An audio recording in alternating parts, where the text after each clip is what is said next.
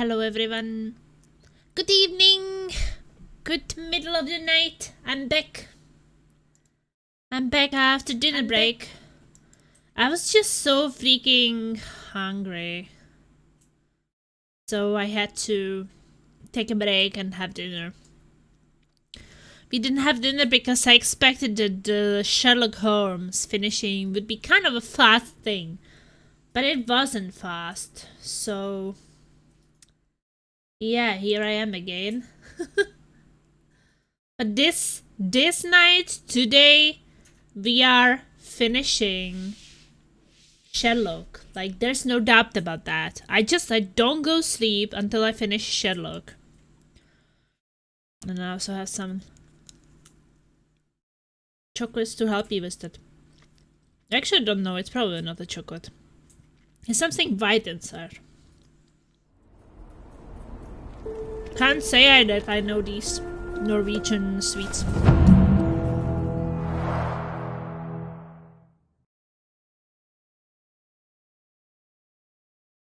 Well, it's basically something what Norwegians eat during Christmas. But we didn't buy it during Christmas. We bought it after Christmas when it was like 50% off. So let's try it. Some kind of foam inside. It's not actually very much chocolate. But it's okay.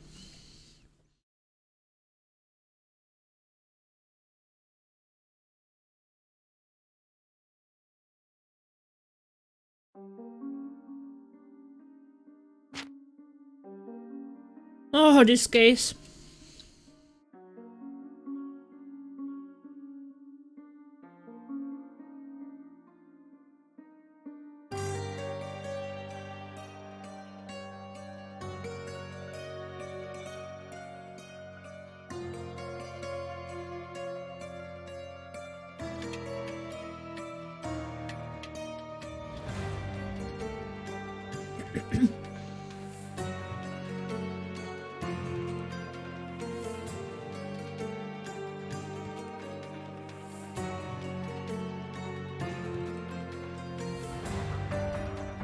I have like some heart also. Some Christmas tree. And then something. But I don't know what is inside. But we'll wait a bit. Hey, Snowball! Are you balling? Just fine. Yeah, this case. Oh.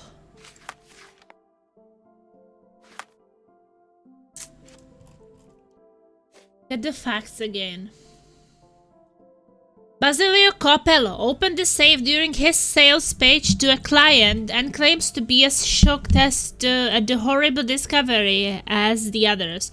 He mentioned the feud between the Detti and Coppello families, but claims to have never known Niccolo personally, nor had any problems with him. Basilio mentioned they were burgled yesterday evening, which may be important. People of interest include Night Watchman Billy Lloyd, who is at the Armor Coppello office. Well, he was not the suspect. Basilio's wife Augusta. She could be the suspect. Who is currently in the police station. She's waiting in the inspector's office.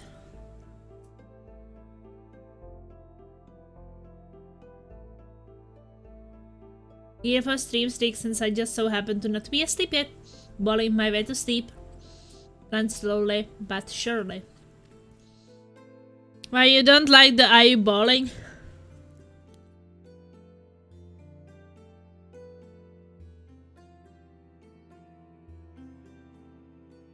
What was the other thing I was not allowed to say?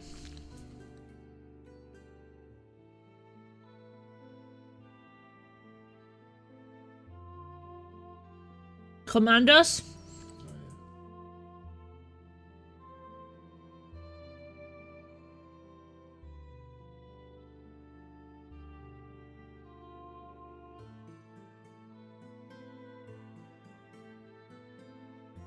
Well, you have a good night, Snowball. Now, as Laser likes to hear, you can keep bawling to bed.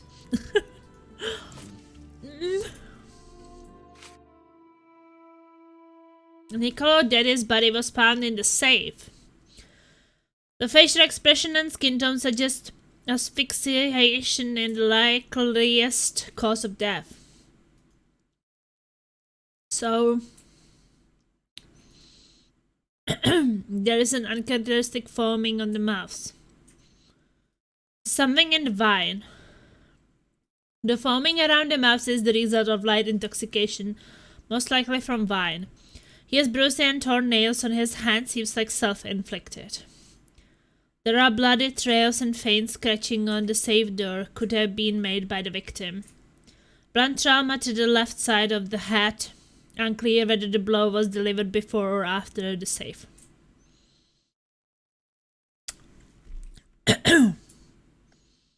So they were drinking. He smashed him with something over the head and left him in the safe. He ran out of oxygen and died.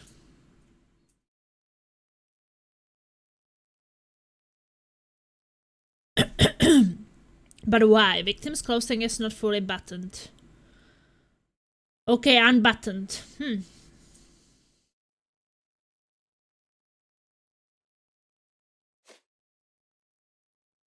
The safe room where the deceased was discovered features a meeting area with couches. There is a half-empty wine bottle on the table near the couches. The wine glass near the bottle has some wine left in it. There is a wine glass under the table. It has recently used and looks out of place. Yeah. So she mad with him. This is her husband.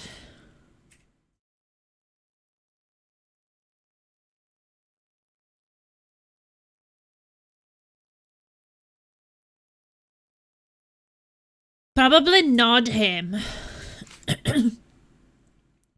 Signor Coppello, it has come to my attention that Niccolo Detti is soon to return to Cordona. We do not know what that means for the future of Detti family, but Orazio seems set on the stake in Roma, so take that as you will. I wanted to strongly advise on behalf of the whole family that you avoid contact with Niccolo. We have no doubt that you will be able to retain your composure even if provoked, but we do not know what the Dettis are planning. Be on your guard, the family reputation is at stake. So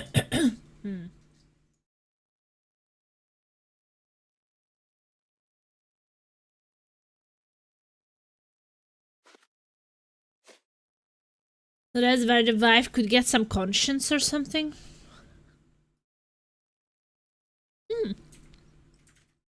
Interesting. I've already rolled up the bed. That's nice. Comfy in bed.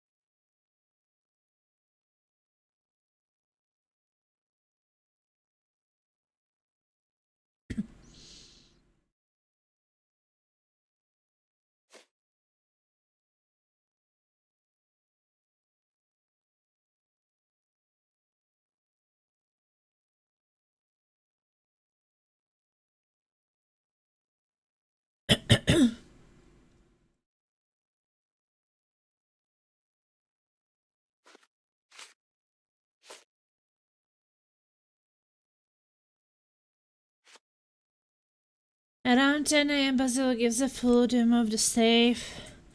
Billy arrives at the office and says hello to Augusta. Basilio returns to the office via the back door and talks to Augusta. Basil walks down to check on Billy. Basil leaves for a business dinner. Augusta remains to work at the office. Billy's reading a book at the front door. Felicia receives a letter about the armor Coppello job and decides to take it.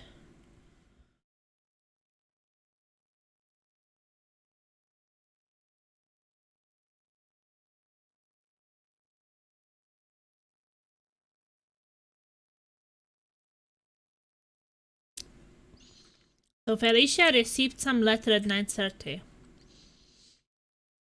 Augusta walks down from her office to talk to Billy.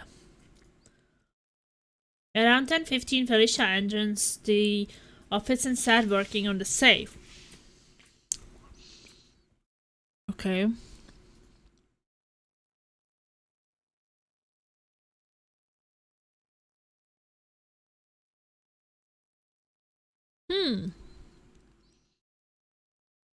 She was definitely set up.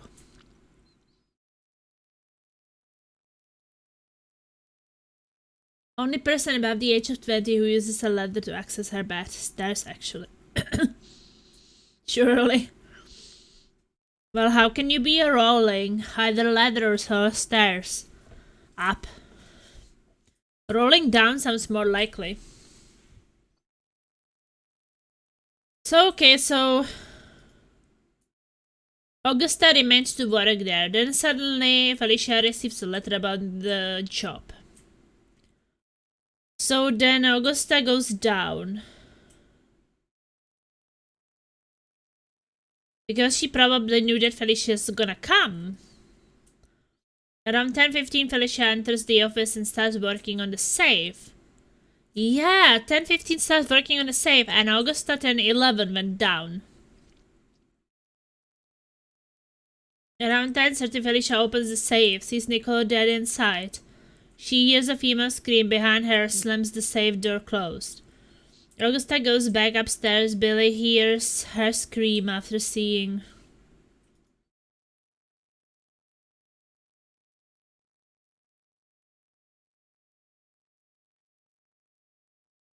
the burglar.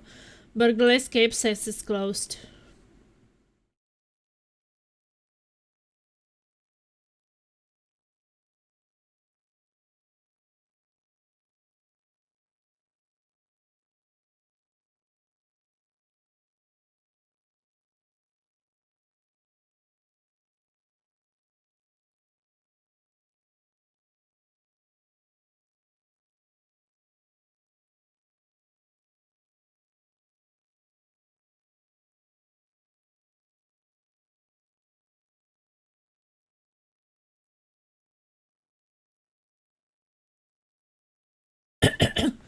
Yeah, it definitely sounds like Felicia was set up.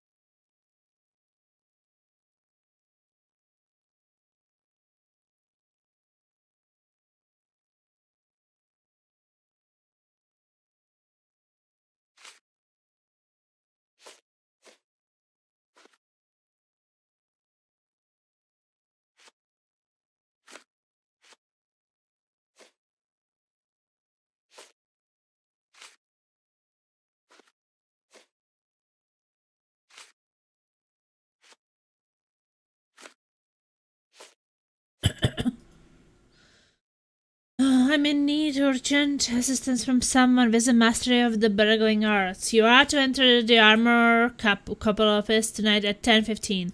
Yeah, she even said 10:15 and she walked down 10:11. I will leave it open for you. You are then to proceed next door to a large decorated safe. That is your target. You must have it open as fast as possible. Do not take anything from the office and leave after the safe is open. The compensation for the job will be more than generous. Down payment is attached. It had to be the wife. She ordered it.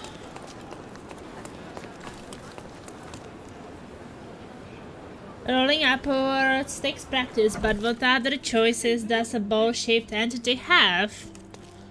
True, you work with what you got, right?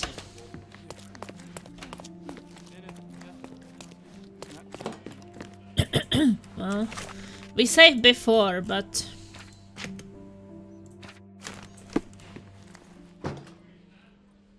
It is a shame it has come to this, but it is patently obvious that you are responsible for Niccolo Detti's death. How dare you? I wouldn't want him to. I see you need some persuasion. I know that Niccolo Detti went to the office to meet you. They see me rolling. Oh, I need to use the thing. Safe room when the disease was discovered features a meeting area with couches. There is half-empty wine bottle. The wine glass near the bottle has some wine. What was the window of opportunity? Well, that was when they were drinking the wine, right? So the opportunity was a business affair. It was a midnight tryst. Niccolo would visit the office once Basilio left, but this time he returned. So you hid Niccolo in the safe. A foolish move. I didn't know the code had changed. It was the only choice. I couldn't let him be found. I loved him. Really? You could have saved his life by simply speaking with your husband, but you sought to free him another way. Oh! So she didn't kill him because she was trying to kill him. She closed him there because her husband was coming. And the locks were changed and she didn't know. So that's why she hired Felicia.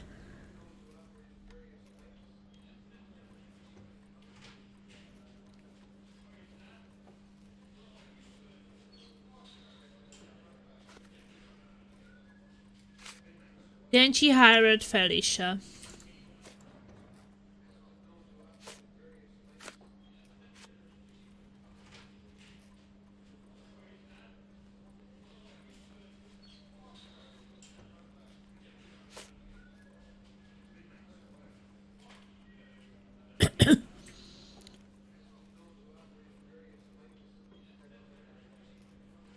To free Mr. Detti, you hired Felicia Sevigny, a petty burglar, to crack the safe. And as a result, you killed your lover. No. It's because the combination had changed. It is not my fault. You are splitting hairs, Mrs. Capello. The fact remains you chose to risk Niccolo's life rather than call your husband. And I know why. What was the motive? Arrest her, she tells lies. I'm trying. What was her motive?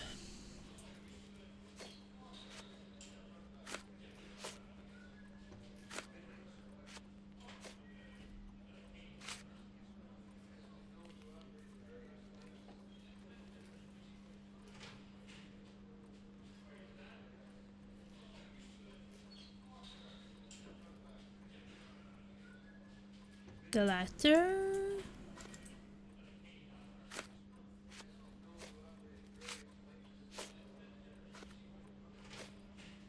Oh, there is nothing else, really.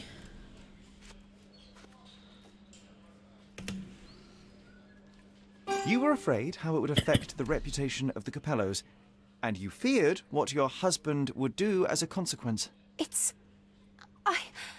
He's a good man, but he cares about his business, about the family. It would have destroyed him. And now he's accused of murder, Mrs. Capello. How considerate of you. Mio Dio, how did this all happen? You are guilty. Despite your best intentions, Mrs. Capello, I believe you are to blame for this sorry affair, not Basilio. I think you're right, sir. Basilio, he does not deserve this. None of this. It is not my place to decide what is deserved, but perhaps you now know what to say to the inspector. I do. Good day, madam. I don't think Mrs. Capello did this on purpose. I would have let her go.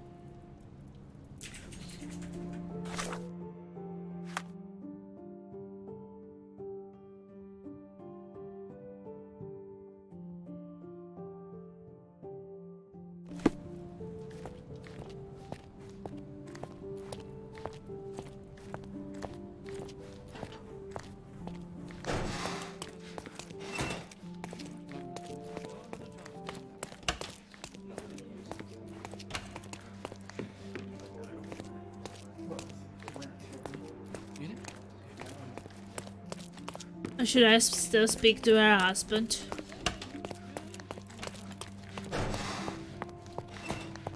Oh, what a long day.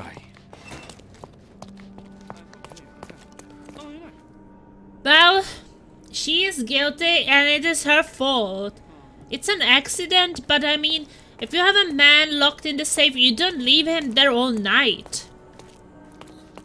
You have to open the safe, and if the burglar cannot open the safe, well, your husband has to, someone has to. You don't let the man die. That felt really cold-blooded. Accident hadn't happened, did you lock him in?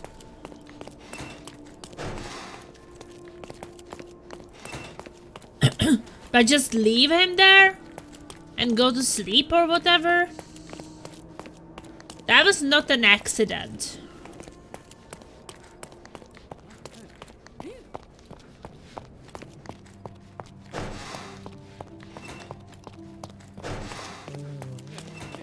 You have to do everything to freaking open that door. Especially you having an affair with him. You say that you love him and then you just let him choke. Oh, to death in that safe. Oh. So yeah, I guess she will be executed, but it is what it is.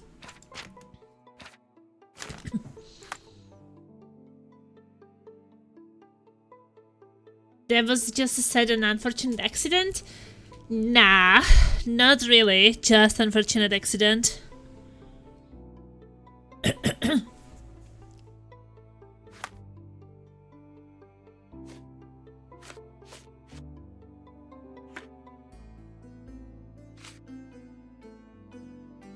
Well, I guess we are going into the house. No.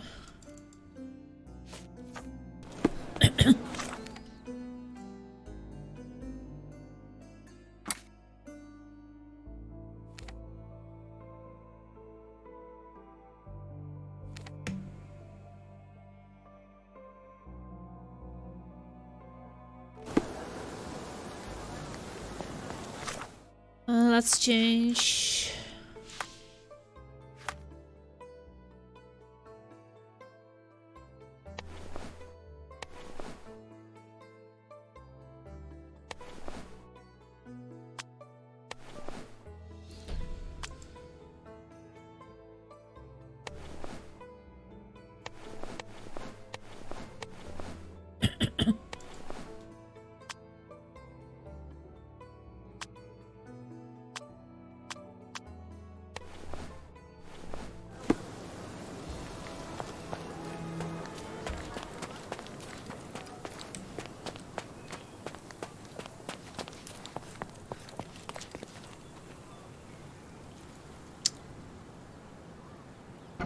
Okay, so we got some present.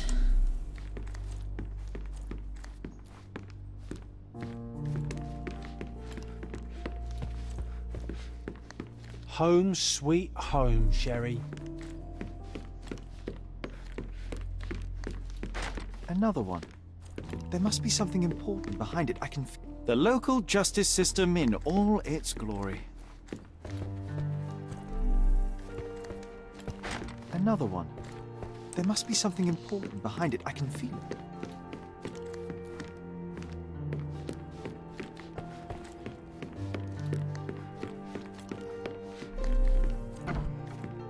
To be or not to be, that is the question, whether 'tis nobler in the mind to suffer the slings and arrows of outrageous fortune.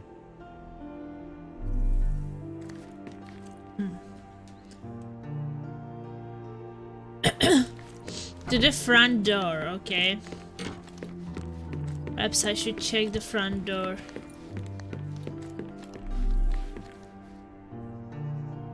I did not notice what was inside. Oh, this huge box. How did I not see that?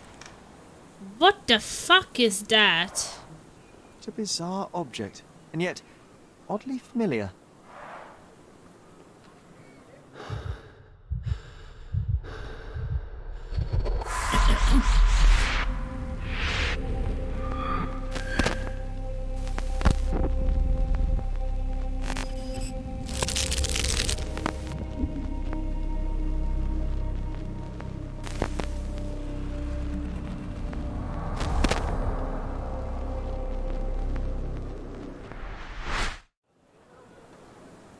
Yes. A room full of curiosities and artifacts. I think I can find it in the manor. Sherlock. So, you continue to pursue the imaginary. I had hoped you might have got all this out of your system by now. Mycroft, what are you Oh, doing here? Mycroft Get is out of my here. house. It's my house, actually. I've come to bring you back. I have no interest in returning, let alone with you. I know you lied about Mother all these years, claiming she was merely ill, but she was unstable. She never had tuberculosis. She was not recuperating, but mentally deteriorating, and you never once thought to tell me. How dare you? I shall not indulge this petulant tantrum. You can just tire yourself out and then slink back to London with your tail between your legs. Just tell me everything. I'm an adult now. Show me the basic courtesy of an explanation. You know I will find out eventually. The goal was stability, and that's what you got. The right thing for everyone was to try and move on from her passing. The consequences of one's actions determines what is right or wrong. Yes, exactly. The ends justify the means. After leaving Cordona, Sherlock, you had a normal childhood. In London, I was able to support you, guide you, shape you into a fine and productive young man. You have so much potential, so much to offer society. But that's not the end. Now I found the truth, and it has shattered everything I knew about her, about you, and about myself. I feel unstable because of you. Your actions were not justified. Lying never is. Oh, grow up, Sherlock. It was a white lie which has as much use in the realm of the interpersonal as the international. It is time you come to accept that some things are bigger than yourself. Oh, you are full of it. You like to pretend you care about the big picture, but it's just an ego trip. You like knowing more than others. You like greasing palms and rubbing shoulders with the rich and powerful. You like having eyes and ears everywhere. The fact it helps the nation is incidental, because all you care about is yourself. It's true. I have agents everywhere, including Cordona. If you weren't so damn stubborn, you'd realize that means I'm only here for you.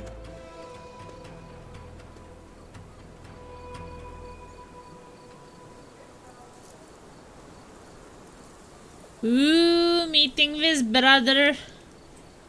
That was rough. Okay. Now we can go to the house.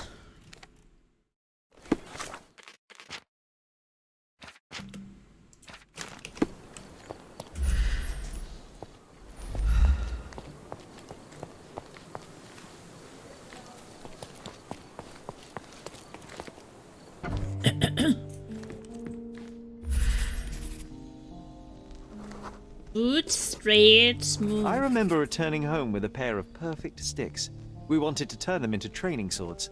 Oh, that's right. We stood there, frozen, staring at something huge in the main hall.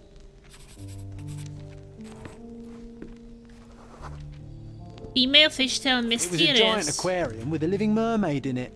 Impossible. It must have been something else. Dry skeleton rock.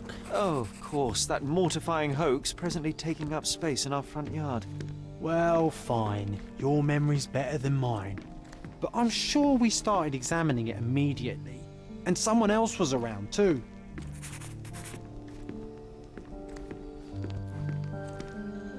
Who else was around? Family member It was my mother. female. She asked what I thought of the artifact. You were really concentrating and holding something in your hand.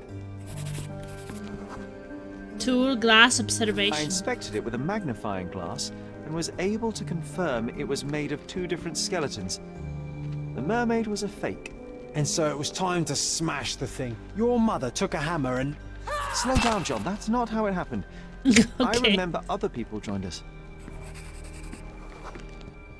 People, workers, The loud workers took voices. the artifact and placed it into the cabinet of curiosities. It became part of Mother's collection of fakes. She always said that the truth lies in the details. This mermaid helped me to learn that. Open the cabinet of curiosities. So, achievement. One day, Sherry and I returned to the manor in an excited Bus, we had found 2 perfect sticks with which to practice sword fighting. It was a good start to the day, but things improved further upon our discovery of a giant delivery in the middle of the main hall. After opening, we discovered it was a mermaid skeleton that Mrs. Holmes was to authenticate. She was in a good mood and asked what Cherry thought about it. His answer came fast and confident. It was, of course, a fake. His mother was pleased, and in that moment I swear you could see the happiness radiating off Sherry. Eventually the mermaid took its place in the cabinet of curiosities among Violet's collection of other fakes and forgeries.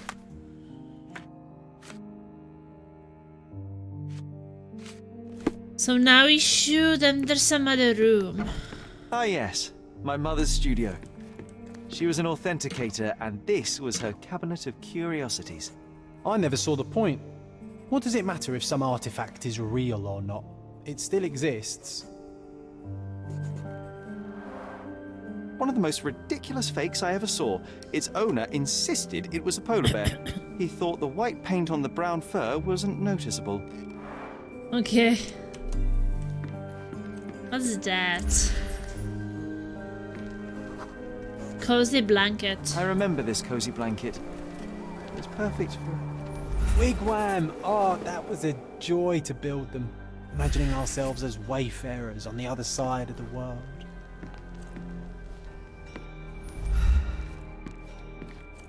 This is something like from Bioshock. Big Daddy. 1852, Bingley, West Yorkshire. This photo caused a lot of fuss. My mother spent some time to prove it was a fake. What's that? Bingley, 1852. Oh yeah, because there are these little fairies.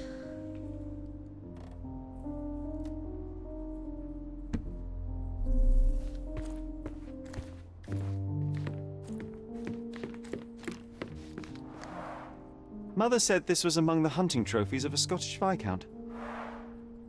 So he I tried like to this persuade part. everyone that his forest was inhabited by these beasts. It would have been thrilling if it were actually true. Yeah, look at the teeth. Watkinson and Holman, Chapter 1. Watkinson and Holman.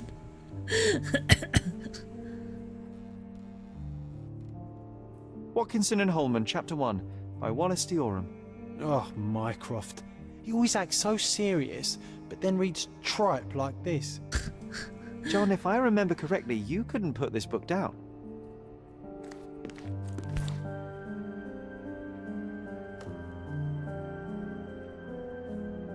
Another fake Holy Grail. Its owner claimed to be the heir of King Arthur. Scarcely believable. He also insisted a deadly rabbit was hunting him.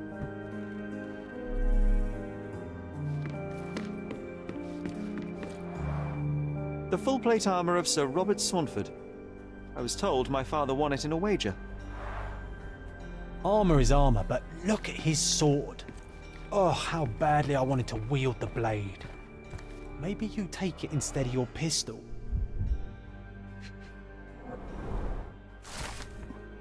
Otto Richter's personal notes. That's the doctor, right? Mrs. Holmes is a patient of considerable interest and an ideal test subject to explore some of my theories. I will attempt to repeatedly immerse her in the traumatic situation that precipitated her mental illness. It is my belief that reliving that moment may give her mind a chance to embrace what happened, accept it, and effectively cure itself. I am confident in my hypothesis and merely need to prove it. In addition, it's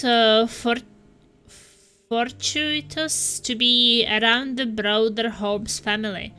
Perhaps I will be able to also examine the heredity of psychological traits, be they competencies or disorders. It is already apparent that all family members share an uncommonly high intelligence. It appears that the mother's condition has begun to affect the mind of the youngest boy, Sherlock. While I cannot conduct a proper medical examination due to the protectiveness of the elder son, it seems that the boy suffers ongoing hallucinations in the form of an imaginary friend, John. Okay. My dear brother, I heard you recently arrived in Cordona. Have you come to see me? I do miss our evening conversations, even if we never agreed in our opinions. Cordona is home to a stunning new art gallery, which I visit every Thursday. Meet me there. Oh, and do not seek Klaus. I left that name behind. Otto's brother. No way, there's a John in your game too? There's a John in my game this whole time. Joke. But he is not real.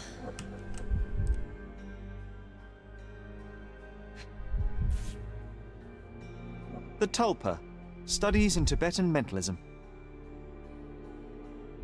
An impressive number of bookmarks. Someone was rather obsessed with this subject. A torn diploma found in the cabinet of curiosity. Someone deliberately ripped it into several pieces. Reassembled and translated, diploma reads on behalf of the board of the University of Geneva, Switzerland. We rectors of the university, noting that Mr. Otto Richter has undergone the test required by the laws and regulations, confer on him the degree of Doctor of Medicine with the rights and prerogatives so attached. And someone ripped it apart? Clearly, it was deliberately torn. I wonder why someone would do that. Maybe someone was angry with him. And this one was brought from a German museum. They claimed it belonged to Vikings. Nonsense, of course. Vikings never had horns on their helmets. Vikings never had horns on their helmets.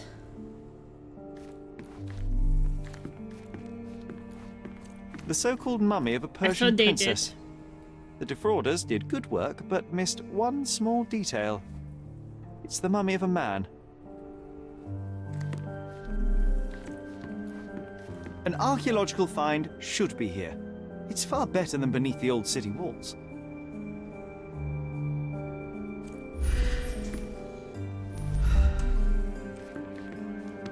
I'm not sure I want to hear its horrifying inhuman howl again.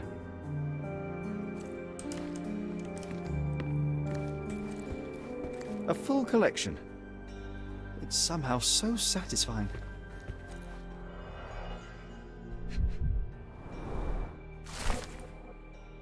Letter from the judge. Dear Mr. Holmes, please accept my deepest gratitude for your recent help with that personal matter. I shudder to think what may have happened, were it not for your keen eye and sharp mind. Rest assured, should our paths cross once again, you will be greeted by a grateful friend, His Honor Judge McDougall.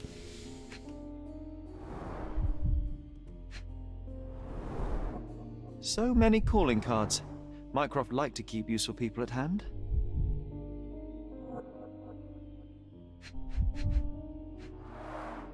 This drawer was always closed. Only Mycroft knew how to open it. I remember we tried to break it open and spy on him, but alas, had no success. Maybe today's the day. Oh, Sherry. Carefully opened. Carefully opened. What's that? Dated 24th of April, 1869. Mr. Mycroft Holmes. The Cordona City Hall writes to inform you that the trial of Dr. Otto Richter in the death of Mrs. Violet Holmes has been assigned to His Honor Judge McDougall. Your application for a closed hearing has been granted. Oh, so Mycroft blamed the doctor. That he caused that to to his mom. You're hereby informed that the prosecution has called you as a primary witness in the trial of Dr. Richter. You must present yourself at the crime court of Cordona on the dates listed over leave.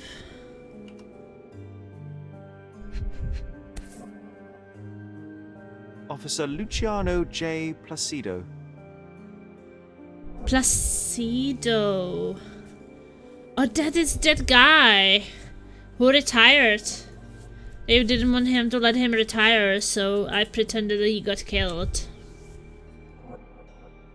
Reliable and driven. I recognize Mycroft's handwriting. I'm starting to remember something.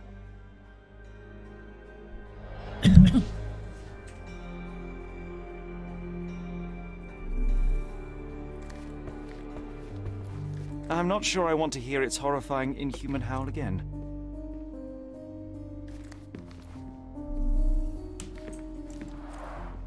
Look, it's Roger. This jolly old man's well preserved. Even looks refreshed. I doubt he drew much interest at the auction. That's for the best. I'd be upset if he fell into the wrong hands. Oh, I remember these. We used them to spar together until Mycroft found out and forbade us from using real weapons.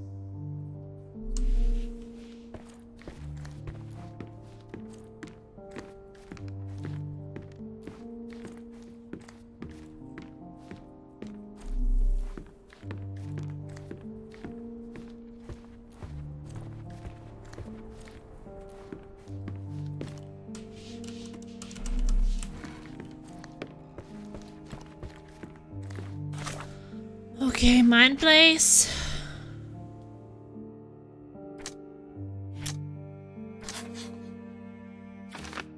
Mycroft did not like the methods of Dr. Otto Richter and did not trust him.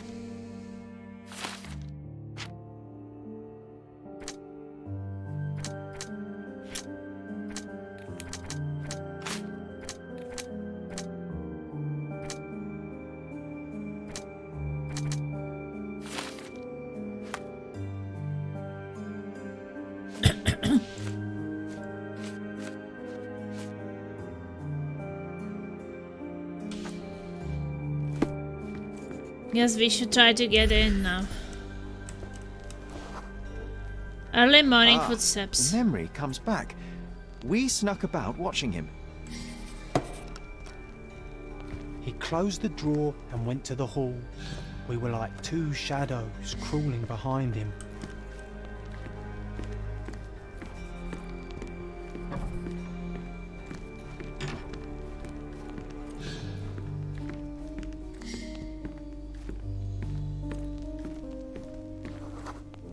Male uniform. He opened the Masterful. door to the postman, and they exchanged documents. If it was a real postman, of course.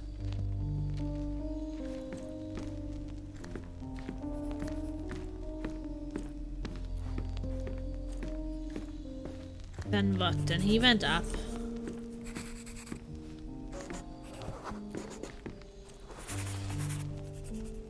The painting on the wall was slightly at tilt. He stopped and straightened it.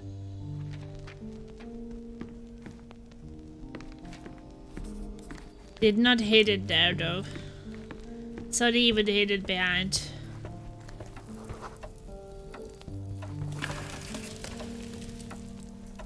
Then he threw some logs into the fire and sat in his armchair to read. It's as boring now as it was then. I'm sorry, Sherry, but I think that's it. Wait, John, we never use the fireplace in the mornings. What if...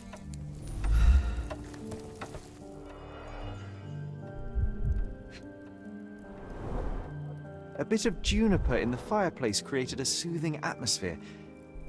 It's the little things, isn't it? I think this is what we're looking for.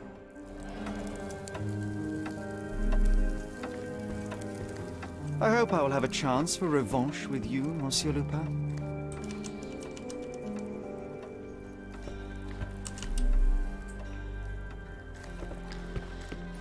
Well, I found the key, so now we can open it and see what he's hiding there.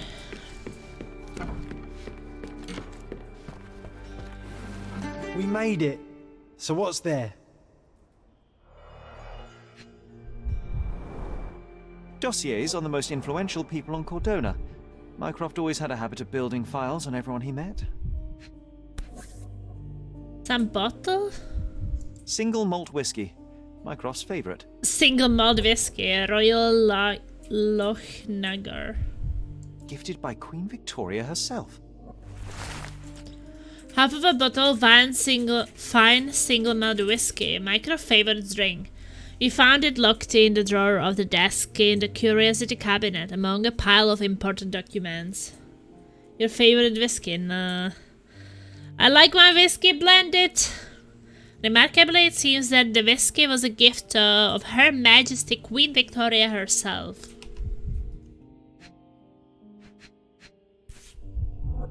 And this? Otto Richter. Thinks. This one is rather thick. Mycroft can be truly dogged in his research. Otto Richter is 45 years old, born to a respected family in Bern, Switzerland. Unmarried, no heirs. Medical practitioner, graduated from the University of Geneva, Switzerland. Graduation was postponed a year due to a minor scandal on one of his placements. Parents died of cholera in 1863. Only remaining family is her half-brother, Klaus, age 35. Present whereabouts of Klaus Richter unknown, last seen on Cortona.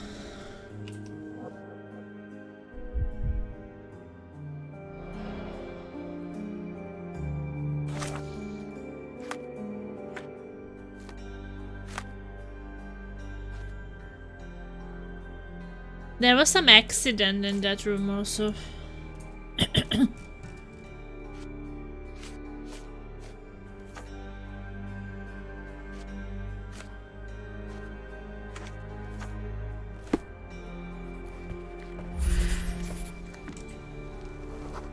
Old leather last I shelf. used this ladder to look at the top shelf, right? On the day of Mother's breakdown upstairs. Right you are, Sherry.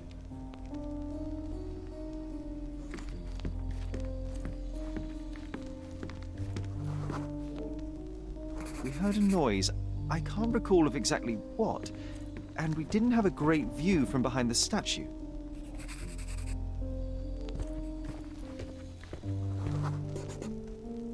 Books and papers from the table somehow ended up on the floor. Now it's coming to the surface. I feel it. So you want to reconstruct what happened here?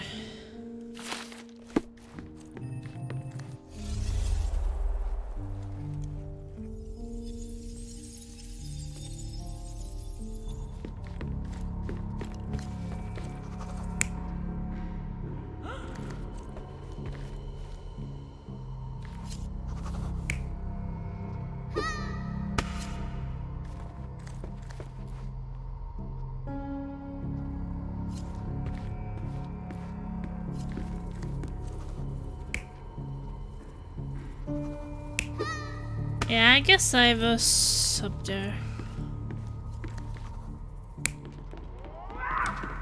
You got the spear or something?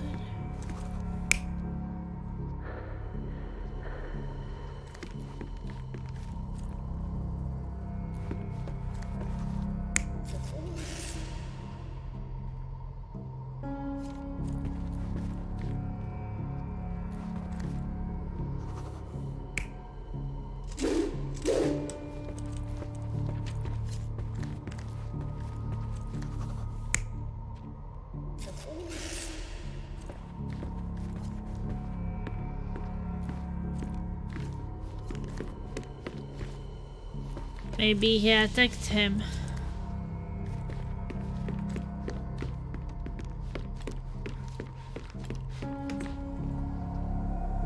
You're not even trying, Sherry.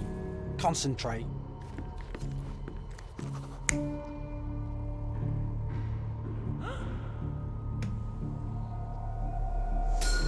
Come on, Sherry. Let's go outside. Wait. Did you hear that? Come here, Sherry. You call this progress? Charlatan, amateur. I'm not letting you anywhere near my mother again. So there was a quarrel between them. It all happened shortly after the incident in Violet's room on April 9th. Sherry decided to play with artifacts in the Cabinet of Curiosities, and of course I went with him. As a result, we became unintentional witnesses to an argument between Mycroft and Otto Richter. Sherlock's brother was angry. He was sure that Dr. Richter had done something dubious to their mother and that it had backfired. He called Otto a charlatan.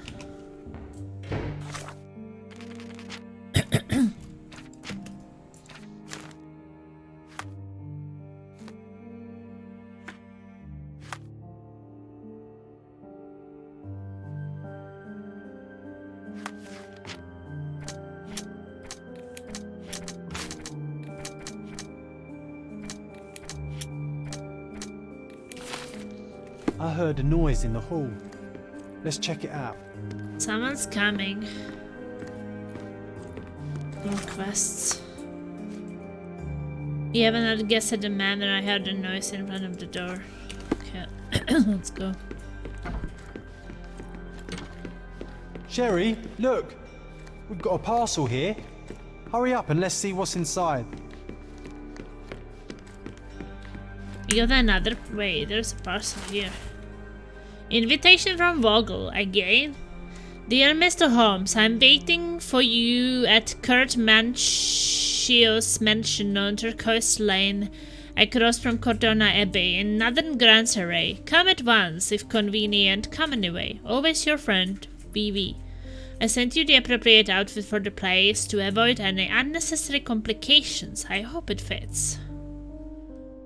An invitation that comes with a mask. We can't miss this, Sherry.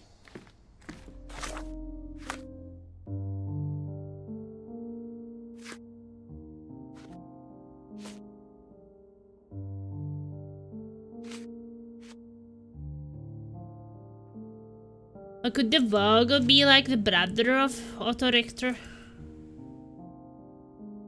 Cause I mean he's there like way too often.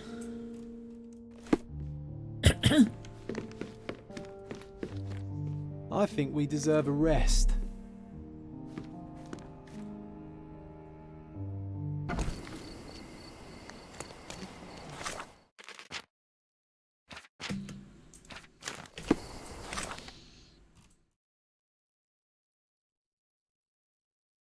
And buy more furniture.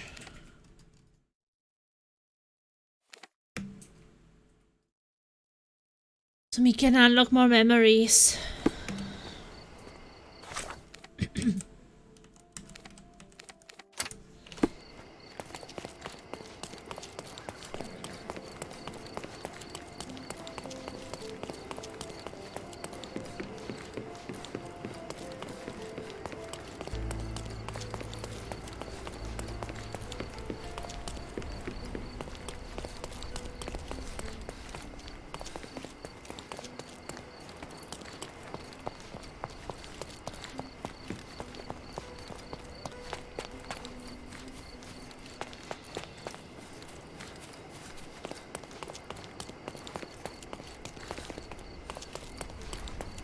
Exquisite furniture for your home.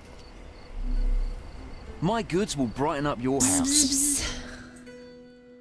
Ooh, what's that? Taxidermy creature. The arranged artist brought it back from a flooded city.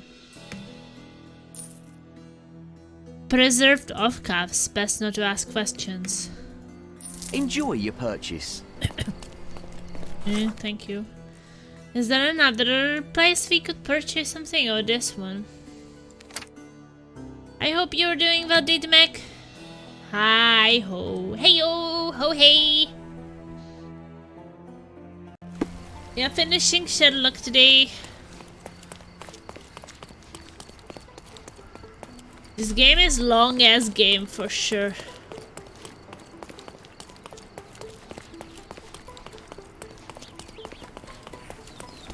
I expected it to be like half of the time it actually was.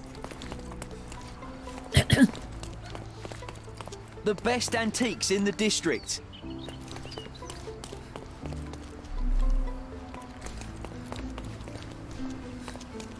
My goods will brighten up your house. What's that? Encyclopedia. I know your friends with useless trivia. Dinosaur skeleton.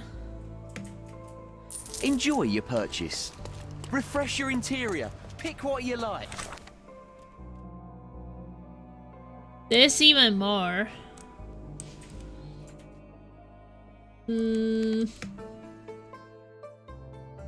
Buying useless furniture, let's go.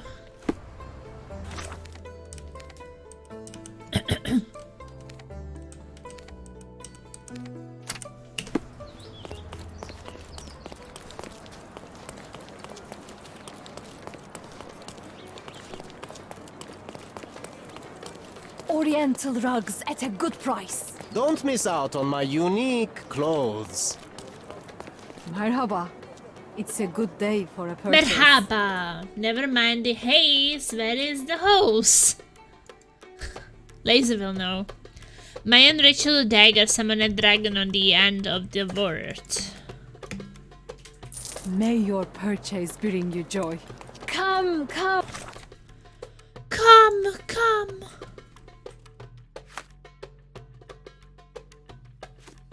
Okay, the tale of the empty house.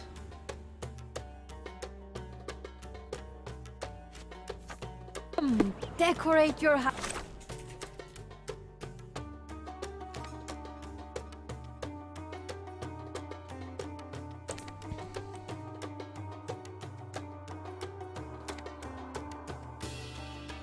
House in Orient.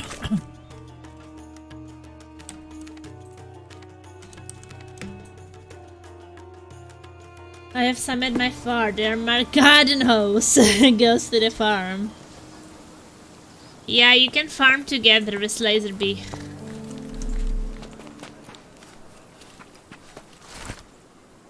Request for Mycroft asks, your assistants have proven valuable despite occasional missteps, but not truly master the craft. You need continuous practice. Put aside what you're doing and pursue new something for me. A change is as good as a holiday after all.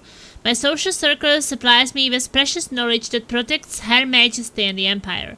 Yet one of my acquaintances, Ursula Oni, has not been seen by anyone in 3 days. She is the chief archivist at the Cordona City Hall and must be found. The information she possesses could be vital to the Empire's reputation. Indeed, successful completion of this task could do wonders for your own reputation, perhaps even help you step out of my shadow. Make the Empire proud. Mycroft and his errands. Pah. Gungerer. A manor all to ourselves. Can you believe it, Sherry? I have so many ideas. No, you can most definitely not farm together with me. I need absolute control over my farm. You're a control freak. Now it looks exactly like it was a decade ago. I can almost feel the memories hitting me.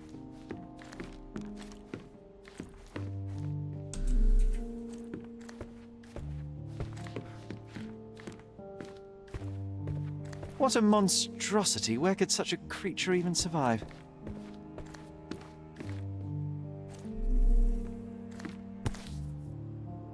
Watkinson and Holmes.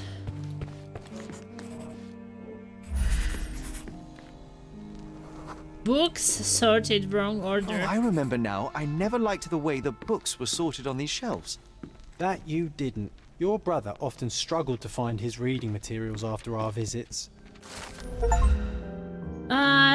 Refurnish the entire manor. During our time at Stonewood Manor, Sherry and I would regularly visit the Cabinet of Curiosities. Sherlock was sometimes so bored that he would rearrange all the books in his own particular order. He said it was easier to find the required book this way, but Mycroft never agreed. The last time that Mycroft was unable to find his desired reading material, he excoriated us for an hour and insisted we return the shelves to how they were.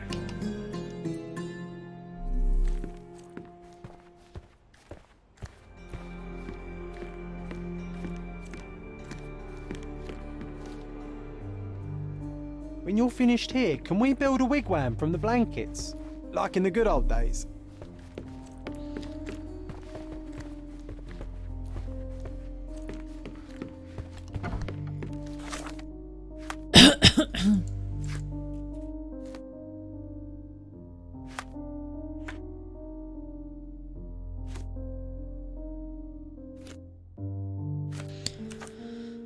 Yes, this Gonger is a side quest. Maybe we should solve that first.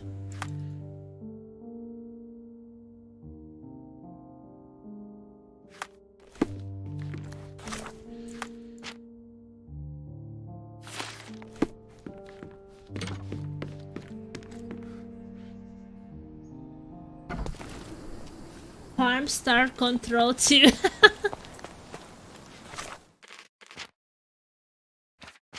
We are definitely getting towards the ending of the game. So what should we do?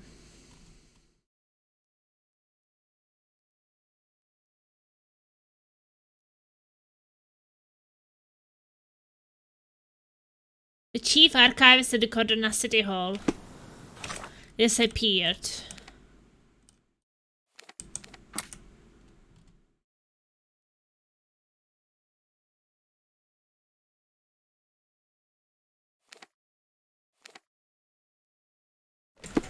Well, what about the other doors, by the way?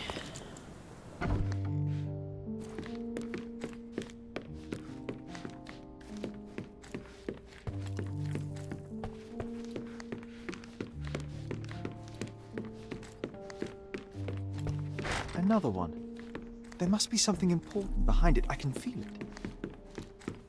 it. I hope this child will find his place in the world. He has great potential.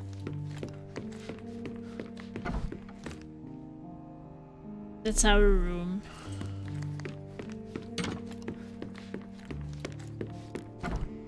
So the back door is there. It's probably the only one we still need to open.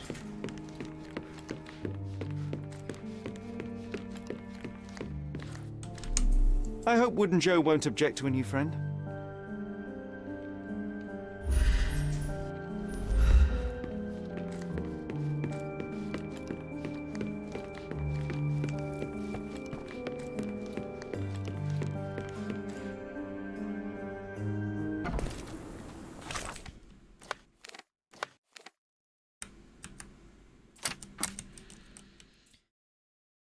Okay, let's go to City Hall. That's here.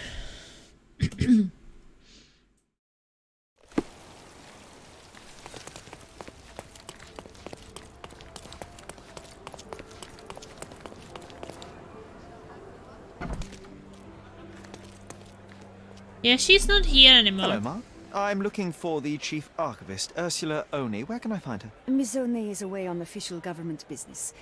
My name is Merrill Levy, Deputy Chief Archivist. I am taking care of archival matters in her absence. How can I help you, Mr. Holmes. I won't equivocate. I'm here to investigate Miss Oni's disappearance. Her disappearance? But I told you... Yes, official government business. It's ironic, then, that the government knows nothing about it, don't you think? Oh, so you're one of... them. Well, sir, I know that she had an assignment, but I'm not privy to any details. Is the 3-day absence odd? Is this the first time Miss Oni has been away so long? Oh, no. She travels a lot. Government-related tasks, I believe. It's always confidential. Always on short notice. The alternative is that she simply went to visit her family on the Swahili coast. If that's the case, it would be quite a while before she returns. Who would be so desperate to see relatives? You said that Miss Oni is away on official business. Were those her exact words to you? No. She once mentioned she did some work for people in high places, so I guess I just assumed. I will have to inspect Miss Oni's office. There may be clues to her whereabouts among her personal effects. You must have a spare key? Yes, but sir, there are rules. I cannot allow a stranger to rummage through my superior's possessions. What if she returns today? She won't. If you like, we can notify the oafs at the police station and have them do the rummaging, but believe me, I'll be much more prudent. Furthermore, I will notice things they will not. How do you mean? Must we really waste the time? Fine. Observe.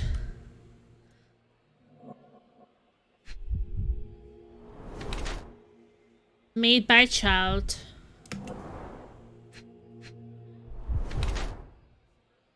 Recent injury, scratch marks. Could have a cat. Used to wear a ring.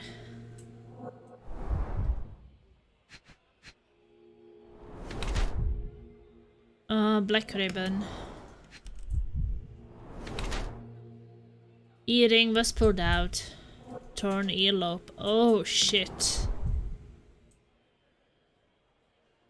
Deputy Chief Archivist Meryl Levis, an unassuming woman in her 30s, having recently lost her husband and left as the only breadwinner in the family. She's struggling to raise her little child. The child is clearly distressed at the loss of his father and is taking out his frustrations on her mother, judging by the scratches and torn earlobe.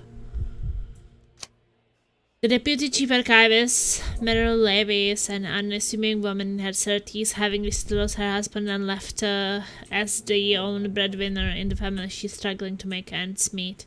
To be able to provide for her child, she has taken on a second job, presumably manual labor, based on the scratches and the torn earlobe.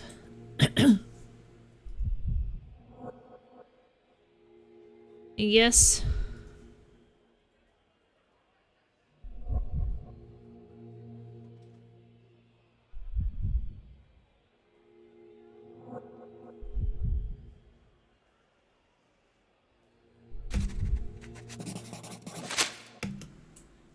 The past month hasn't been kind to you, Mrs. Levy.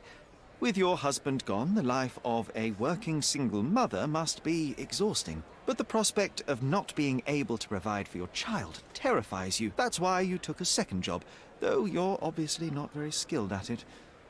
I wonder what it is. It's none of your business, sir. Nor are my hardships. Take the damn key and spare me your pity. Well, you should have spared me your obstinance. Enough. Go do what you came here for.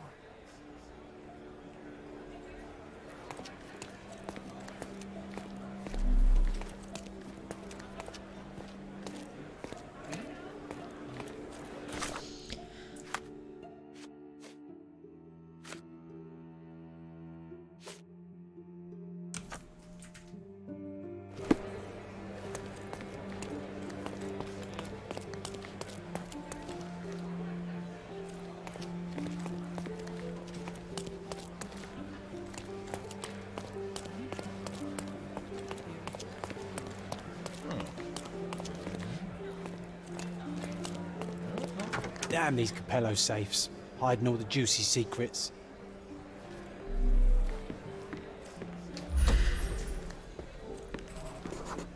Frequently moved.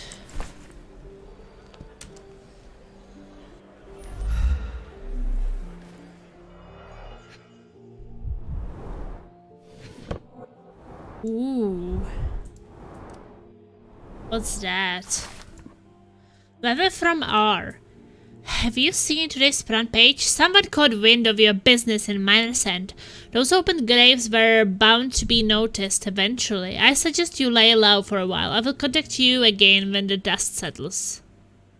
R. It's caught wind of your business in Miner's End. Those open graves were bound to be noticed eventually.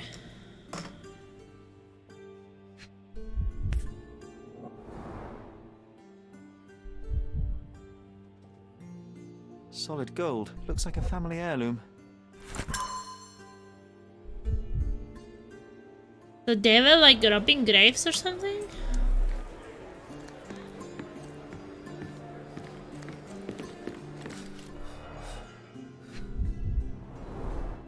It's a death register from the last century. Interesting.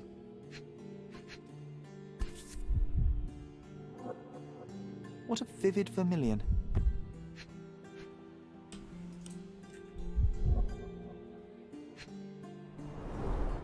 A box of bonbons. Miss Oni has a sweet tooth. Perhaps a gift from her admirer. I wonder if the poor bloke knows she's missing.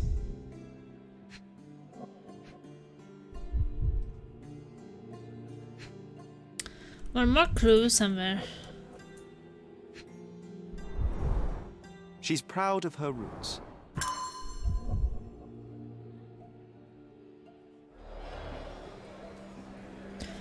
Okay.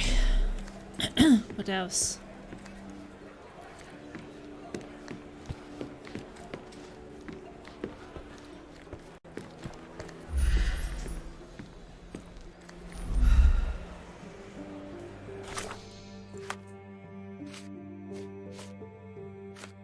Have you seen today's front page? Okay, we have to check the front page.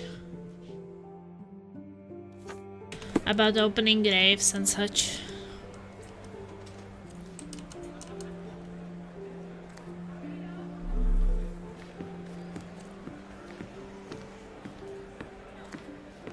So the safe was just misdirection. I knew it, that's why I didn't waste time trying to crack it.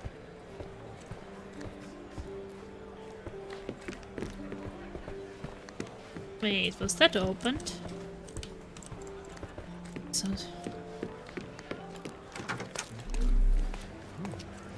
do we have to go to newspapers?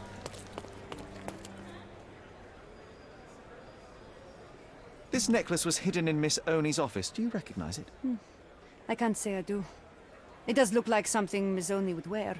She's an extravagant, exotic woman. Yes, perhaps too extravagant considering her profession.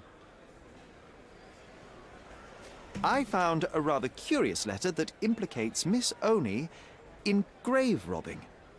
Has she ever mentioned the topic? Did my employer ever mention that she was a grave robber? You spent too long at the hookah bar, Mr. Holmes. Of course she didn't. Miss Oni is certainly a private woman, but I know she'd never do something so despicable. That letter must be connected to her assignment. So you think she was looking into these robberies? That's the only reasonable explanation. Miss Oni is an excellent archivist. She always gets to the bottom of things. As do I, Ma'am. You know where to find me. Okay, we go to the newspapers now, because that's where I think that we need to go. Oh, that's here.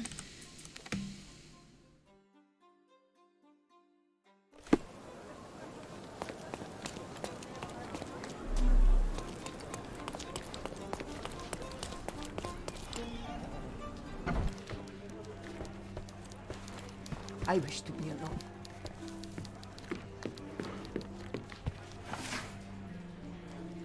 So, okay, it's district is -end. We need to find recent and front page. Grave robbing ghouls. Wow, is this Witcher 3? Or Witcher in general? Has society truly sunk so low? It seems we can no longer expect even the simplest decency from our peers, as the group of reprobates have ransacked the graves and tombs of the Cordona Cemetery. It should come as no surprise that the police have nothing to say on the matter. But while Cordona's finest fail to see beyond their own noses, visitors to the cemetery see this island ugly heart in the desecration of their kin. Yeah, sure.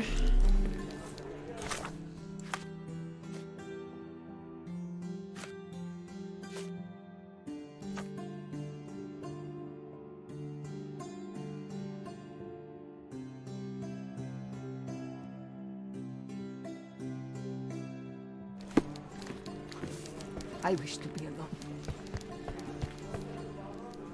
Perhaps I should go to the cemetery.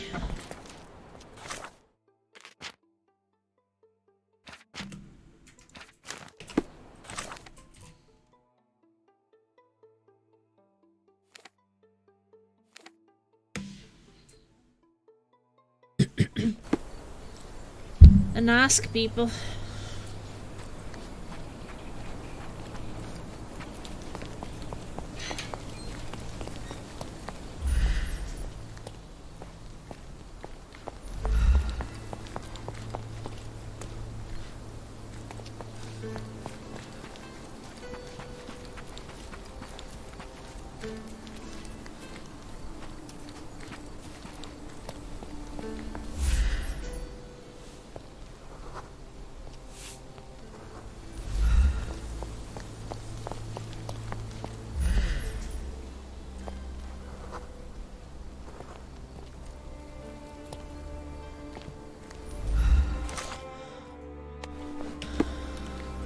May I ask you something? I'll tell you what I know, my friend. I was told that a crypt near an old olive tree has been recently broken into. I will be able to identify it by the 2 broken gargoyles and its at its entrance.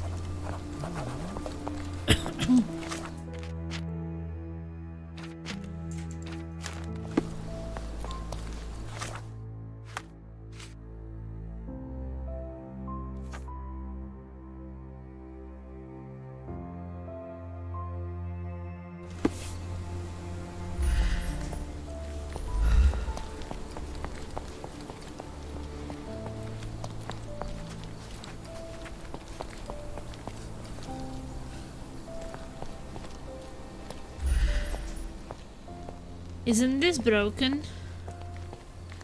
Or is one broken? Wait, I remember this tree, Sherry. Take a photograph and I'll tell you a story.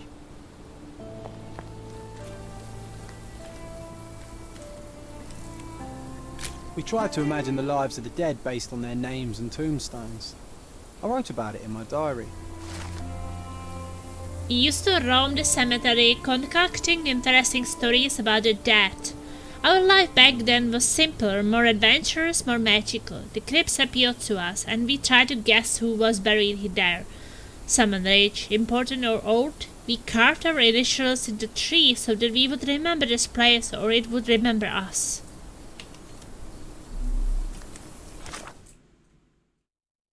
John's diary. Those carvings on the wood evoke so many fond memories. I'm glad that Cherry appreciates these moments from our childhood too.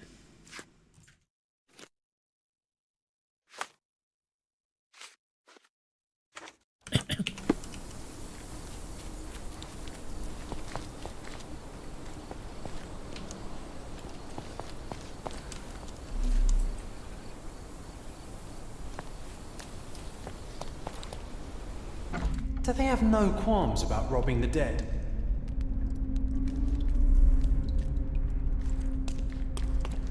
Someone leant on this slab.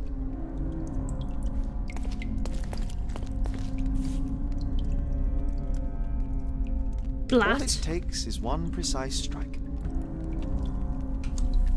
Plundered crypt. That's creepy.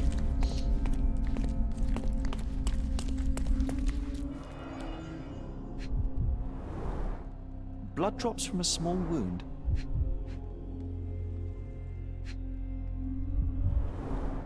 Traces of dirt from a shovel.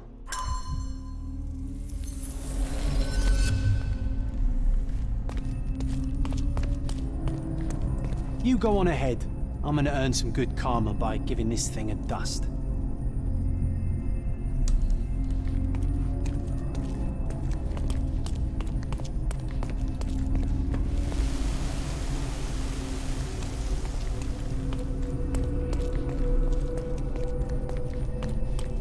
Are we gonna have a fight here?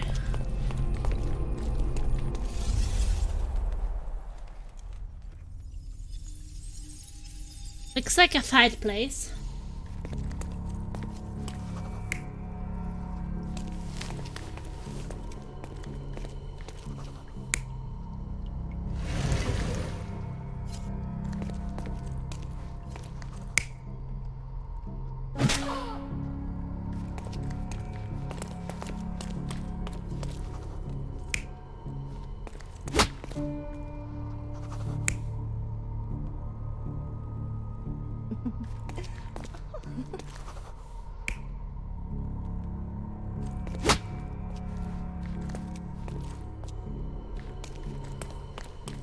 Okay.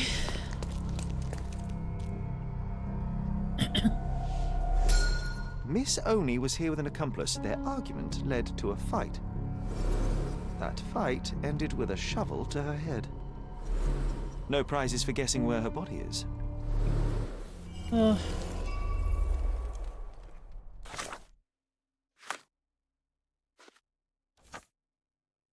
Miss Oni was here with an accomplice. Their argument led to the fight and her accomplice killed her with a shovel. Her body must still be here.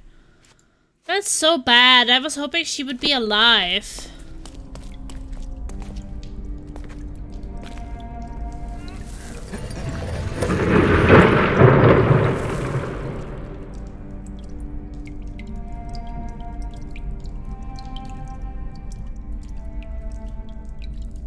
Oh,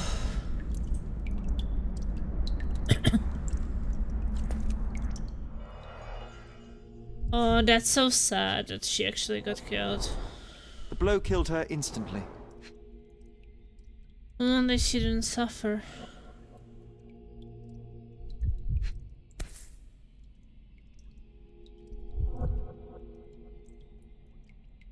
But yeah, it's sad for sure.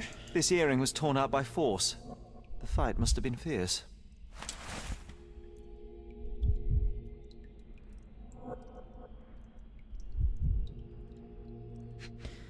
But if it was the other woman, that's why she has the scratches.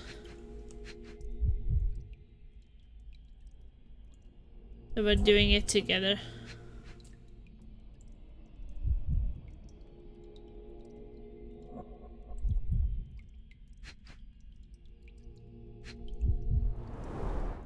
There's dried blood under her fingernails.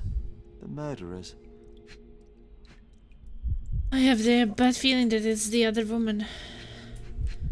I guess she needed money. She kind of get angry when I said that she's not very good at her job. Second job.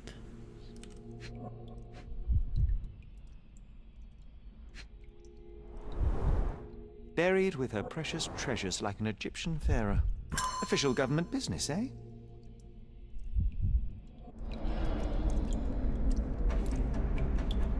Okay. Time to fight, I guess. Hey, stop right there.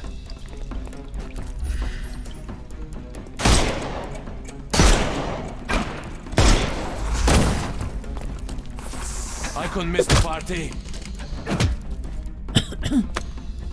Don't bother moving.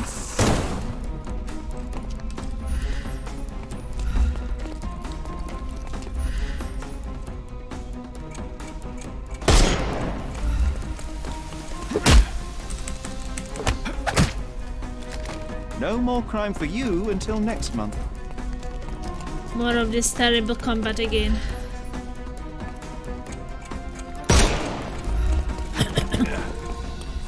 I'm coming for you. Too simple. The snuff's ready. I'm coming. Don't cry, you'll live.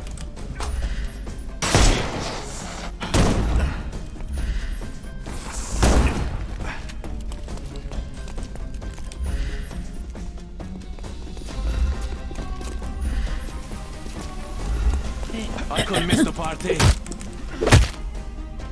Take a rest, my friend. I'm coming. Good day. I couldn't miss the party. Time to knock this guy out. Give him the...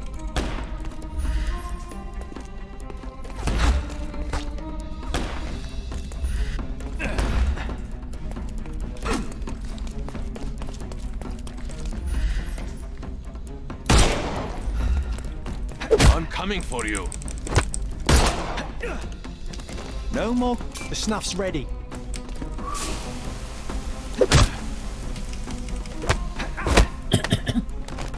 Don't cry, you'll live.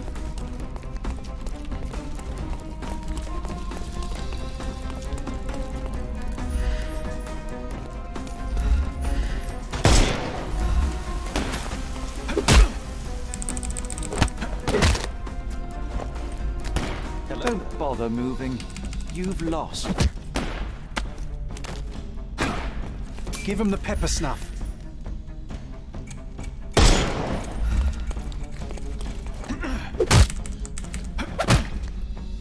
Don't cry, you'll live. The snuff's ready. Yes! Won another fight! You enter in John's diary.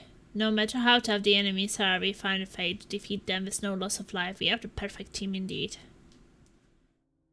An archivist guild with a shovel is proof that even the most boring job can be dangerous. What's next? Dentist kidnapping?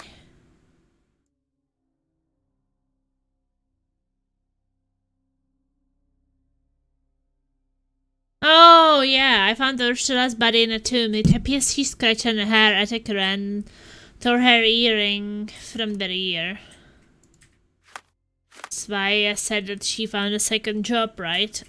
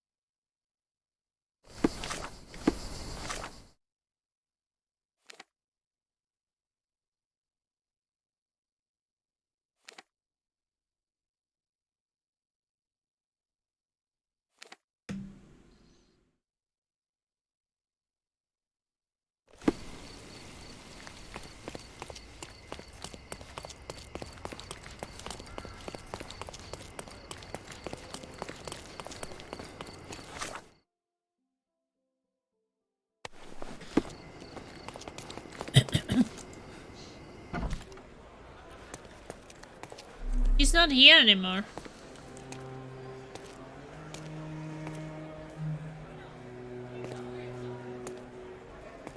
Mrs. Levy, what a fortuitous coincidence. Let me guess. Leaving on official government business? No, I need to take care of some urgent family matters. So if you'll excuse me. I will not. See, I found something of yours, and I thought it only gentlemanly to return it. Your earring. And that was not the only thing I unearthed. You'll be pleased to know that no grave robbers have removed Miss Oni from where you left her. Sir, I know we got off on the wrong foot, but I'm not the cold-blooded killer you think I am. Please let me explain. Go ahead. This should be good. It was Ursula's endeavor, all along. She needed the money to sustain her lifestyle. When she asked if I'd join her, how could I refuse? My husband died. Bartosz. I had to make ends meet. I had to provide for my boy. Before long, my conscience got the better of me. I wanted to stop, but Ursula wouldn't let me. That is no excuse for murder. You could have come clean and reported her to the authorities. It wasn't murder. It was self-defense. She threatened to take my son away from me. Said she'd make sure he ends up in an orphanage. And then she hit me. And I let my instincts take over. I had to protect my family.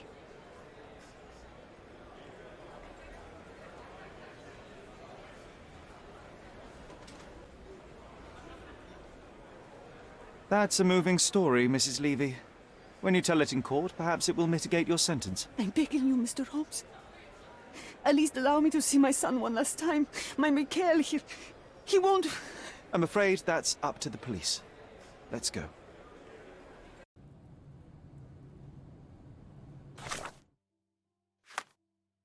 A harsh punishment for a person in despair. Where Sherlock separated her from her son. Isn't that kind of a loss? Why Sherlock's here? John is always complaining about it, but these people killed people. So why should you just let go? Just because you're in a desperate situation, you don't kill people.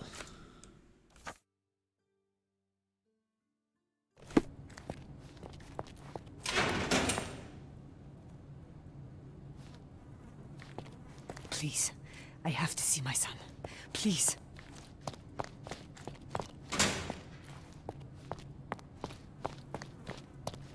Yeah, I mean, just because you have a kid, so then you should just go free.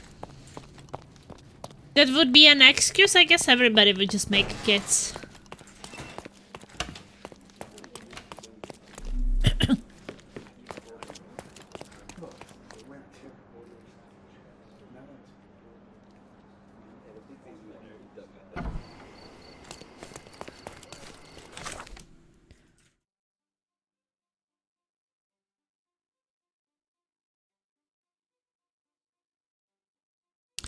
I feel like John wants me to let everybody go.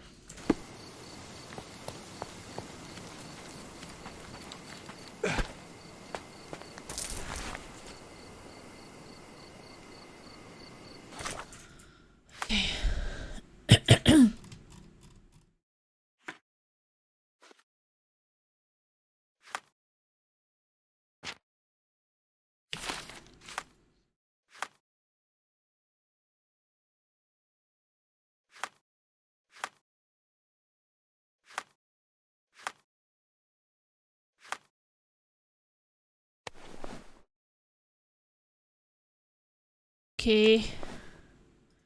Planes of darkness turn heads before cracking skulls.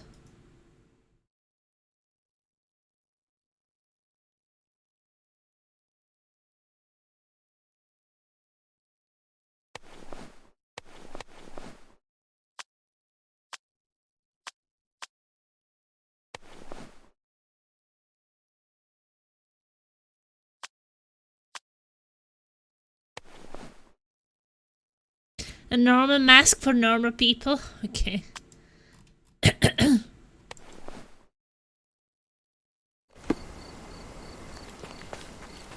Well, I guess we can go for the...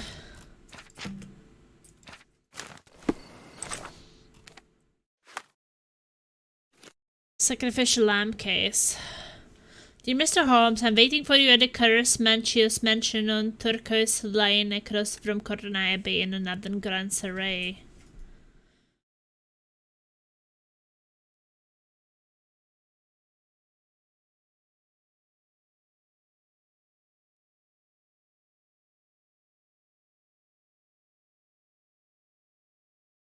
Okay, Corona Northern Grand Surrey.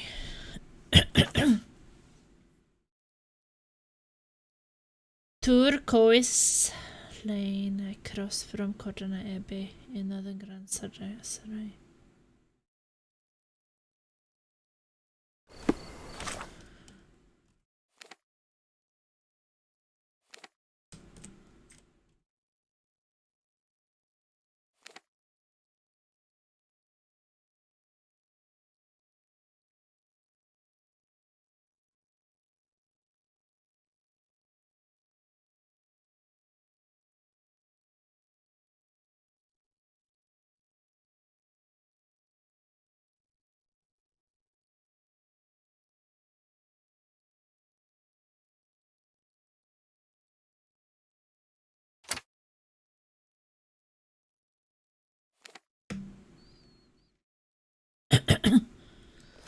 Well, guess I'm supposed to wear the mask, right?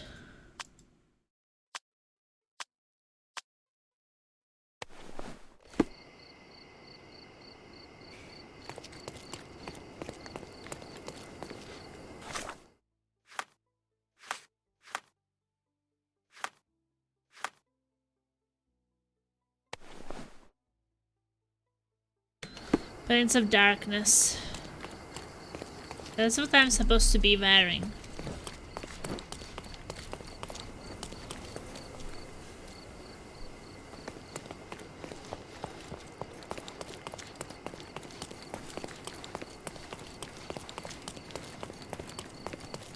Well, this should be like the last main case, I think.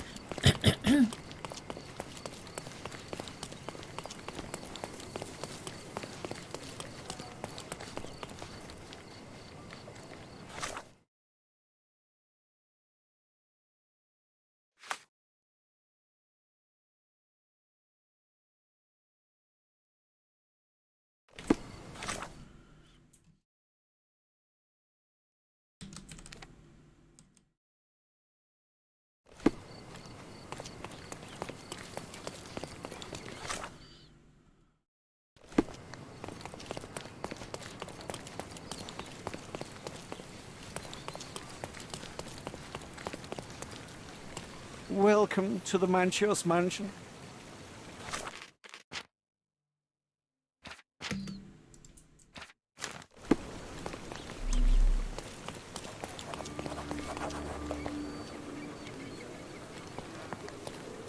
Well, everybody has the same dress as me. Excuse me, just one question. Excuse me, what? I'm not sure I know.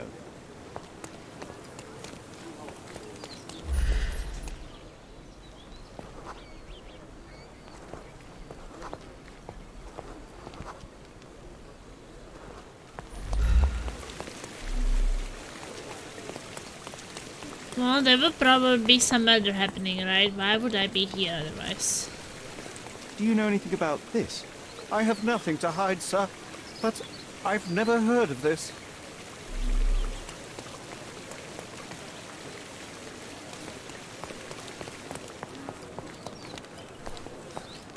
Welcome, sir. I do hope you enjoy yourself. What about the optional missions? Everything is done. I've done so many quizzes. Just look at the casebook. 1, 2, 3, 4, 5, 6, 7, 8, 9, 10, 11, 12, 13, 14, 15, 16, 17, 18, 19, 20, 21, 22, 23, 24, 25, 26, 27, 28, 29, 30, 31, 32, 33, 34, 35, 36, 37, 38. 38. I think we deserve a rest. 38 cases. Enjoy the evening, sir. There is still plenty of time before the grand finale. All right. I mean, I have close to 50 hours in the game already, so it makes sense. Ooh, ladies.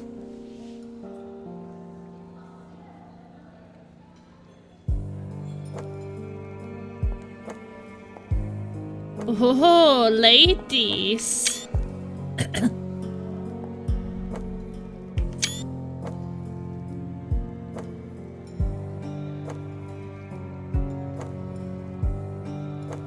Nice ass.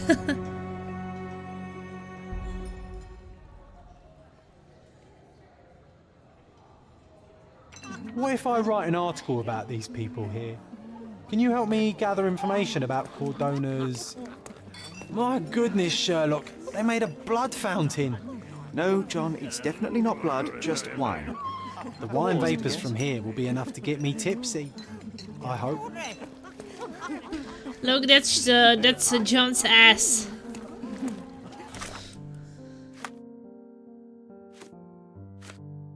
John asked me to look for information that he might use to write an article exposing the local elite.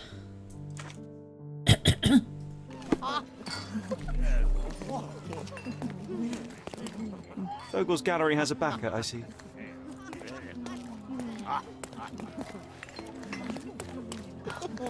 Do you know what was here before Mancho's family bought it? Unknown eerie history of the mansion. Expensive wine, magic circle, ruins, mysterious disappearance. Before Mancho's family, the mansion was owned by an occultist architect. He dedicated his life to conducting a powerful ritual from the Forgotten Tome, but the ordinary magic circles proved too weak for it. That was why he built this mansion. A keen eye might notice that its shapes correspond with certain magical symbols, and some walls have cavities. One day the architect simply disappeared. An ash stain on the floor was all that remained. Perhaps he was successful in his endeavor. That's what I like about this party. Bring me more dirt, Sherry. One more piece, and I can expose these base hedonists. Curtains do not guarantee privacy. And you still I'm need a coming, crab Sherry. despite being a Just give me another second.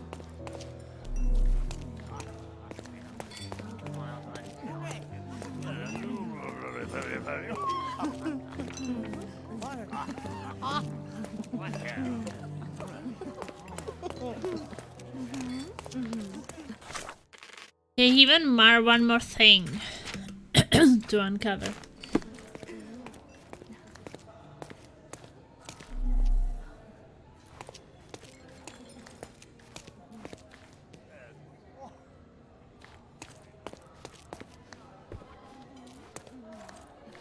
Honey, you feeling lonely? I'll be your friend. Ooh, I will be a friend. Nanchio's had to enforce the masks after the scandal. Uncover the identity disclosure scandal. Political crisis. Offended Duchess. Too ugly without a mask. Fired after incident. Cheating room. People described the scandal from a previous party. Vice Governor Cowden was found by his wife to be a Prussian duchess in the company of a young man. Although the marriage was intended to be a political one, the emotions of the duchess were real. The incident instigated a political crisis between Cortona and Prussia. Although there were only a few notes of protest, the governor fired his protégé. I'll pin them down, Biscoop. Thank you, Sherlock. Woohoo! Lift the curtain of bohemian life.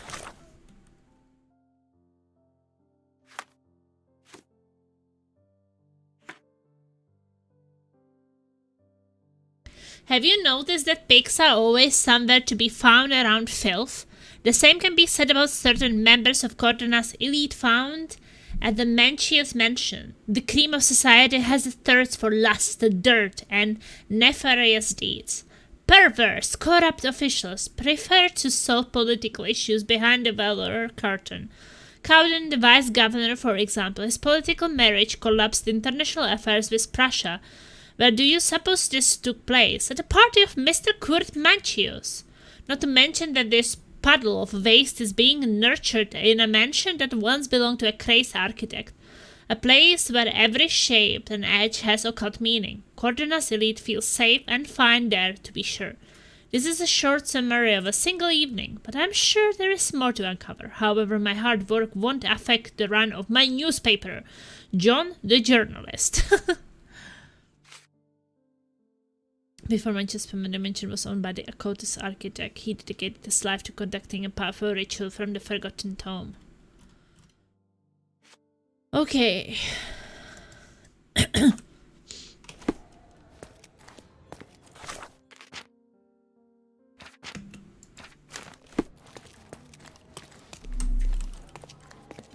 Help me, please. I have nothing to hide, sir, but I've never heard of this.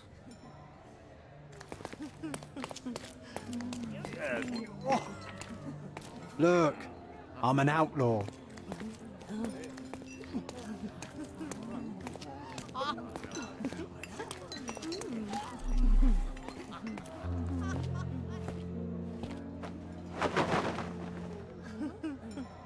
Sherlock! Friend! I wasn't sure you'd come. How does he know it's me? I guess the Damascus may be special. Werner, I see you are not yourself. The more time you spend here in Cordona, the more I feel it my duty to bring you into our world and show you all we have to offer. And what is on offer today? Pleasure, indulgence, relief, and relaxation. You've earned some time for yourself, have you not? Those who know me would say I'm incapable of it. Nonsense. I refuse to believe there is anyone permitted to know Sherlock Holmes. Huh. You may be right. Then free yourself from inhibition and expectation. The night is young, and so are the guests. You should try to enjoy both. It's not healthy for handsome men to spend every night alone, and certainly not in a house filled with such melancholic memories. I must admit, my travels have proven more taxing than expected. I'm less confident in my life and myself. Time of relaxation seems a distant dream. So can I tempt you with a physical aid to your moral consolations? There's wine, of course, something to smoke, or perhaps an artificial paradise? Yes, something more spiritual, a potentiator to sharpen the mind. A 7% solution of, well, that'd be telling, but you must try it. That would be reckless, that would be pointless. My mind is my most valuable asset and a finely tuned instrument. I will not risk impeding its function. My ultimate duty is to provide the world with truth, and I do that perfectly well as is. Duty? You've never cared about that before. Of course I do. Exposing a lie, revealing a fact, that is a moral responsibility. That's not morality. Morals are what happens afterwards when truth collides with consequence. Do you ever follow up on cases you solved? Do you ever see what happened next, visit the victims, ensure justice is served in the courts? And how do you choose where to direct your attention? Are there not deserving causes to which your brilliance could be applied but isn't? You ascribe me more power than I possess. I have a narrow skill set and work within that mandate. What occurs afterward is irrelevant. With every action or inaction, you place a finger on the scales of morality.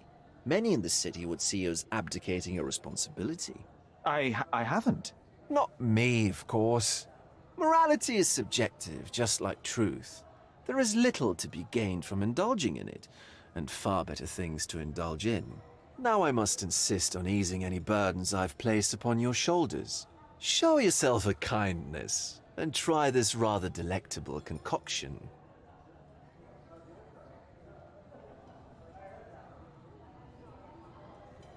I would try to take it for study. If this solution truly does assist with thinking, then perhaps it would be puerile to overlook an opportunity to study it.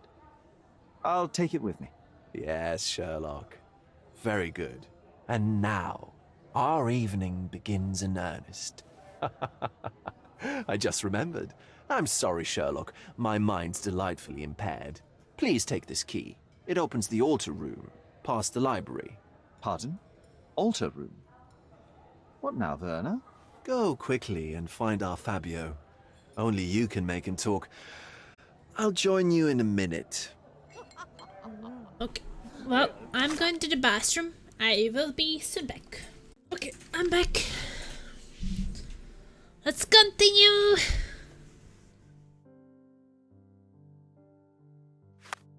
I got the key. The key to the outer room of the Manchius mansion. Let Fabio speak for himself.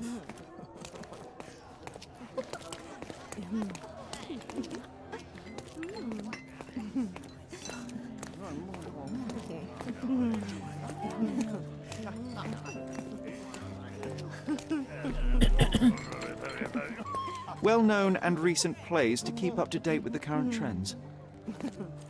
One of these books must open a secret passage. I know it. Okay. Well-known and recent plays to keep up to date with the current trends. These medieval botany and chemistry books look even more satanic than the occult ones. Chemistry books. Romantic poetry and prose. Someone's in touch with their feelings. Codex Orchis. Why does this occult book sound like a flower?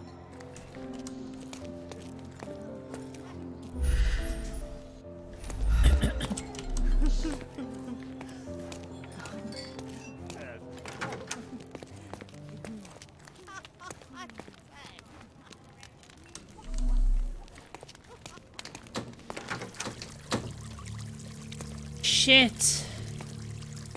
Someone was murdered. My God. Was he here this whole time?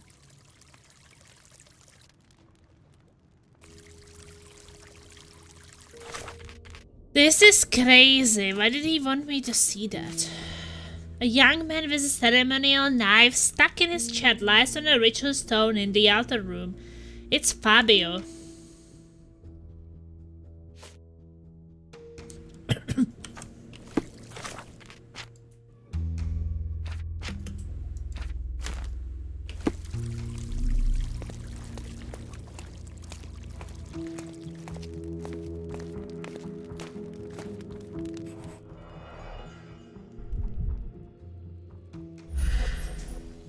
Majid! Hello! This crude tattoo partially covers a slave branding.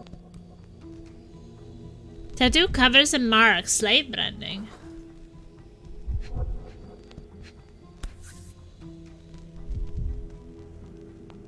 The dagger is heavy and sharp, but lacks balance. This golden handle has a bloodstain on it. Howdy Plasma, it was another long day. Oh wait, it's Yeah, it's Friday. Yeah, you were at work, right? This worm-like sigil has been drawn with his own blood. I don't know why I was thinking it was Saturday, but that makes no sense because we would be playing 7 Days to Die, right? The victim has clenched the fabric so firmly in his fist that it's nigh impossible to remove it.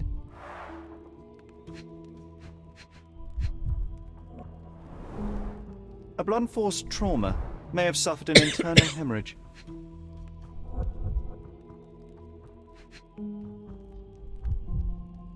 I'm doing well, just solving, I guess, my last case in Sherlock Holmes. The wound is deep. A precise strike reached the heart. He died right here. Oof, that was crazy. Fabio.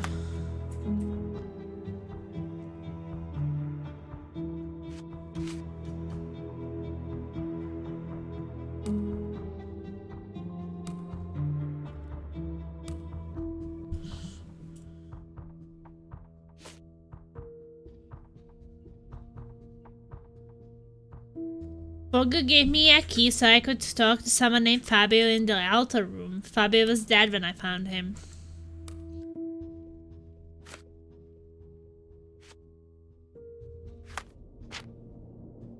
Circumstances of Fabio's death. Fabio died on the altar. Fabio was killed in a ritual murder. Fabio was sacrificed on the altar during an occult ritual.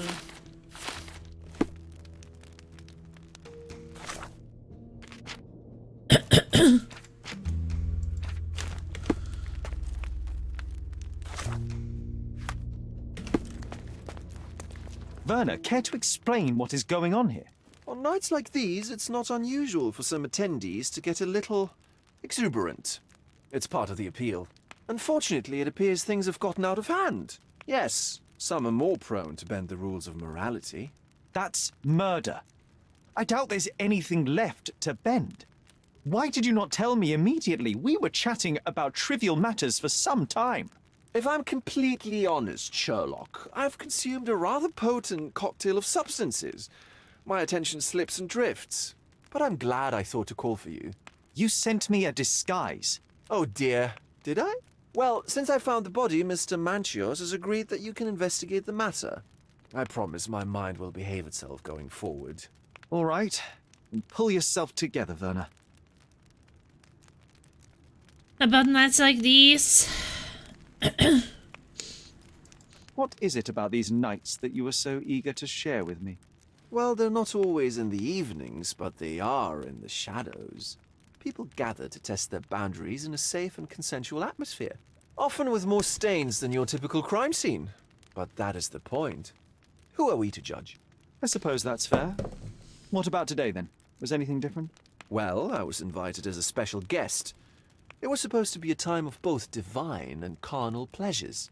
A scratch for every unconventional itch. I imagine you're reeling from your shattered expectations. On the contrary, there is still spectacle, stimulation, and release, merely in a different form. I like to let life entertain me. Or death.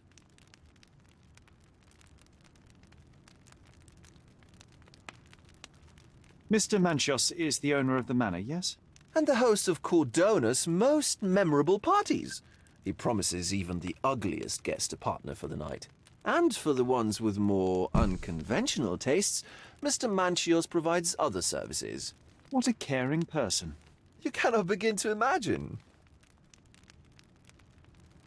How did you discover the body? In between guzzles of alcohol? I was set to perform in a fecundity rite with Fabio and came to inquire further. It was a staged ritual where he was to play the principle of life. And the rehearsal was unsuccessful? Who knows? I found him alone on the altar, his blood dripping to the floor. And then? Then I called Mr. Manchios. He was panicking, so I told him about you. We left the room and locked the door. Then we were... Filling time? Waiting for you was stressful. We indulged in some simple comforts. Overindulged, perhaps. The police remain unaware of this tragic event? Some of them may be hiding behind their masks. They conceal many things. But we didn't want the authorities to create more problems. Besides, after a few cocktails, their incompetence will have soared to new heights. How do you know I even want the case? I promised you relaxation. If there's one thing I know about you, Sherlock, it's that nothing soothes you more than a good mystery. You know the victim. Were you well acquainted with Fabio, the victim? Everyone knew Fabio, or wanted to. His beauty was the talk of the island. Too handsome to go unnoticed. He was magnetic. Fat wallets fought for the privilege of having him. He offered the pleasures of performance, and more. Was the room open? When you discovered the body, was the door open? No, it was locked. Oh, that reminds me. It's a minor detail, but the first time I came to speak to Fabio, I left without entering, having been unable to open the door. You didn't have the key? No, I had it. Don't look at me like that. I was mostly sober. I suspect there was a key in the other side of the door, blocking the lock. That detail may very well be major, Werner. Well done. So you returned later, only to find the lock was not blocked? Correct. After an hour had passed, I tried again and was able to unlock the door. That's when I discovered poor, handsome Fabio. Tell me about the ritual. What about the fertility ritual? There was something about Fabio being a principle of life. Fabio was supposed to portray the beauty of life's origin. Flowers, oil, not this travesty that seems straight out of the Inquisition. So this ritual is not the fertility rite. What was it meant to look like? It begins with a woman lying naked in a flower bed on the altar. She represents Gaia, the earth. As I cover her in oils, we chant for the principle. As our calls reach a climax, Fabio enters and copulates with her. After he finishes, I stab her with a dagger. That part's just pretend, of course. But the intercourse is not? I did not expect you to be such a prude. Are you a virgin? It is nothing to be ashamed of, but it He's would asking me if I'm a virgin. cheeks. The fertility rite marks the start of our festivities. The principle of life is beautiful, intimate, essential. It must not be stopped. Yet it appears that someone did stop it. What about the naked woman? Can you tell me anything about her? Oh yes, Matista. She's one of Fabio's compatriots and a performer too. I haven't seen her today, actually. Okay, this is a crazy case. Matista, the performer, the second performer hired to play in the ritual with Fabio, was his partner Matista. Vogel was invited as a special guest. The door was locked the first time Vogel tried to enter the room to talk to Fabio. After an hour, Vogel attempted to open it again, and that time nothing blocked the keyhole from the inside, so he was able to enter it. According to Vogel, Fabio was a performer and entertainer for the rich guests. Matista was Fabio's fellow artist and she worked with him. Mr. Mancius is the owner of the mansion and the organizer of the parties.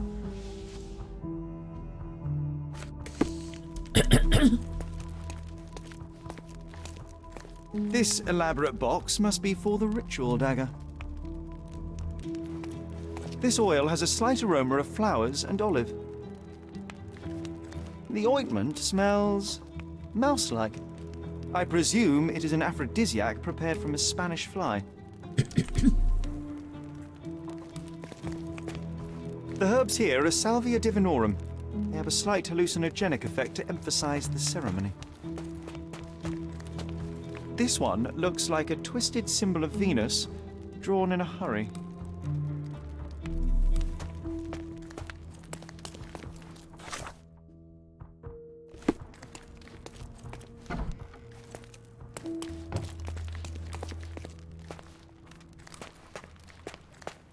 The sign reminds me of the astrological symbol for Mars.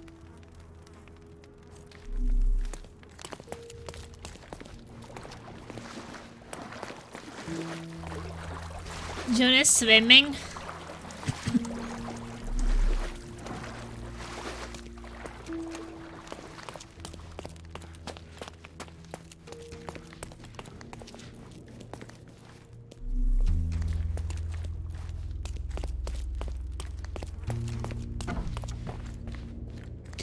Dressing room. Handcrafted and luxurious cufflinks. There's also a note. For my Fabio, Manchios. For my Fabio Manchios. Manchios is the owner of the thing. And he got what, earrings?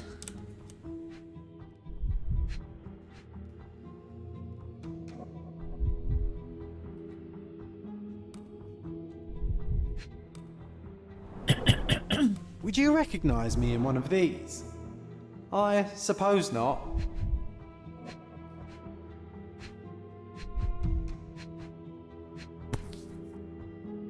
The key is similar to the one that Vogel gave me. So this key could have been The from the capital other F side. on the key fob might refer to Fabio.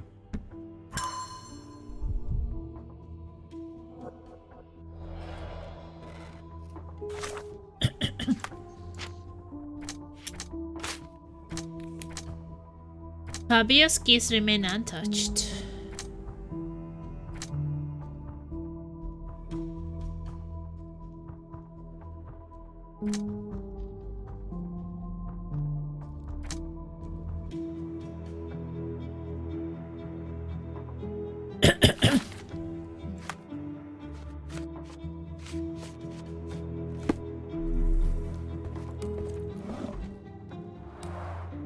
Similar to the guest's robes, apart from the bloodstains. Okay. So that's what he had on him. Similar to the guest's robes, apart from the bloodstains. So he was killed with clothes on.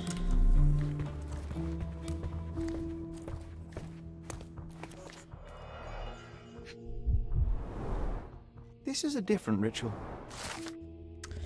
I found this scenario of some sort of ritual with a remark written at the beginning. It says, read and rehearse this rite. Manchius. The naked woman lies on the altar on a bed of flowers, symbolizing Mother Gaia. The one who leads the ritual oils the body of the woman to awaken her inner fertility. Participants should chant at this moment and call for the man who can please Mother Gaia. Then the man who will impersonate the principle of life may come to engage in sexual congress with her.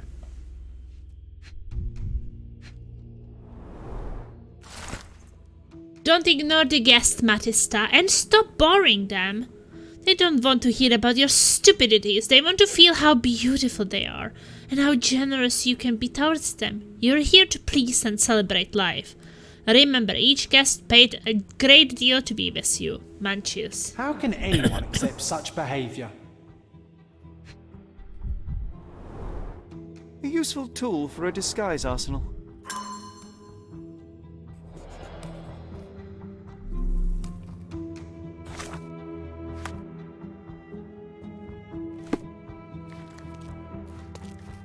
Props, decorations, and tools for a more detailed set.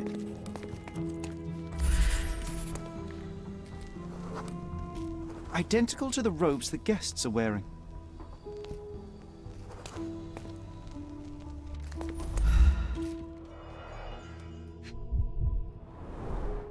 The pitcher is empty, but with puddles around it.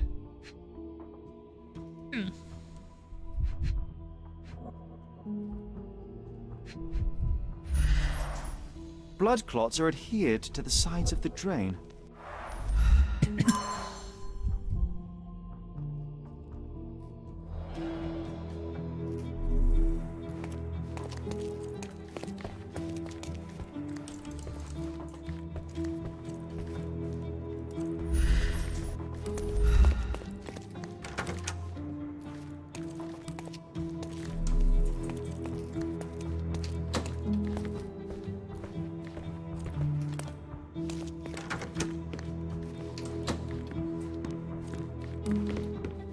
What about a quick pillow fight?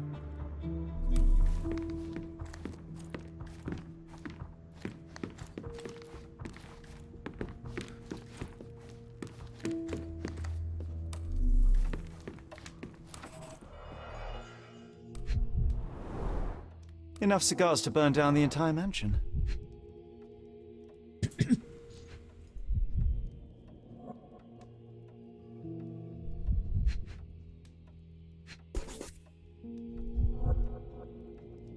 Blood. A sturdy bottle met a not-so-sturdy human. It didn't break only because it was unopened. So he got hit over his hat. An open wound spoiled the carpet.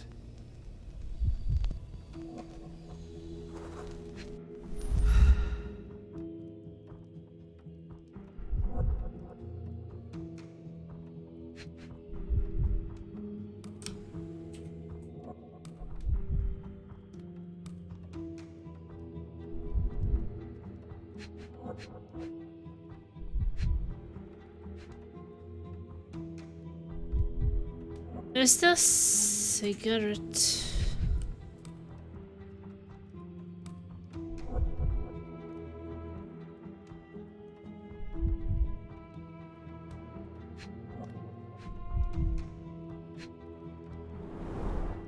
Why don't people tidy up after themselves?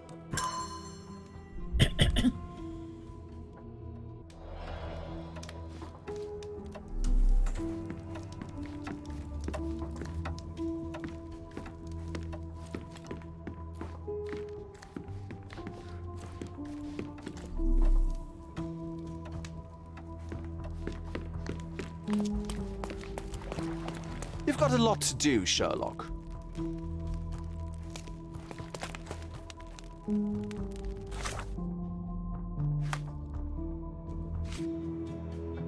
Private room where guests can smoke in comfort. There were droplets of blood in the carpet, of wine, but the stain lying on the floor.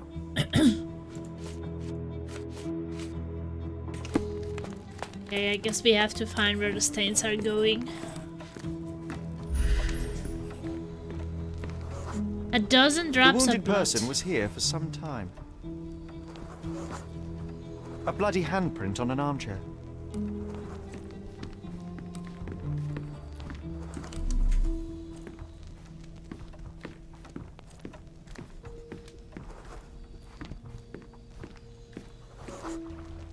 A person leaned against the doorframe. They left a smudged trail of blood. There appear to be no further traces leading to the altar. So, Sherry, do you have any ideas about the case? Perhaps, perhaps. I think I can deduce what happened here.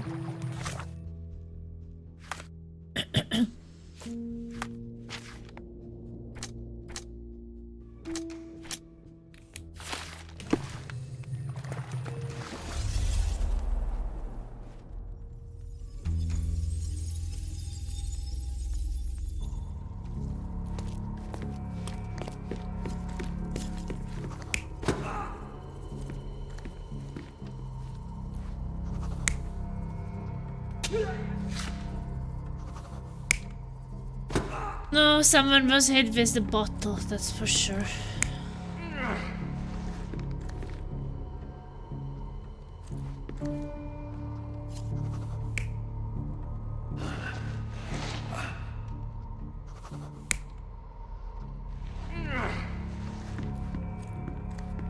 It's dragging the body.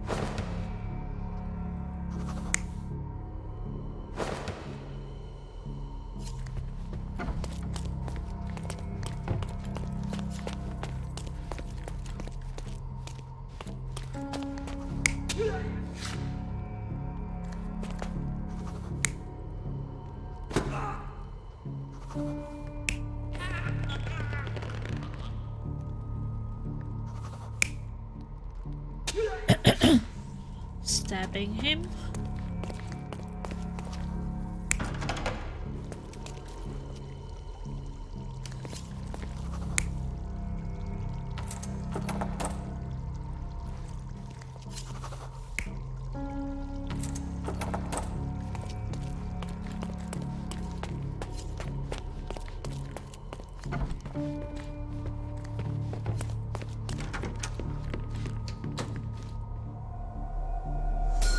Okay. The bottle was used as a weapon during a scuffle in the smoking lounge.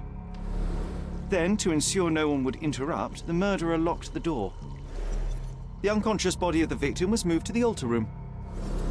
Once the body was on the altar, the murderer thrust the dagger into the victim's heart. Symbols were drawn with the blood. The wardrobe was used to hide the bloodied robe from anyone's eyes. The killer washed himself and took a clean robe from the hanger before leaving. Are you all right? You're on the floor, not moving. I think I know what happened here. Were you okay? You were on the floor, not moving.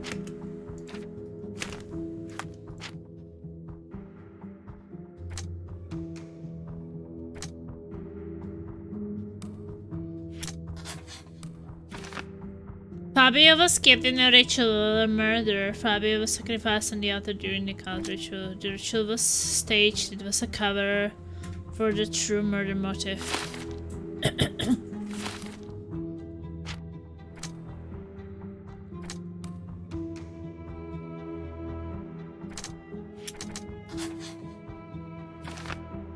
The murderer had a key to the outer room. The murderer was in possession of a key to the outer room and locked the door.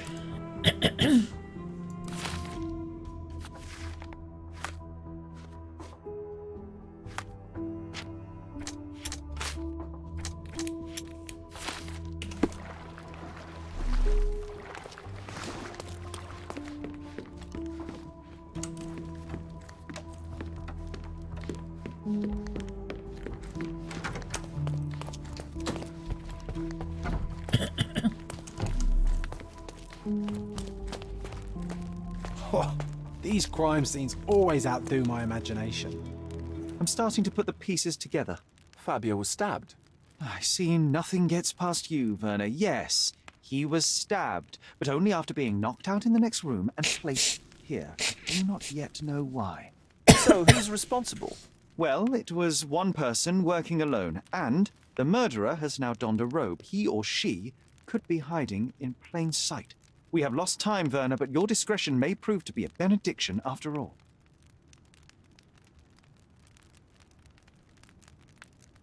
The murderer had to have access to this room. After the crime, he used his own key to lock the door. So, who had the key to the altar room? I'm not sure. As a special guest, I was provided one by Mr. Manchios. He should be able to tell you of any others. Where can I find him? Most likely in the main hall, entertaining his guests. He has a mask with golden stars. You can't miss him. But please be discreet. We don't want to risk disturbing the revelry. I know you can untangle this mess.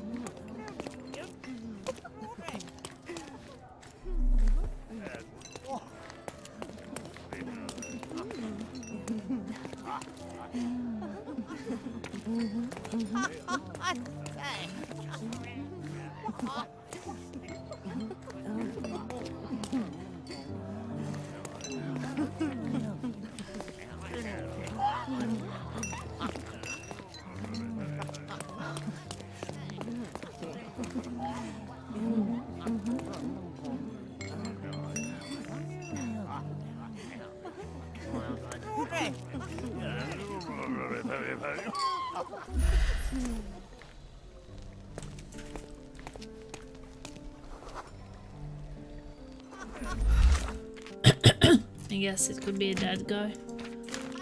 Kurt Manchios, I presume. I'm Sherlock Holmes. Oh, you must be the one Werner told me about. What a sweet voice you have. It must belong to a handsome young man. Can I call you Sherlock?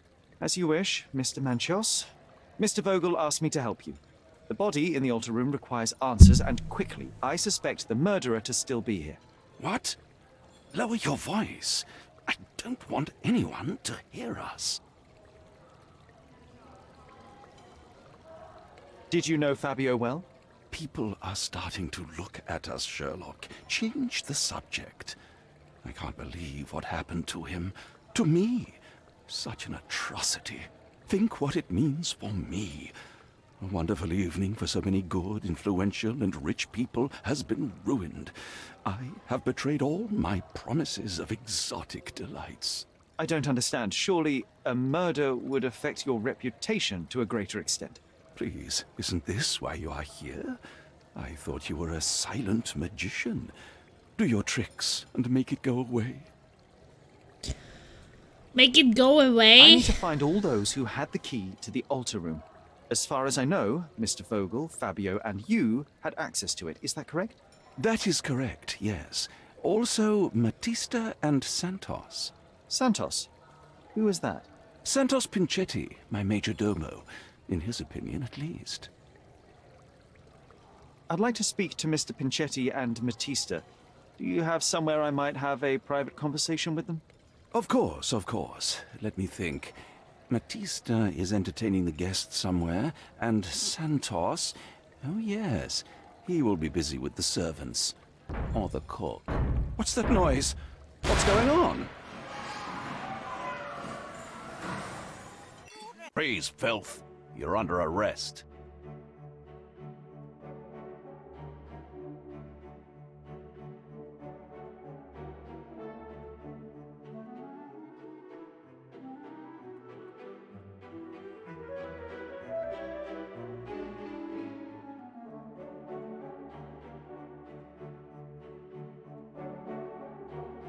What the fuck is happening?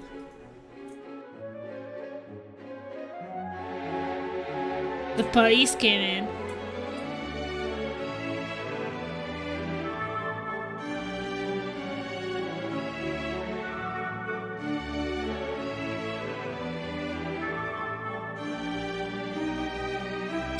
Oh, they ruin everything. 3P. Now the murderer will go away. And I was the one arrested?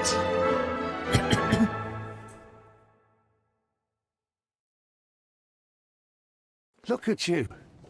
Committed a crime, and now I have to free you, kiss your hand, and apologize for the inconvenience. Your Grace. I did tell you that Mr. Vogel and I were innocent. I emphasized it in my statement. Your statement?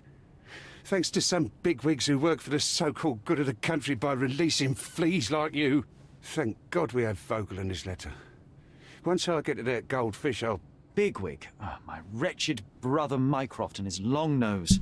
Wait, did you say Mycroft? Mycroft Holmes? Are you the youngest son of Violet Holmes, rest her soul?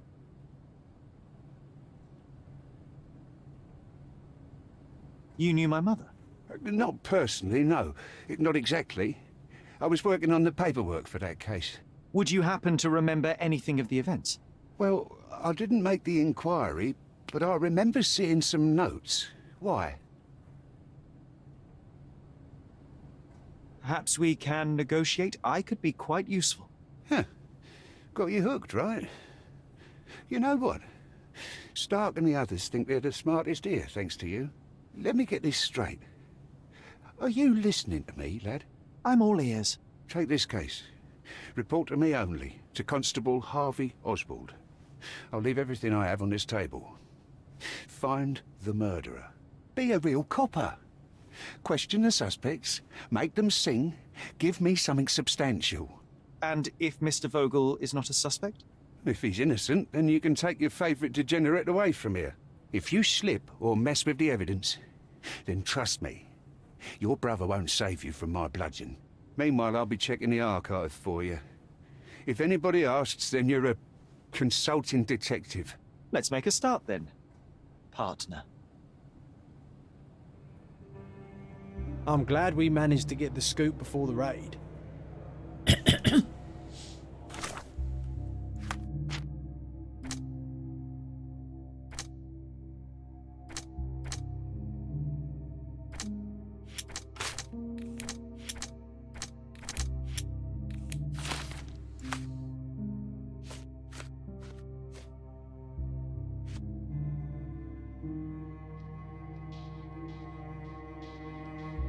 Fabio received expensive cufflinks as a present from Manchius. Vogel is under arrest and he is one of the primary suspects.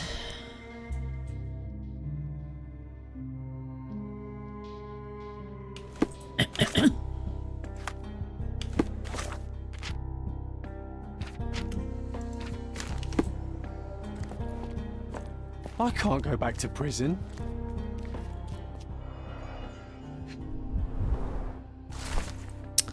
Following a report from a witness of the satanic ritual who claimed to have found a body, the raid of the on the Manchios mansion was granted. It resulted in the arrest of multiple suspects and dispersal of the group in masks and robes caught in acts of gross indecency and unnatural behavior. The body of the victim was found lying on an altar with a knife wound in his chest. The officers identified the victim Fabio 20, a local performer and artist. Arrested suspects. Vogel had a letter of an insulting nature in his possession which had been written by the victim. He claims to have found the body. He is infamous for his eccentric personality. Sherlock Holmes carried a murder weapon, a dagger with the victim's blood, and other items of evidence. He was invited by another suspect, V. Vogel, presumably to obstruct the official investigation. Manchios, the owner of the mansion and organizer of the satanic party, paid the victim to participate in the ritual, had access to the crime scene. Fabio's partner and participants in the ritual tried to escape to resist arrest, owned a book with a description of the ritual performed in the outer room. Some of the guests are temporarily detained for further questioning. Back on track to solve the case. I, Sandos Pinchetti, am a witness who reports a suspicion of a murder at Manchios Mansion in Gran Saray. During preparations for the social party, I heard loud noises from the closed outer room. Immediately I thought of the sacrifice of a living being overviewed by none other than Kurt Manchios. There was blood on the walls, strange symbols, and a dagger in the heart. As soon as I was able to think clearly, I rushed to the police station to report my findings. The station responded to the deposition by sending a patrol. But the witness left the station and went home.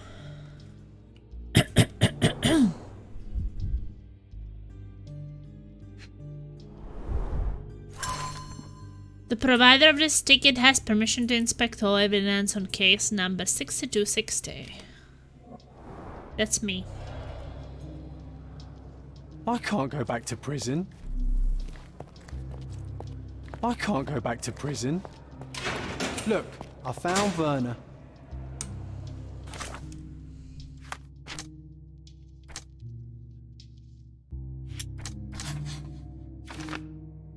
Pinchetti is a suspect who should be arrested and questioned. He had a key which he did not mention in his deposition.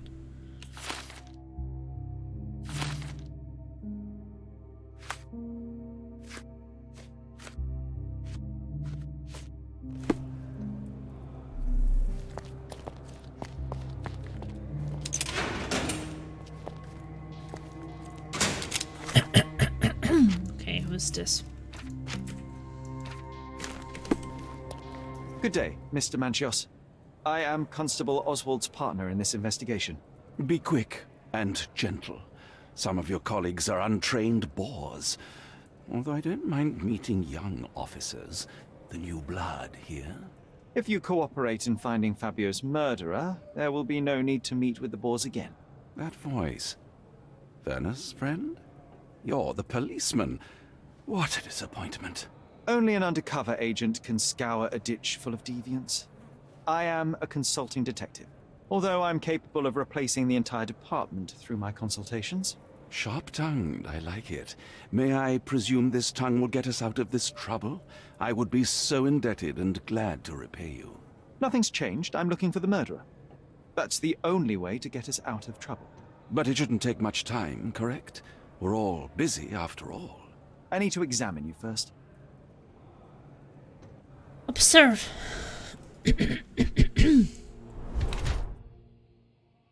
He wears makeup. Rash from exposure to hair dye.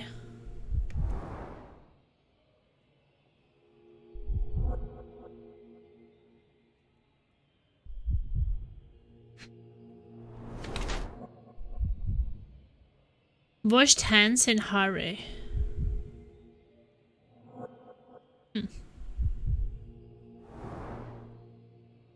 Suspicious. Lavishly expensive.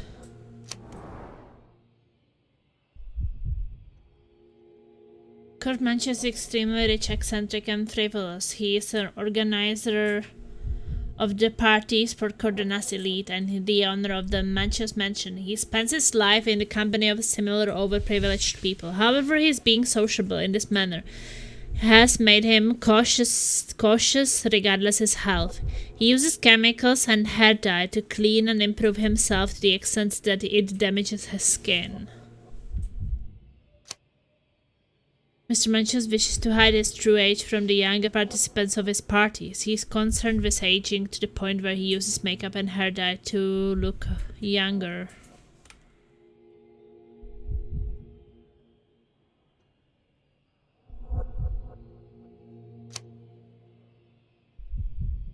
I mean, he washed hands in hurry.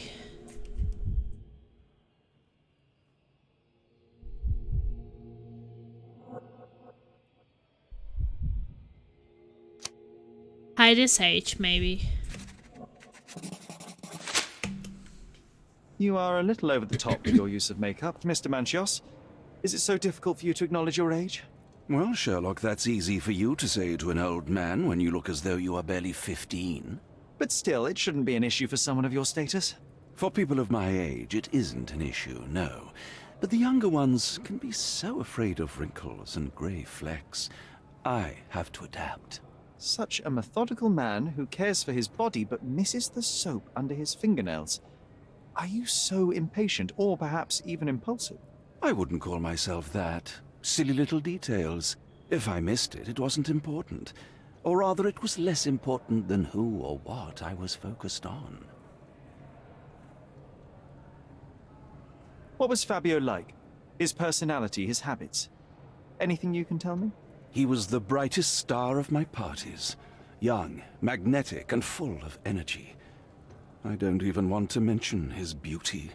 Otherwise, I'll be sobbing. An expensive champion, I imagine. His performances were flawless. He deserved his payment. Do you think he was murdered because of money? Possibly. What about the other guests? Were they used to opening their wallets as well? I wouldn't restrict my guests from anything. I'm sure Fabio received a few coins from others for his services. Mr. Vogel told me a little about your parties, but I would like to know more directly from you. I'm all yours, Sherlock. You have me arrested and locked here with you alone. He's creepy. Ugh. Why did you invite Mr. Vogel as your special guest? He's a pretty fellow. He's capable of surprising the public. He has a talent for saying words that no one else would wish to either say or hear. I suppose I can't argue with that. He is a free addition to the eccentricity of the party, which is fine by me, as long as it enhances my party. I'd like to know who you usually invite to your parties. Free minds who are able to leave reality for an evening, who can taste forbidden fruit without prejudice. There is nothing that quite spices up life like these parties, assuming one is old enough and has worked many years for the good of one's country. Oh, all true labourers, I see. I've no idea about that. That's not something I know much about. I've no idea about that. You'd better ask someone else. I've no idea about that. Do you have any idea who tipped off the police to raid your mansion, Mr. Manchios? Of course. It was you. Me? I could even say you Sherlocked me in here. A good guess, but the wrong one. The fellow who did that was Mr. Pinchetti, your major domo. What? Santos? But how could he even know? If he's not the murderer himself. The ungrateful swine. He has dared to besmirch my reputation. Not a very eloquent choice of words. What should I call him then, since he's a snitch? Make him talk, Sherlock. I'm quite certain he knows more about the murder than he has told the police. That's not something I know much about. I've no idea about that. That's not something I know much about. I've no idea about that. You'd better ask someone else. I've no idea about that. That's not something I know much about. You bought an expensive pair of cufflinks for Fabio. Were they his price? Or were they a tip for an exclusive show? It was pure business. Fabio escorted me a few times. I was merely showing my gratitude. This pair cost a small fortune. You must be extremely grateful then. Tell me more. You've thrust a knife in an exposed nerve, Sherlock.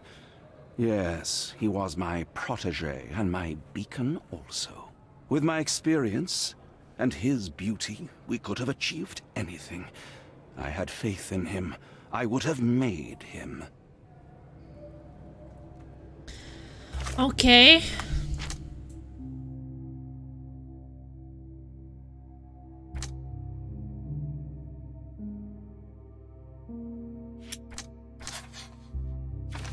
Manchios set himself up for debauchery. Kurt Manchios carefully prepared himself for the depravity.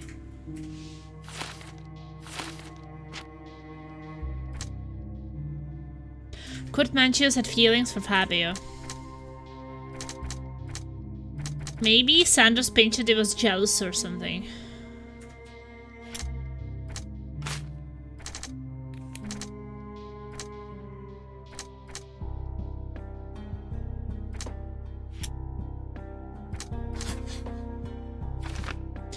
Manchios set himself up for debauchery. Manchios washed himself after the murder.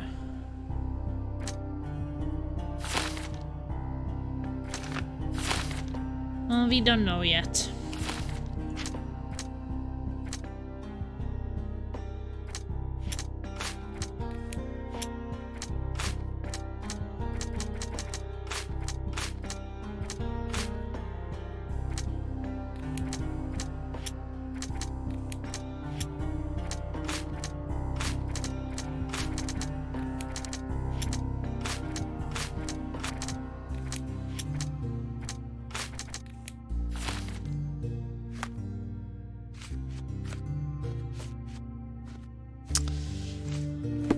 I guess we should talk to the others.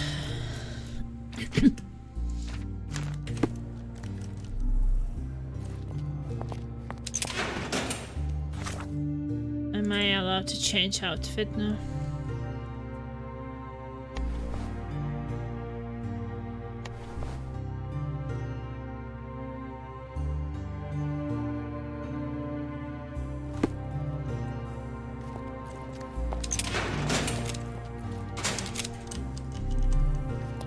I'm Sherlock Holmes. I'm helping Constable Oswald. You are Matista, Fabio's friend. This body, yes, it's Matista.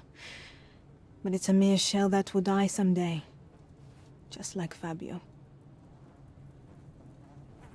Condolences. Please accept my condolences for your friend. Thank you. I'm just here to ask questions and find Fabio's murderer. It will not bring Fabio back. Observe her.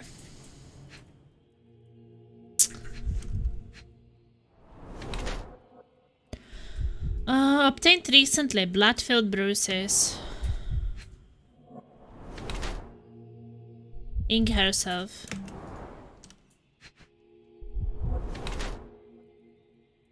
Nervous.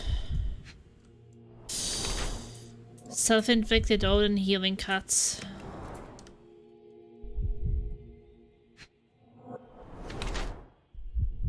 Shackle scars. Poor lady. Infected with a branding iron. Burn mark.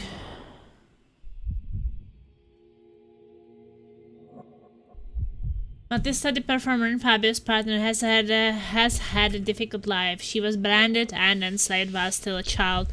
While enslaved, she met Fabio, hence their similar branding. Old scars are the result of her slavery during adolescence.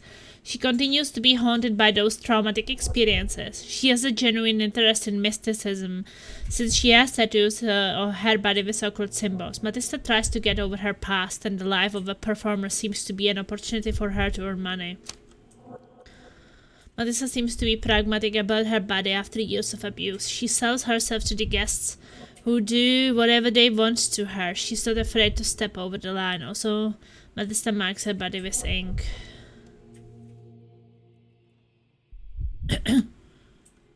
Maybe the first. Fabio and yourself were slaves, am I correct? You have a similar branding on your body. Yes. It was a long time ago. Couldn't help but also notice fresh cuts upon your forearms. The cuts helped me to forget my past, to cover the old wounds and hide them. How did you escape? Something happened. One night the master fell down the stairs. I made him fall, and he died. We ran away that day. We managed to get on a ship and traveled here, to Cordona. Fabio and I started a new life here. It was very hard at first, but it became better with time. Until today. The bruises on your neck are not self-inflicted. Someone else made them. Some guests can't contain themselves. They even bite, sometimes. Poor girl.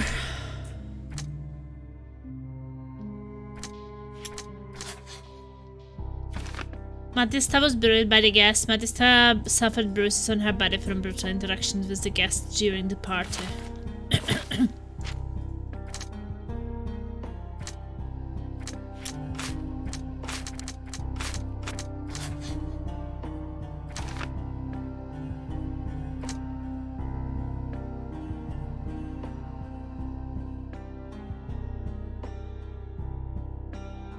During their fight in the smoking lounge, Fabio bruised Matista.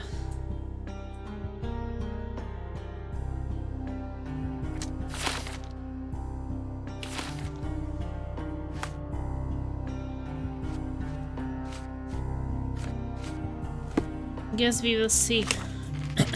I haven't made up my mind just yet. I know I can handle the news.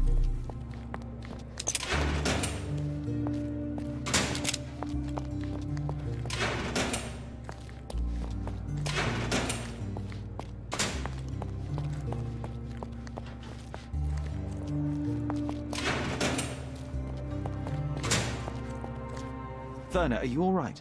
Oh, yes. Everything's fine. In fact, it's something of a family reunion. My brother spent quite some time in this place himself. You should not be here. I told the police everything I knew, but they refused to let you go. They require proof to free you. Ha! What did you expect? The mighty Sherlock Holmes swans in, tells the officers what to think, and the world obeys? Of course not. Anyway, I struck a deal with the constable, and I've got a free hand in the investigation. I find proof to solve the case for him. He obtains files about my mother's death for me. Well done. If one has the power or will and can act, then one must. I wonder, suppose you couldn't get the proof to your truth. Would you tell a lie to the guard that enabled my freedom, knowing my innocence? Would that not be just? I wouldn't lie for you. There are lines I will not cross, Werner. I will do my best to secure your release, but with proof, not deception. Really? How many white lies have you told on this island? Why not for me? Why not another? That is absurd. I can resolve this without compromises. Do not give up hope.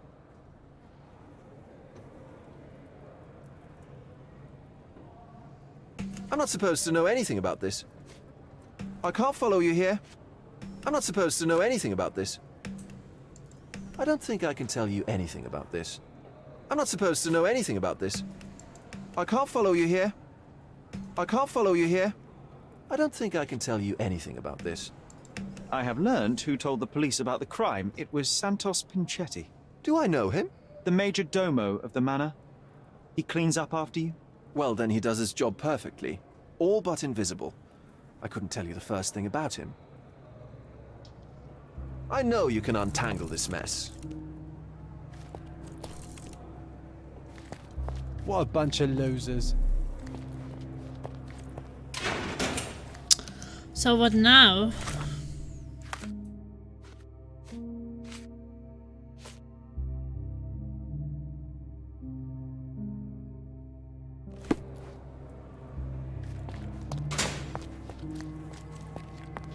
Perhaps I can talk to him I again. can't wrap my head around such a tragedy at my party.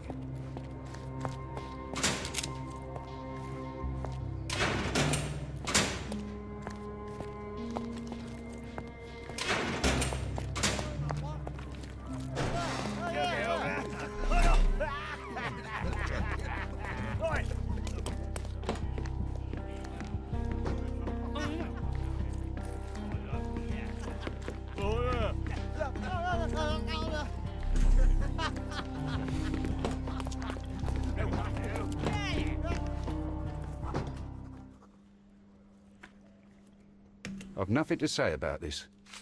I don't think I can tell you anything about this. I don't think I can tell you anything about this. I've nothing to say about this. You'd better ask me a question I know how to answer. I've nothing to say about this. The snitch? Have you seen him? I mean, my breath could knock him down. What's so special about him? As a major domo, he has keys that open all the rooms, including the one to the crime scene. Could have testified only to circumvent suspicion, don't you think? We need to question him. Right. I'll send our men to fetch him. Stay here. Okay. They brought him in, Mr. Holmes. Here's the key to interrogation room number 7. Mr. Pinchetti didn't even resist, our men said. Thank you. You can question Mr. Pinchetti in the interrogation room. Well, what about other things, like provided a ticket as permission to inspect all evidence, decoys, something, something? You can question Mr. Pinchetti in the interrogation room. Would you like to report a crime?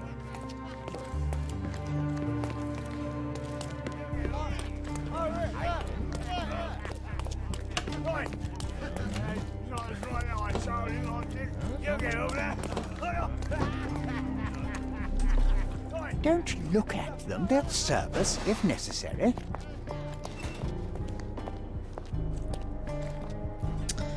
Number 7.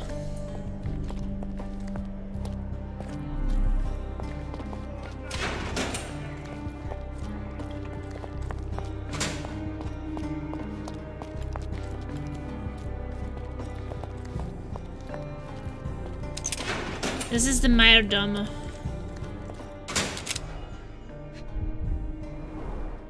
I recognize the key from the altar room among these.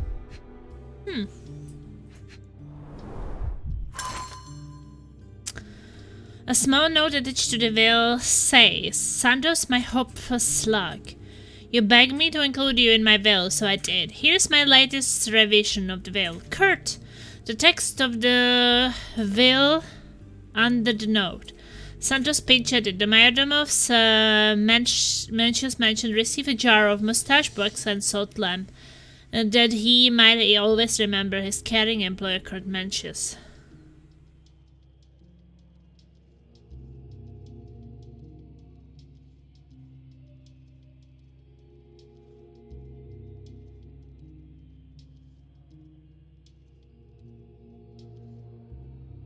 Okay. Seems like the majordomo was jealous. Mr. Pinchetti, a pleasure to meet you. I'm Sherlock Holmes. I'm helping Constable Oswald. I've already told him everything I know. I'm only a witness, sir. Everything's in my report. And I've read it. You forgot to mention that you hold the keys to the room where Fabio was found. I need only to find if the crime was intentional. But I need to return to my duties. I doubt the house will fall without you, Mr. Pinchetti. Just be still for a few seconds.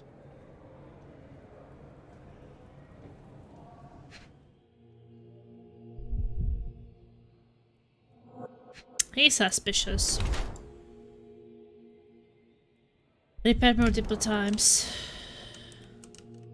Perhaps he was the boy he was in love before this young guy appeared. No, he's jealous. Stepped in blood.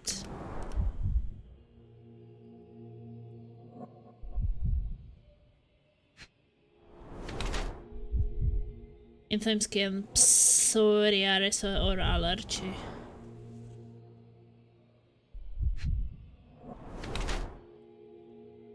Dyed textile, colored more than once.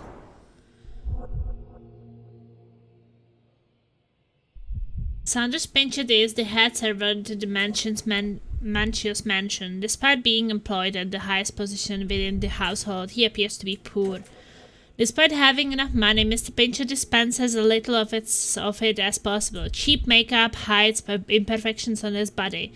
In an attempt to look more modern, Mr. Pinchetti has dyed his suit on several occasions, to save even more money. The mayordomo appears to have personally repaired multiple holes in the suit. Santos Pinchetti is the head servant at the Mencius mansion. Despite being employed at the highest position within the household, he appears to be poor. His body shows symptoms of psoriasis. Mr. Pinchetti hides his damaged skin under layers of makeup. The majordomo's suit had multiple holes that had been patched or sewn. To renovate his suit, Mr. Pinchetti had dyed it.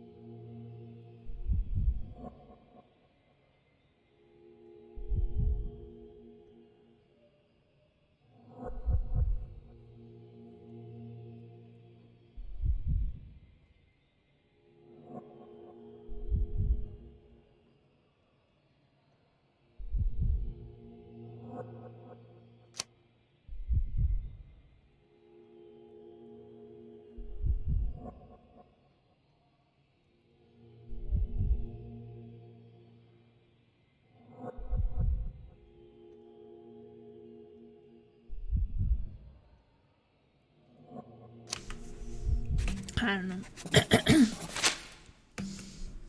Is your greedy nature responsible for the lack of taste and attention to your appearance? The cheap makeup, shabby and dyed clothes? How do you explain those, Majordomo? The means to practice my profession are limited. I'm sorry you noticed it, sir. The parties overshadowed your state. You are lucky Kurt Mencius's attention was concentrated elsewhere. In a decent household, you would be asked to leave for far less. Yes, his attention was undoubtedly concentrated on something other than my appearance. But one detail stands out on your dirty rags and shoes. The drops of blood. Oh, that. I don't know anything about it. Did you know Fabio? Not personally. He was a frequent guest, and cleaning the mess after his performances was tedious. Mr. Manchios always had a role for him, and mainly the leading one. The parties were always, Fabio-centric? And Batista? Was she as popular as her partner? Don't tell her I said this, but I do not think so. Mr. Manchios hired her only because Fabio refused to work without her. Mr. Manchios used to see her as a worker. She was tasked with entertaining the guests, unlike Fabio, who could pick and choose. Don't expect me to know anything about it. I can't help you. He's not only my employer, he's my uncle. And I'm his next of kin. The only one. Mr. Manchios flatly refuses to pay a family member.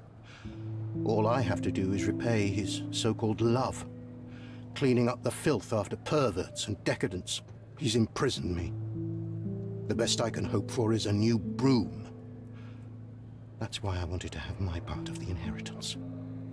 Is it that bad? You have a roof above your head, a salary, and the status of a major domo. For God's sake.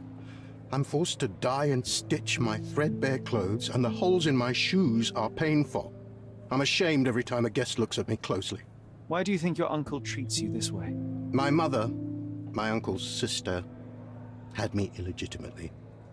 She died, and I was given the surname of one of the maids. But you are entitled to some of the money that belongs to your family. He thinks not. I was not responsible for my mother's death. I work hard, and he pays me nothing. I feed on the leftovers.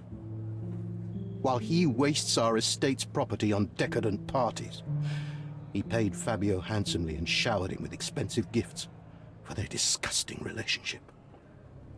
Okay, well. Please let me out. That sounded like you could have killed him.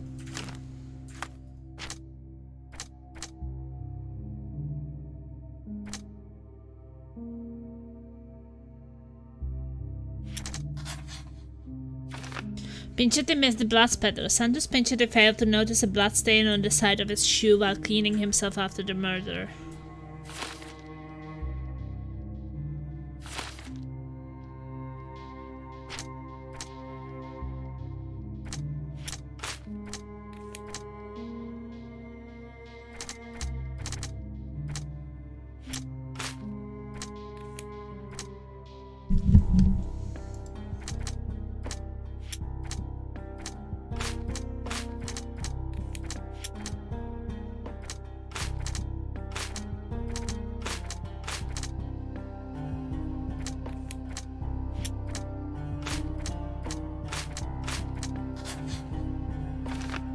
Santos Pinchetti efforts in vain. Pinchetti has been forced to work for Kurt Manchios in the desperate hope of obtaining heritage, but it hasn't paid off.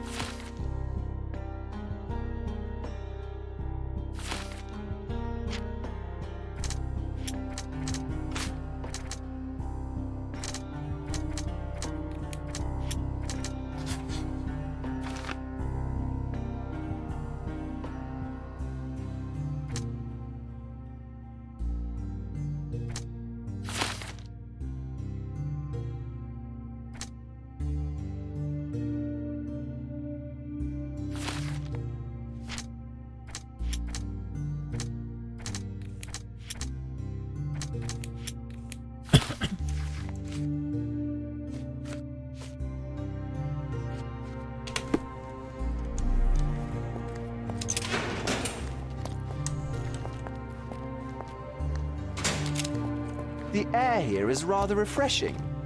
I'd even recommend that some of my friends visit the place. I know I can handle the news.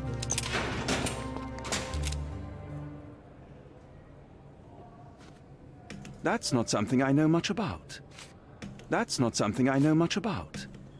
I've no idea about that. That's not something I know much about. You'd better ask someone else. I've read the letter about your will.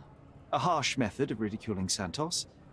I doubt he will use mustache wax when he wears no mustache to begin with. Where did you get it? Is the slug here? Tell him I shouldn't have to provide for him.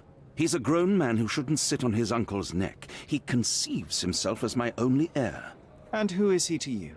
He's a leech on my aging body. He has only added problems to my life since the death of his mother. I fail to see why you made him your major domo. He needed to know his place, so I taught him.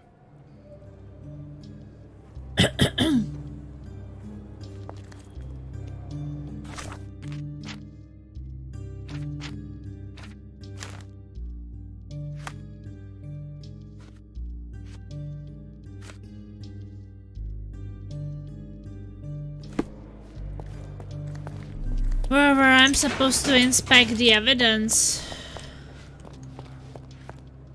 Is this familiar to you? Nothing I can tell you, sir, but others might know more. Do they have any evidence room?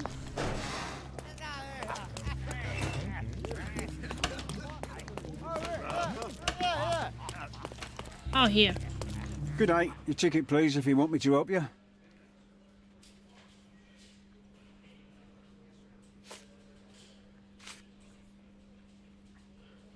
Don't you understand what a ticket is? Hmm.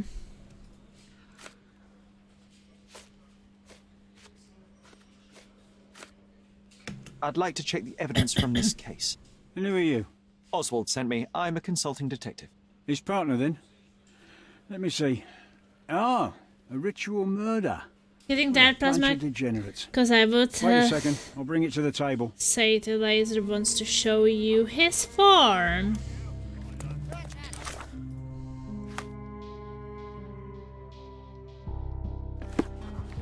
Oh, this is the evidence. It's a miracle this ruby hasn't tempted anyone. Okay. A heavily perfumed handkerchief with the initials KM in the corner.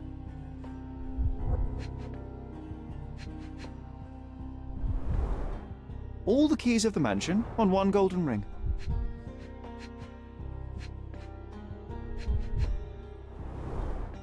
A handcrafted charm that contains hair and nail clippings.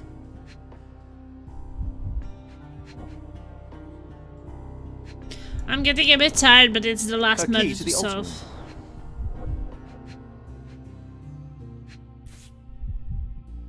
That's not for bedtime reading. The power of love, blood and mandrake. This ex libris belongs to Manchios Library. The power of love, blood and mandrake. The police found this occult book in Matista's bag during the arrest. According to the ex libris, the tome was taken from Mr. Macchio's collection. It contains illustrations and descriptions of a ritual similar to the crime scene. Prepare the naked body of a recently deceased object of interest. Draw a symbol of Mars and Venus to enhance the power you possess. To use the force of male and female nature. Pierce his heart with a golden dagger to be rid of the blood that does not love you. Draw a symbol representing your love. While waiting for the resurrection, recite the charm. The book describes a ritual similar to the one performed in the altar room.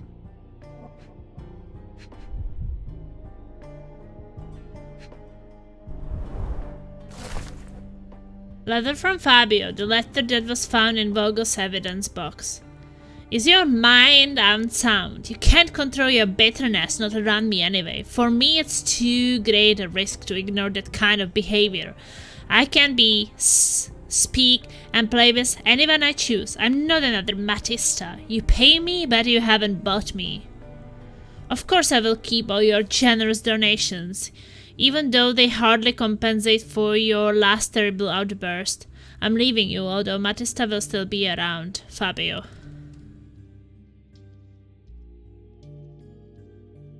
Letter from Fabio, the letter that was found in Vogel's evidence box. Is your mind unsound? You can't control your bitterness, not around me anyway. For me, it's too great a risk to ignore that kind of behavior. I can be, speak and play with anyone I choose.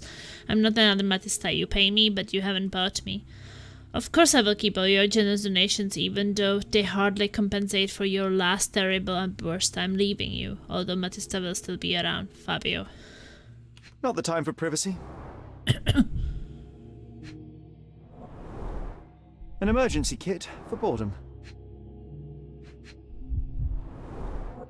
Werner's personal sketchbook. Thank you, officer.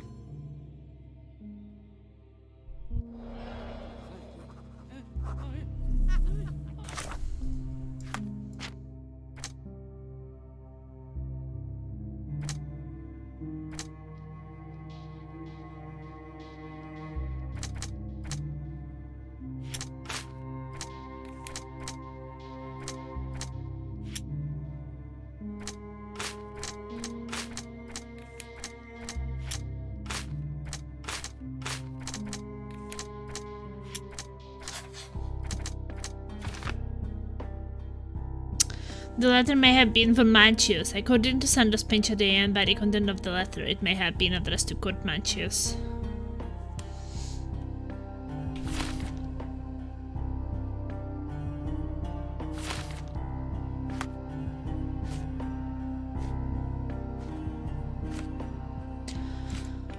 Wow, this is getting rather complicated. Like, people do have motives.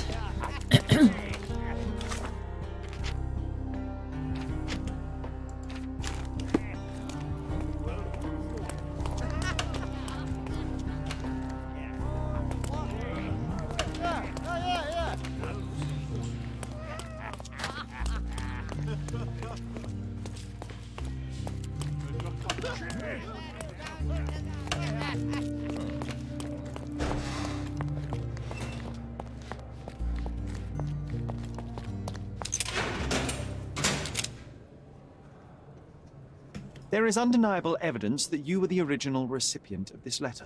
What are you talking about? Is it addressed to me? Your protege wanted a fresh start, it seems. This is sufficient to charge you. Me?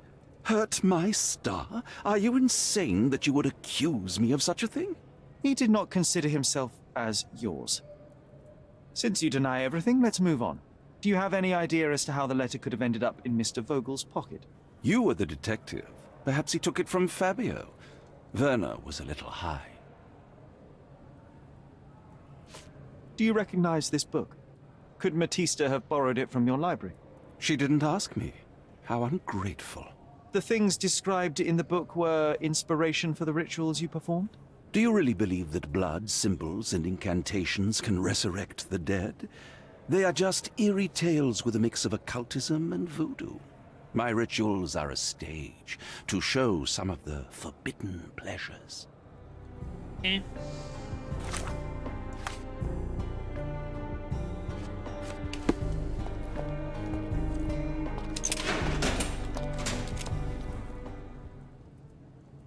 Could Fabio have written this letter to Kurt Mantius? Oh. That could be. I never thought Mr. Mantius could make Fabio that angry, though. What do you mean? Well, Fabio wanted to disassociate from Mr. Mantius. Clients who are in love are both a blessing and a curse. But Fabio was here tonight. Money. In our line of work, we can't afford to turn down clients who pay as well as Kurt Mantius. Was Fabio afraid of Mr. Mantius? Not at all.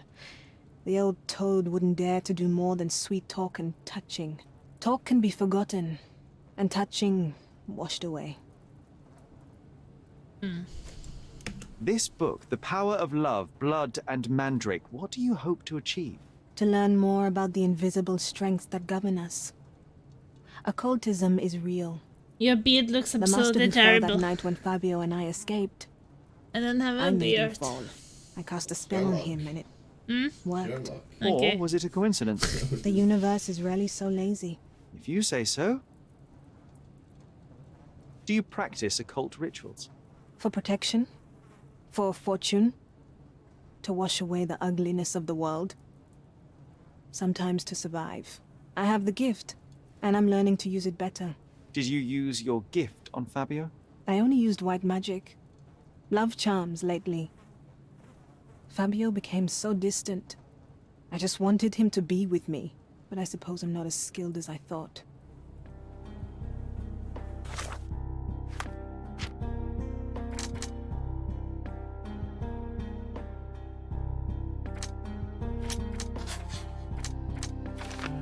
Matista may have used the ritual on Fabio. Matista may have performed the ritual on Fabio to bring his love back.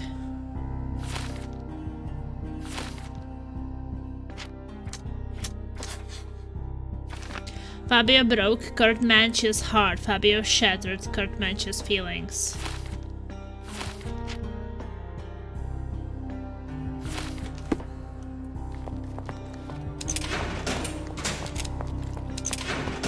Please let me out.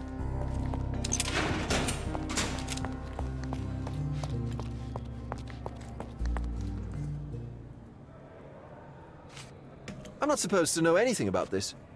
I have reason to believe that the intended recipient of the incriminating letter may have been Kurt Manchios. Well, that makes sense. Too bad I can't remember how I came to possess it. Though I did spend quite some time with Mr. Manchios during the party. Unfortunately, even with an answer, that may still not be enough to clear you with the police. But fear not, I will persevere. I hope your attempt to put things straight will make up for... You being on a bender? Touché. Okay. Either Vogel or Manchius is lying.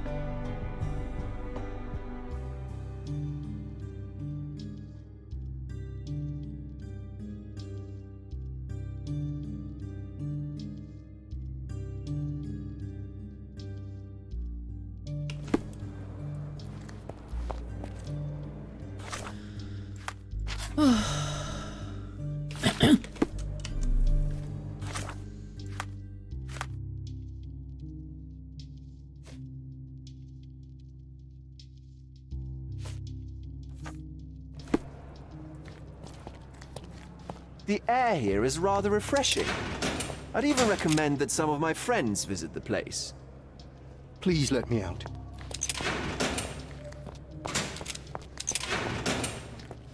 I know I can handle the news. May I ask for your assistance? Nothing I can tell you, sir, but others might know more.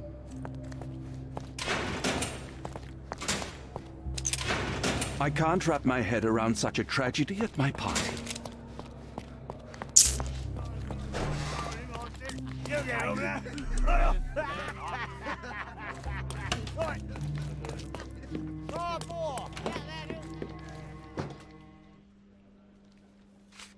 This letter proves nothing. Fabio wrote it to Mr. Manchios. It's time to free Mr. Vogel. Do you really think I'm that naive? I need proof, not words from his friend. Very well. Mr. Pinchetti told me that Mr. Manchios was lavishing Fabio with expensive and eccentric gifts. The letter mentions rich rewards and attempts to buy Fabio with them. It was written to Mr. Manchios. Who else was showering Fabio with luxuries to buy him? It doesn't fit Mr. Vogel's character. Look here. We had a deal. Give me the murderer and then take your friend with you. I won't budge otherwise. Well, fine, but you're just wasting time. Continue our investigation while I look for the papers. Okay. I guess I have to...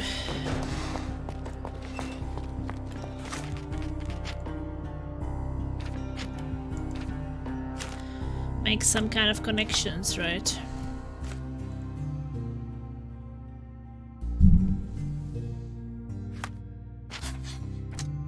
Manchius set himself up for debauchery. Could Manchius carefully prepared himself for the depravity?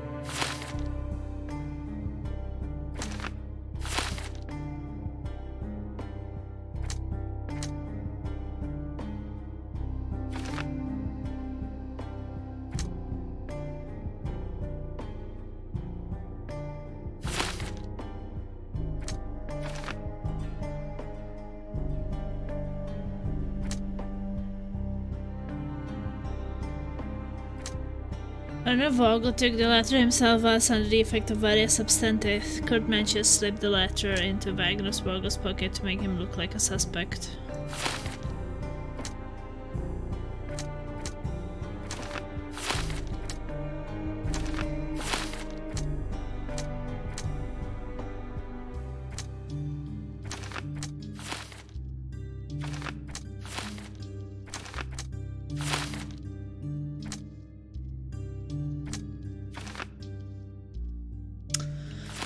Oh, something is missing. It's not connecting the dots at all.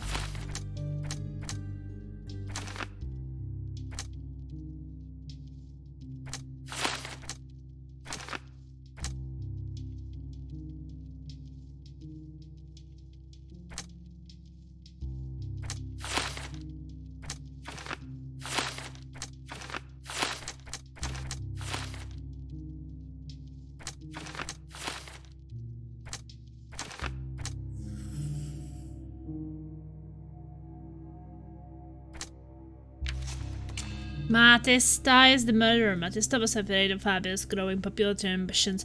She wanted to keep him for her for as long as possible. In fast last-ditch effort, Matista conducted a love ritual during which she killed Fabio.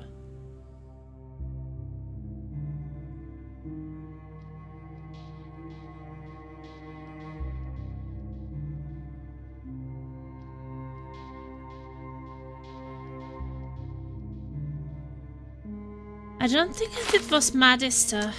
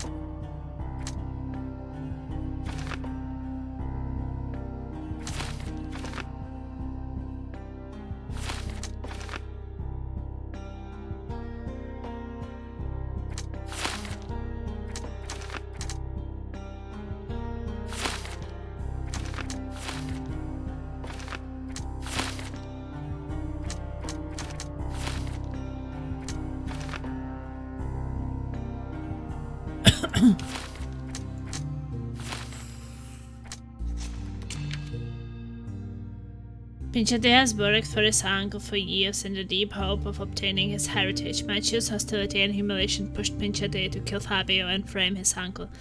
Mancio's imprisonment would make Pinchette the only lawful heir. The only way for Santos Pinchette to right his wrongs was to be rid of his monstrous uncle. Pinchette should be punished for the crime of murder, but he has suffered enough and deserves a fresh start after a prison sentence. Santos Pinchette snapped after years of disrespect. Pinchette devised a plan to be rid of his uncle. However, misery and despair cannot justify murder. Pinchette is dangerous and the noose around his neck is all he deserves.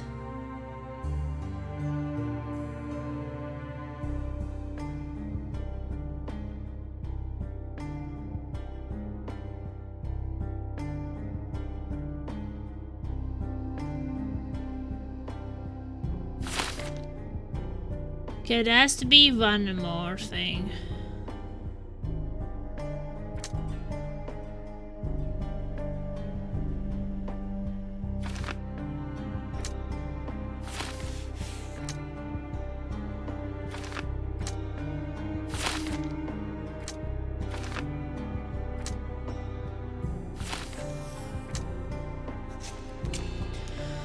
For years, Fabio played with Kurt Manches hard and abused his interest in the young performer. When Manches received yet another rejection, he murdered Fabio and staged a love ritual to evade suspicion. Kurt Manches was heartbroken and panicked and did not mean to kill Fabio. The improvised ritual was a desperate attempt to cover up the crime. A prison sentence should be enough, for his harsh punishment is the death of his love. Kurt Manches killed Fabio in cold blood. He staged the crime as a ritual to blame Matista. He planted the letter in Vogel's pocket to avoid suspicion. Manches has no consideration for the life of others and deserves to be hanged.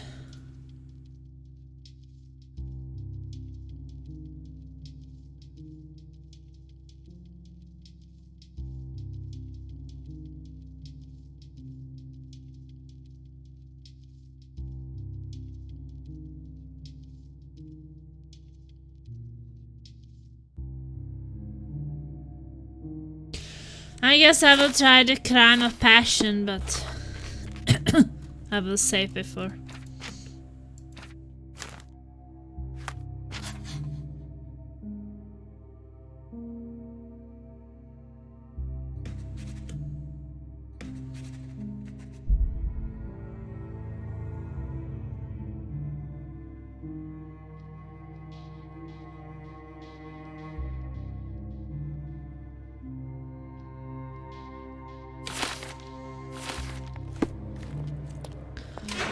Yes, we can always try something else.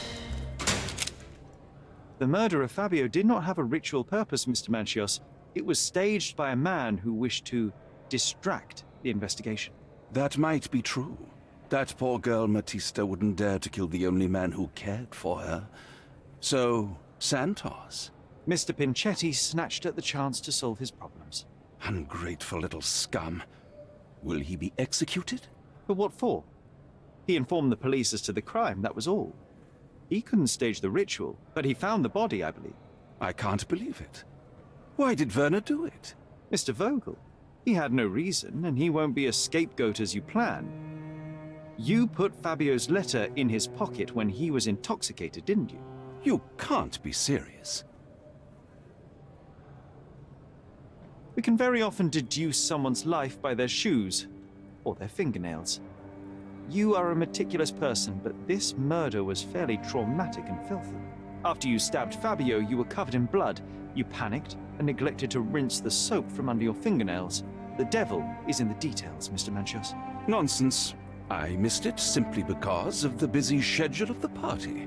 Of course, a staged murder was certainly not planned. You're at the twilight of your life. You have no partner, you have no children. You had feelings, however, for one man. That was Fabio. You loved him. That is, you wished to own him with money and gifts. But he was also a free mind, was he not? He turned his back on you. Quite unjust. Love, so cruel and painful, and Fabio, with his words and deeds, made you feel the more wretched. So you killed him. You must surely perceive that my sensitive nature wouldn't allow me to hurt anyone. You staged the murder as a satanic ritual. It was easy for you, since you were the one who wrote the scenarios for the parties. It was your way of avoiding suspicion. A respectable man in his 60s... Early 60s. Who hosts the cream of Early Cordona 60s. society cannot possibly be a murderer. But the guests who behave like animals in his mansion, of course, one of them could have killed Fabio. I did oversee a few of the rituals, but I did not stage Fabio's death. Fabio played with your feelings. That was painful to realize. You spent so much time and effort to be with Fabio, but he didn't respond in the way that you would have liked. You wanted to be loved, but Fabio shattered your dreams. In the smoking lounge, he teased and mocked you. He wanted you to suffer by offering himself to others. The deception was unbearable. You were passionate, and so you struck him. Once you understood your mistake, it was too late. You were afraid, so you staged the ritual. With such a story, you might be sentenced to a few years. It might clean your conscience, and soon the case will be forgotten. No. No. This is my decision. I'll talk to Constable Oswald to see what I can do.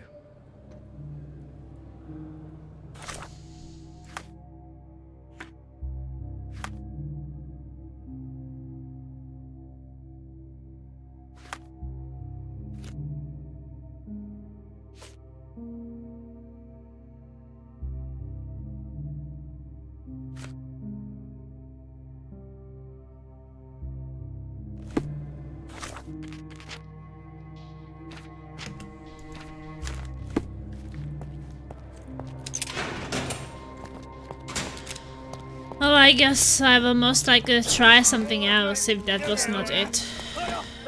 But it made the most sense for me. There's no fool like an old fool. Kurt Manchios did it. A young boy played with the heart of an old man. The latter couldn't handle it. The evidence I obtained clearly shows that the quarrel was not intended to end badly. It was an accident. Showing pity towards your own kind, Holmes. Whatever. All I'm saying is that prison won't take much away from an old and crushed man. Fine. big name like that will still give me a promotion. As for my part, not everything was in place. Perhaps some documents were transferred somewhere else, but I couldn't find a trace of them. Then I remembered. The discarded document drawers where we put the lost papers or the badly labelled ones. Including the crime scene report of Violet Holmes's case. Everything I've found is on the desk here. Take it. Your persistence has saved me. Yeah, well, we had a deal after all. Your friend is free then. You can leave. Good luck, Constable.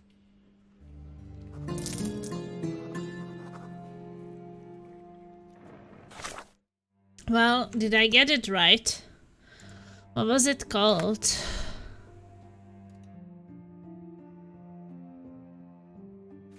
Sacrificial lamb.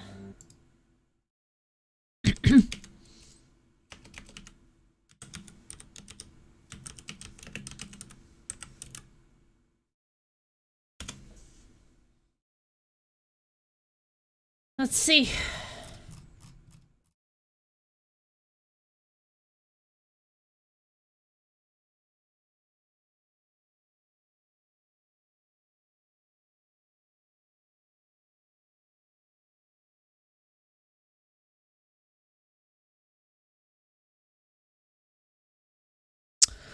Okay. Send a pincher to Kurt. To achieve the missable trophy venture of the lamp, you must select the death penalty for the person you think is guilty. We picked Kurt when the trophy popped. The other two may also work, but Kurt is who we tested and confirmed to work for the trophy, so pick him to save. Pick him in man place. And say he's a sexual predator. It was a premeditated murder.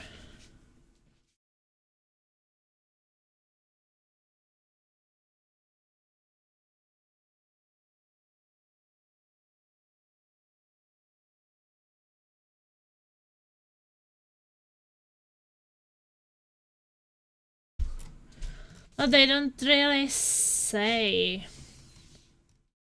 who it was.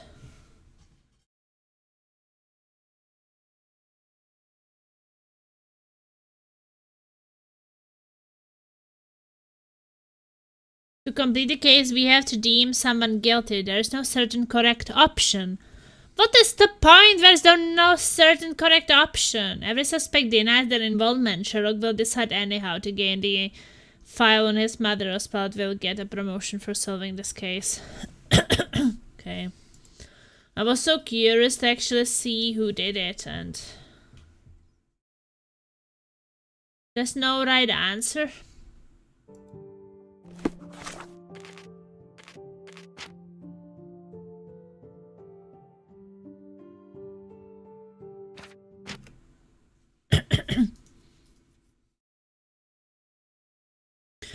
Well, I guess I will try the death penalty then for the achievement, since it makes no difference.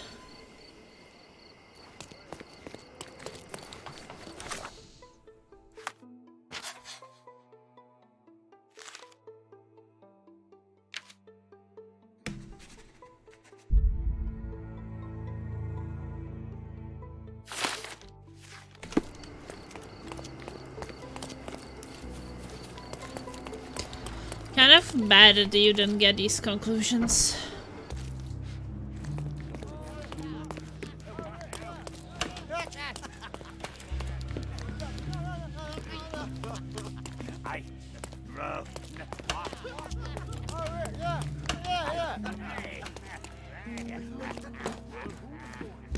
There's no fool like an old fool. Kurt Manchios did it. A young boy played with the heart of an old man. The latter couldn't handle it. The evidence I obtained clearly shows that the quarrel was not intended to end badly. It was an accident. Showing pity towards your own kind, Holmes. Whatever. All I'm saying is that prison won't take much away from an old and crushed man. Fine. A big name like that will still give me a promotion. As for my part, not every... Yeah. Good luck.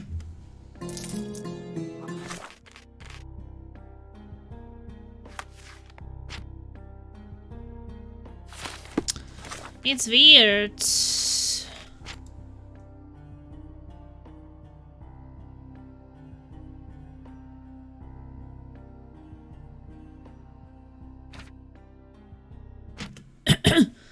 I couldn't choose. I guess it was because I accused him and said that he was...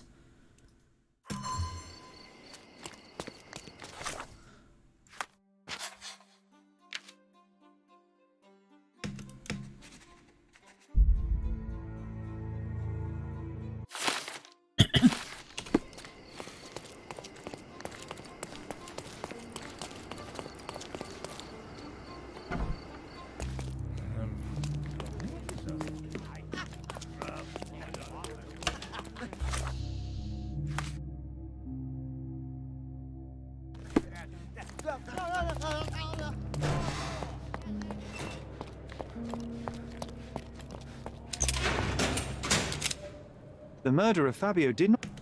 Mr. P...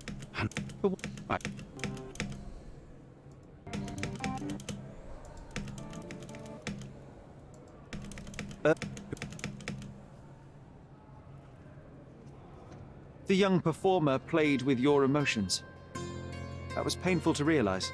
You spent so much time and effort to be with Fabio, but he didn't respond in the way you would have liked. You wanted to be loved.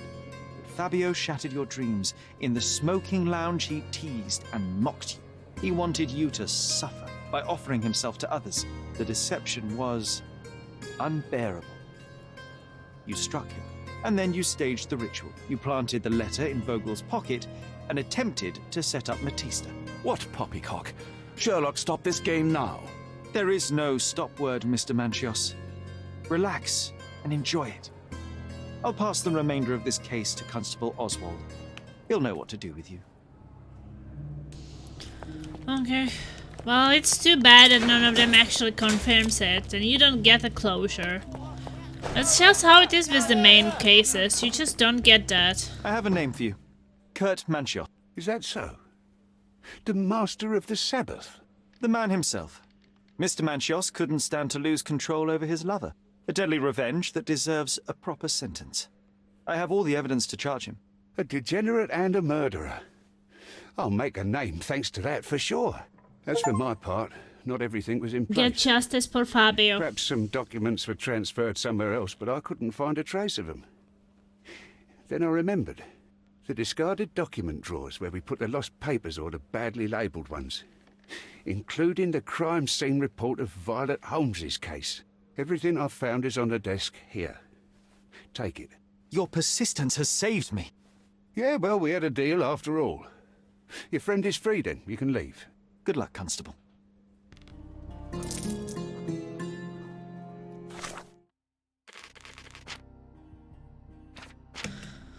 Well... Oswald found a copy of the missing report on my mother's death. He left it on the table in the police archives.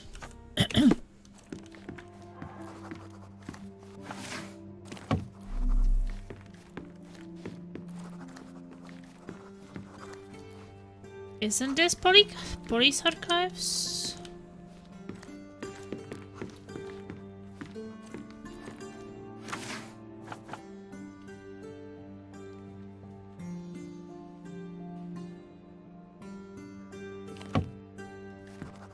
Don't forget the file. Oh, here. Report number 743. Officers arrived to find that the deceased is identified as Mrs. Violet Holmes lying in the garden of Stonewood Manor. Visual inspection showed the victim to be thoroughly soaked with a deep vertical incision, 2 inches in length, down her throat. Her face was swollen and covered in red blotches. Likely cause of death, hypoxia. Awaiting confirmation from medical examiner. Main suspect Otto Richter was arrested on the scene. The body was sent for autopsy.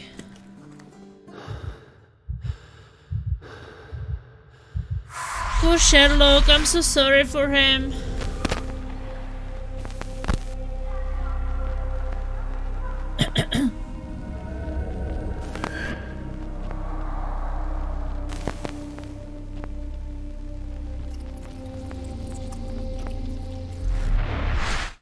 Garden.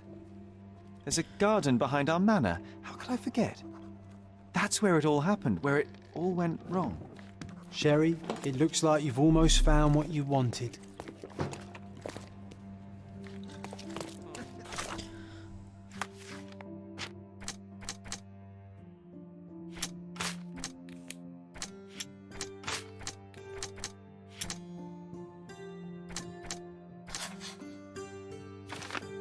My mother drowned her throat wound.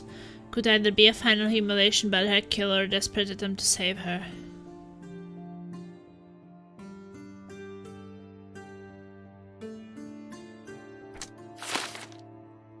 Okay.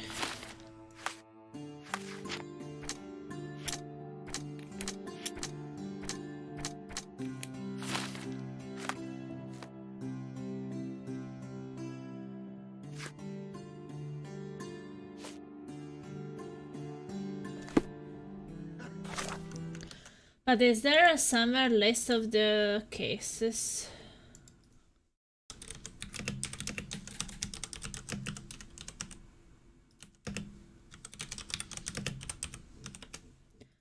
So I know if I got all of them.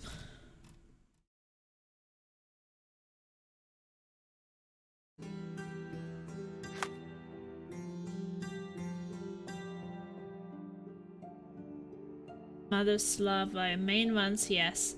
You hunting the missing shopkeeper.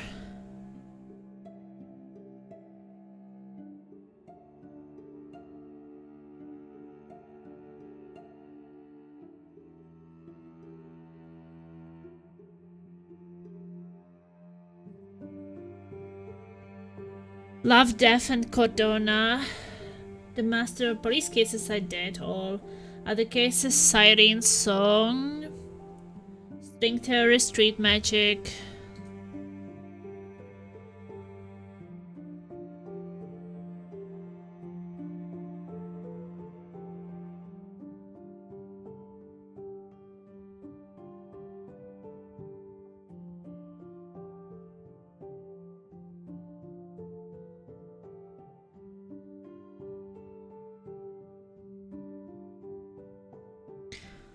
I don't see String Theory.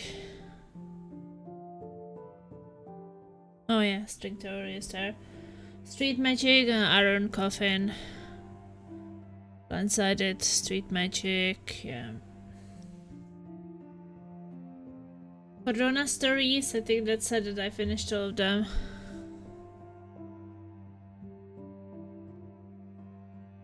And then there were the... yeah, I think so. I think he got it all. Okay, let's go home. Oh, you did it, Sherlock! The case is closed and all rewards belong to the winner. Bravo! It is merely the triumph of the truth. Is it? No compromises? No lies? You're happy with your decisions?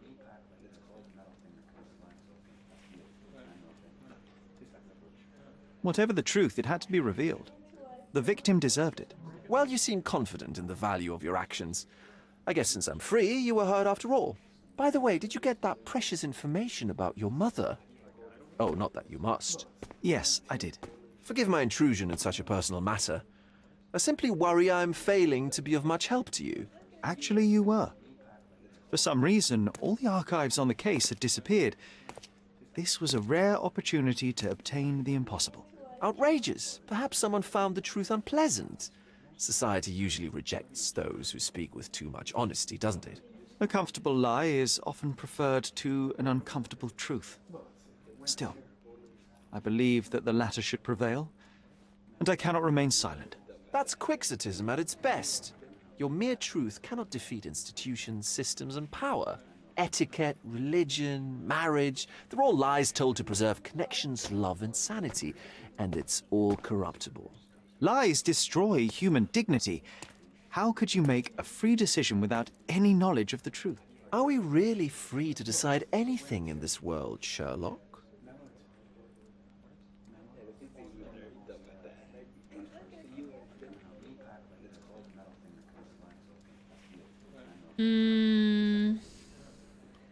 Not entirely free. I take your point. There are some limits on us all, some compromises we must make.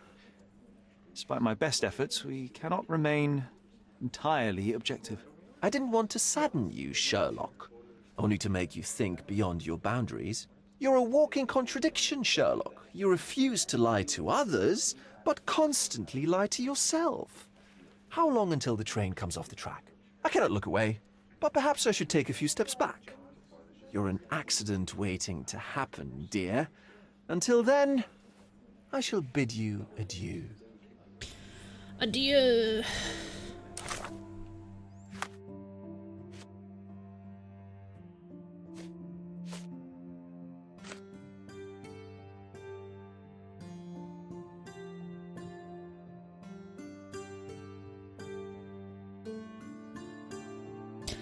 Oh yeah, I remember this place.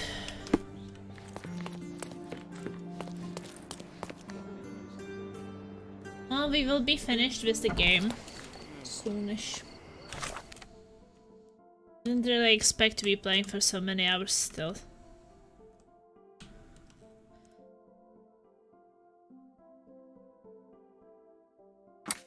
Well, I mean, all the main cases and such is solved. This is just basically memories.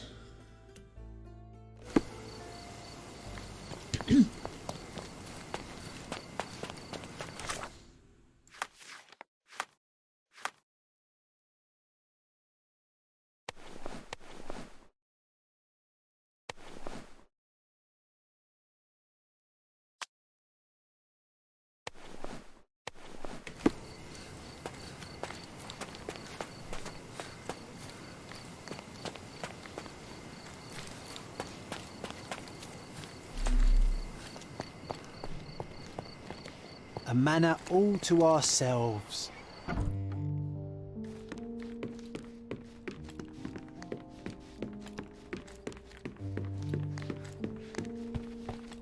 Sherry, please listen to me. Sherry.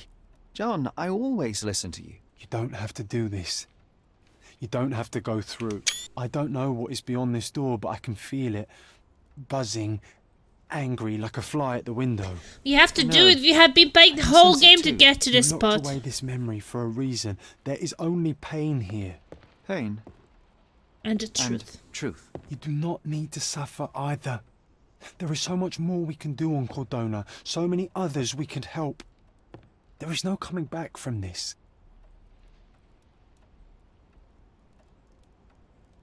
I find myself awash in uncertainty. Perhaps now is not the time, with so much left to do. Thank you, Sherlock. Thank you. Some doors can remain closed. Cordona still calls for us, yes. And we will answer. But know this, John. One way or another, we will find ourselves back in front of this door, unable to avoid the truth any longer.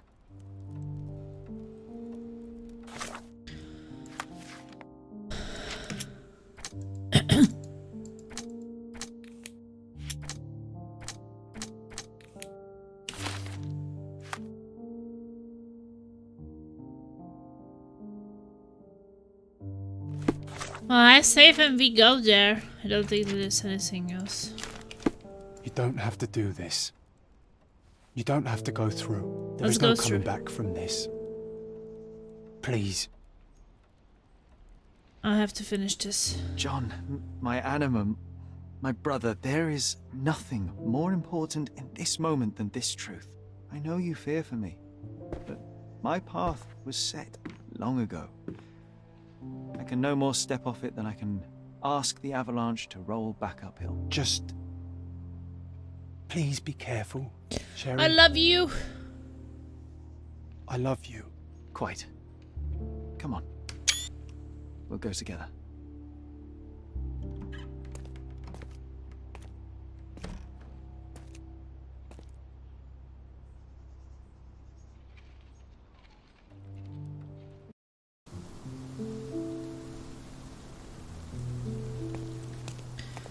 Guess this was the point of no return. Why didn't I remember we had such a big garden? Maybe you forgot it for your own good. That's the descendant of a tree your father planted in London, correct? Indeed, we planted the sprout here, and for a while it grew happily. Alas, it seems without us here to care for it, it didn't survive.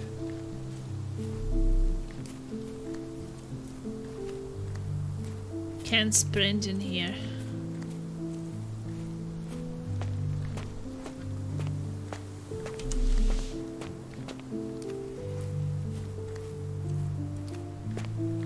This will be sad, I feel it.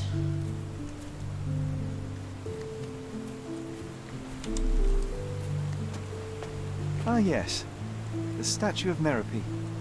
My mother was trying to restore it. Pity she never had the opportunity to finish.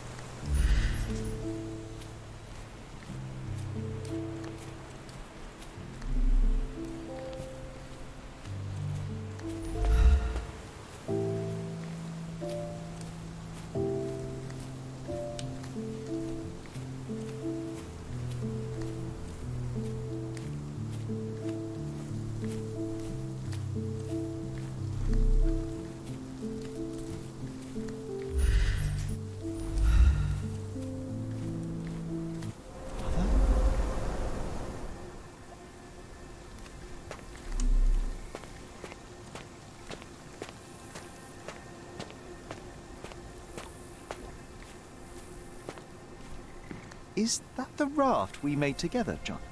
Looks more like a pile of rotten planks now.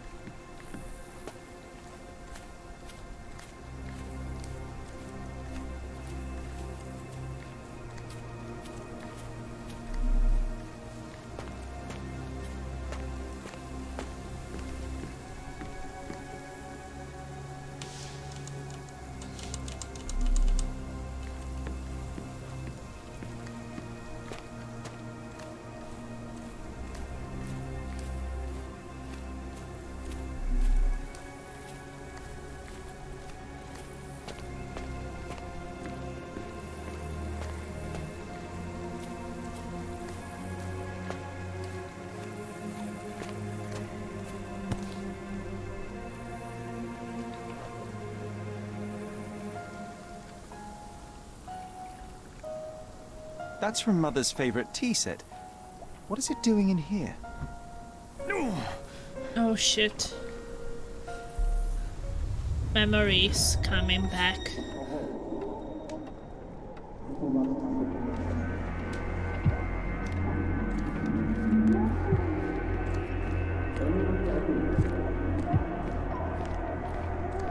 Come here, Sherry. Hurry!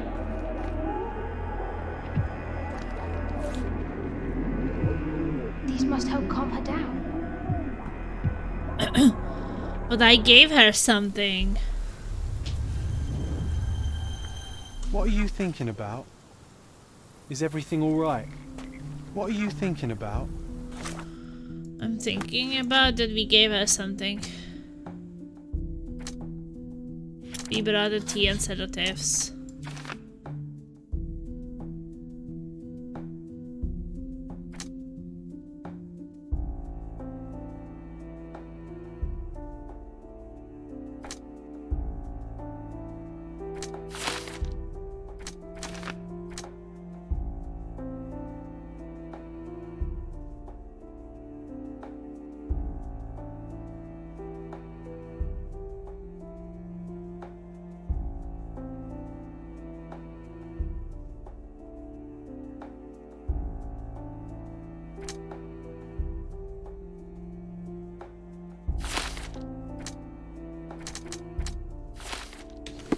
Is everything alright?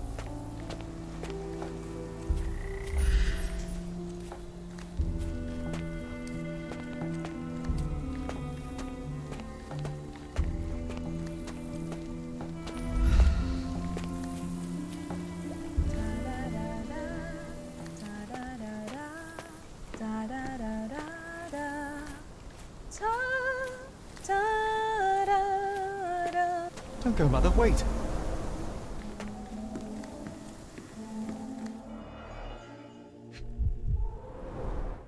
I remember this artifact from Mother's collection.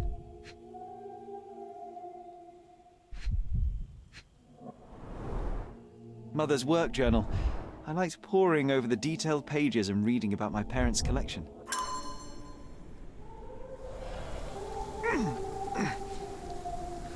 Another memory.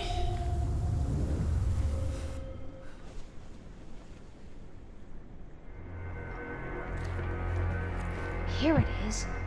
We'll just borrow it for a while. Did you hear that?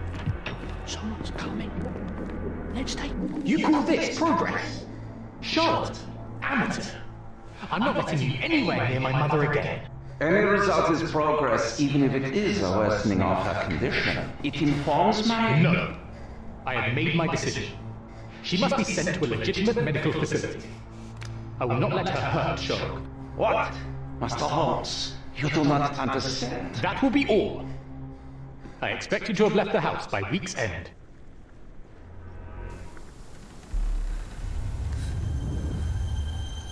Sherry, say something. Sherry, say something. Can you hear me? Sherlock? You're scaring me. I'm here. Come closer.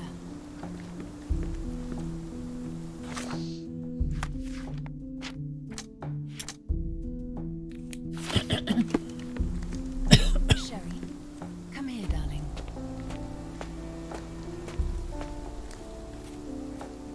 I'm waiting for you.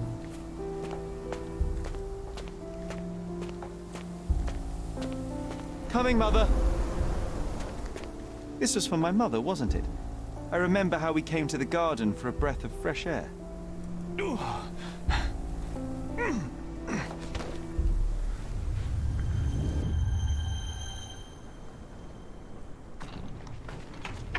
Okay, I'm kidding. Take me to my flowers, Sherry. They must already be in bloom. As you wish, Mum. I bet you missed the fresh air, didn't you? Terribly. The sun is far brighter than I remember. But I like it. We can walk each day from now on, if you want. That would be wonderful.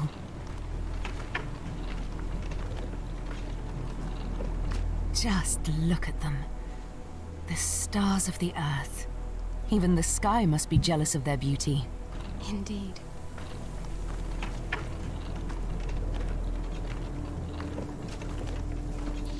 Did I accidentally push her to water? That would be perfect. I always wanted such a nice pond in London. It looks so peaceful. Mycroft knew you would like it.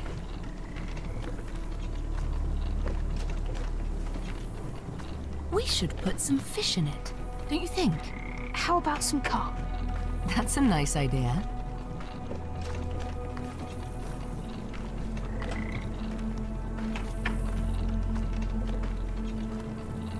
Something's gonna happen.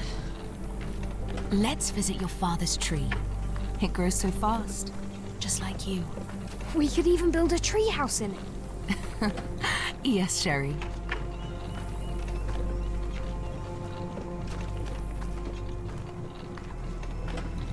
Speaking of your father, could you call him out, please?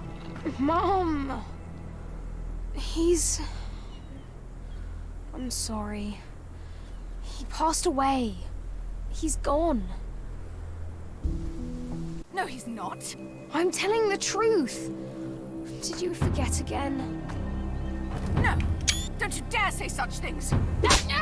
You Oh, are a shit. liar like all the others! Mother! Don't call me that! You aren't fooling me! No! Mom, it hurts! My son would never lie! Mom, stop! Who are you? Reveal yourself! Please, stop! It's me, Sherlock! You are not my Sherry! Give me my stuff back or I'll kill you!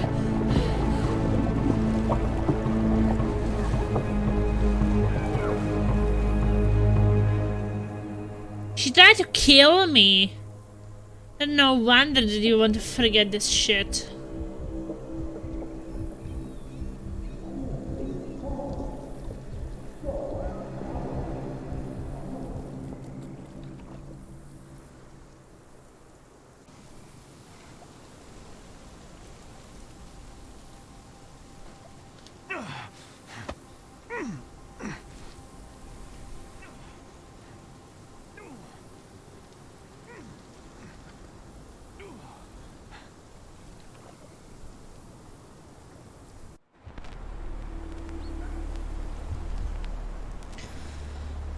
Mental disease.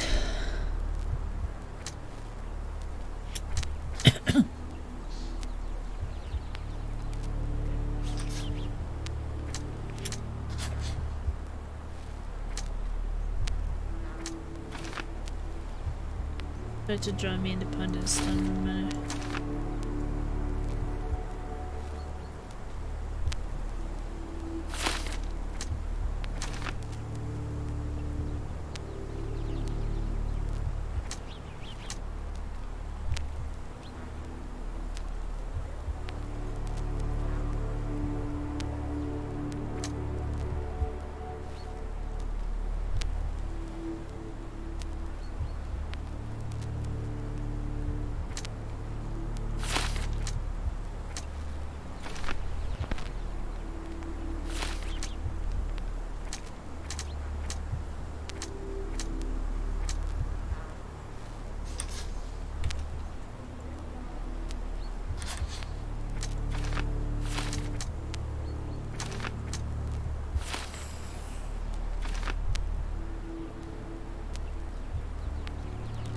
My mother had an unexpected allergic reaction to a medication and she suffocated.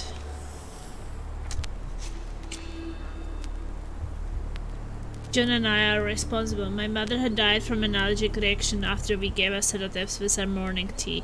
Richter tried to save Violet, yet Mycroft deliberately blamed him for the death despite John and I being responsible.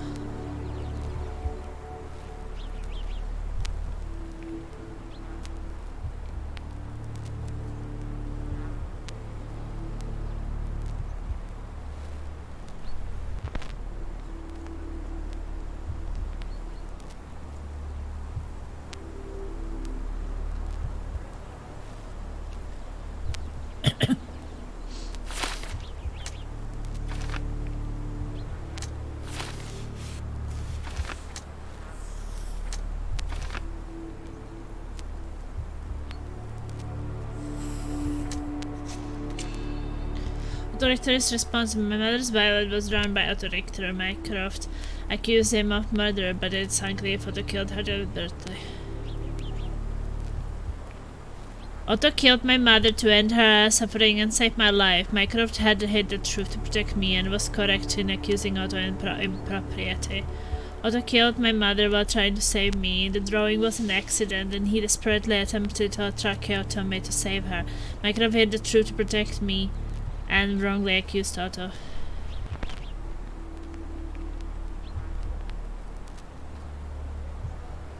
I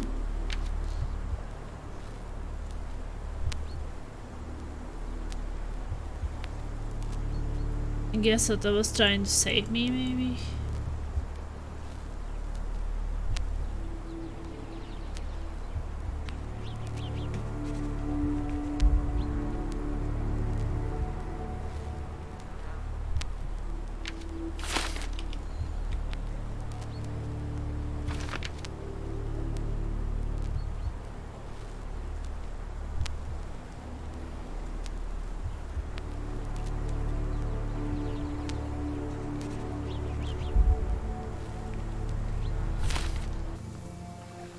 Sherlock.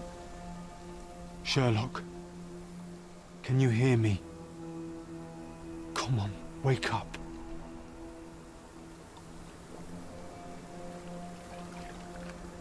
Get off me. Sherry. You knew, and more than that, you hid it from me. You couldn't bear the truth, Sherlock, so I shouldered it for you. I took your pain, your horror. Otto Richter murdered my mother, and Mycroft covered it up. Whisked me away from this place, buried me in schoolwork, and left the past to rot. And you needed a way to cope, so I helped. You were a lie, John, a fiction, a crutch. No, I was a friend. Sherlock, please. Sherlock? What? Are you okay? I don't know. I told you not to come, Sherlock. Where is he? Who? Your friend, John. He's beside you. Was all this worth it? Is he worth it? Why is he here? I think, in his own way, he was trying to protect me. A truth I couldn't bear. But now I must face it.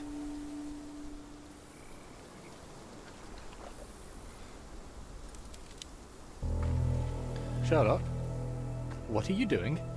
You kept me in the dark and kept your actions quiet. You enabled Richter and his untested quackery for far too long. And worse, you wanted to lock up our mother. I wanted to give you a chance at normalcy, childhood. There was no changing what happened, no good to come of dwelling in the past. It was lies upon lies. Otto Richter was trying to save her, but you decided he deserved to take the fall. Is that justice? The big picture, Sherlock. The big picture. Perhaps Richter was not responsible for her fit of rage, but his treatment led inexorably to that moment. You were so fragile. I could not... I just couldn't. I chose us over him. You know, for once I believe you. Perhaps now that the truth is out, I can actually do what you had hoped. Leave it all in the past. Good. You have your whole life ahead of you, Sherlock. It is time you got on with it. Wow, he's so cold.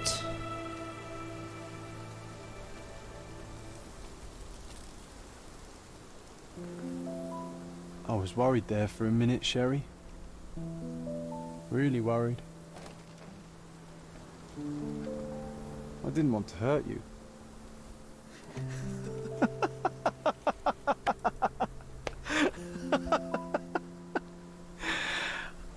What's so funny? I am talking to myself, John. I think I was hurt regardless. But we made a good team, eh? Dark and Explored huge. every inch of this place together. Helped a lot of people. Terrorized a few too, I suppose. I think I may go so far as to say, Sherry, that I have not lived wholly in vain. So that's it. It's over. You've opened every door, Sherry. Faced the past you locked away. You don't need me anymore. I know. I will miss you all the same. I will miss you, John. I don't want you to go.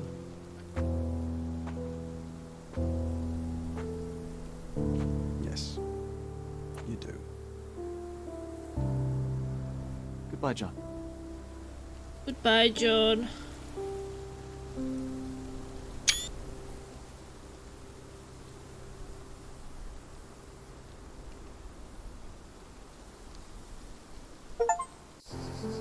Remember everything, closing a chapter. I mean, it just makes sense that Dr. Richter was trying to help us. John offline. Because a man was trying to kill us, right? And probably Richter saw it.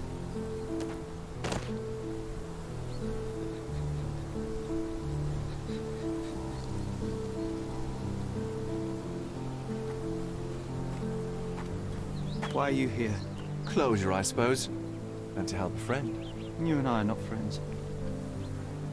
In a race between the thawing of the ice caps and our friendship, I would buy a boat. Ha! Is that right? I can see it now. I know what you did. What did I do? You needled me. From the moment we met, you were searching for weakness. You pushed me to pursue the truth about my mother.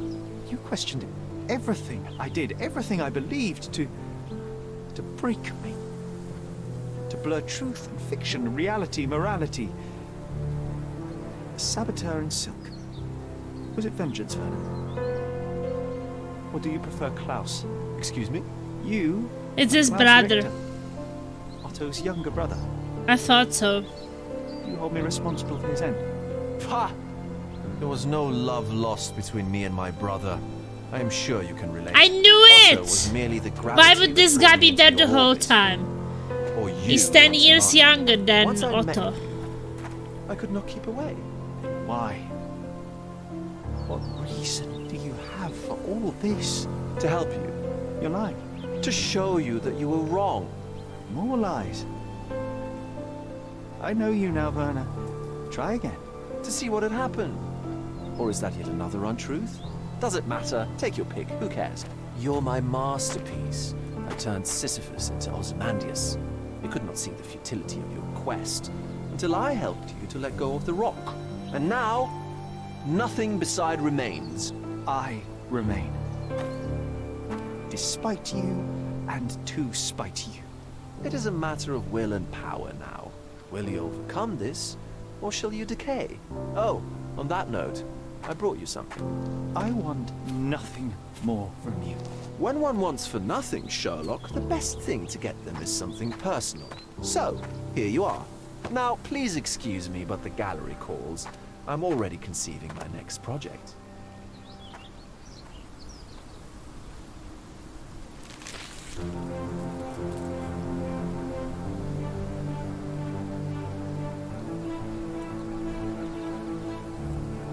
You really are beautiful.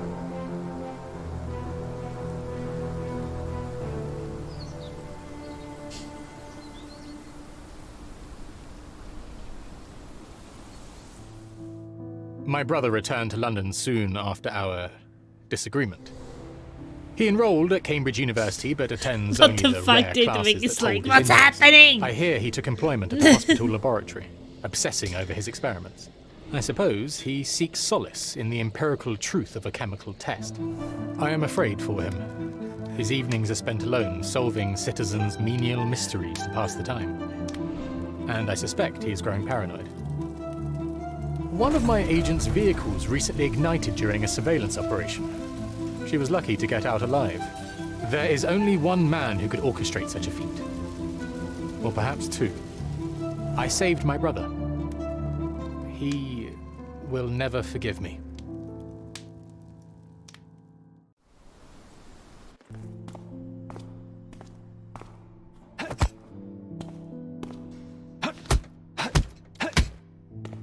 What's happening? I found it! I found it! I found it! And what is that?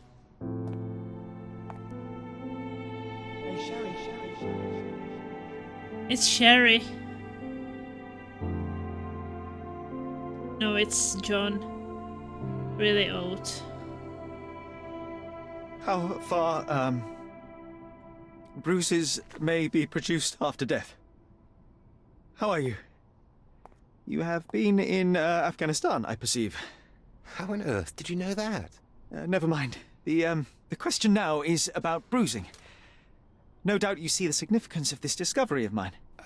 It is interesting, no doubt, but practically...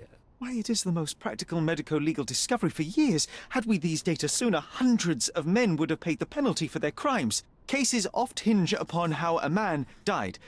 Now, we can know which wounds he suffered alive, which occurred post-mortem, and what instrument was responsible. And ergo, one will soon be able to calculate with utmost precision when and where death occurred, sparing the innocent and damning the guilty. Well, then you are to be congratulated. Indeed. But, you came here on business. Correct again. I am looking for someone with whom to take diggings, and heard you were complaining that you could get no one to go halves with you. I have my eye on a suite in Baker Street, which would suit us down to the ground. You don't mind the smell of strong tobacco, I hope? I smoke ships myself. That's good enough. I get in the dumps at times, and don't open my mouth for days on end. Just let me alone, and I'll soon be right. What have you to confess now? It's best for two fellows to know what bruises each other carries before they begin to live together. My last companion and I... Well, I object to rows because my nerves are shaken. And I get up at all sorts of ungodly hours. And I am extremely lazy. I have another set of vices when I'm well. But those are the principal ones. I don't know why this part is playing here. in your category for rouse? It depends on the player. A well-played violin is a treat for the gods. Yeah, I guess. Oh, no, that's all right. But he looks like I John think we from may his consider the thing imagination. as settled. Which is strange. Forgive my manners. My attention wavers. Sherlock Holmes, Dr. John Watson. Yeah, it's Watson. But it's strange that it would look like he imagined John. You know, his imaginary friend? It was basically the same face, just older.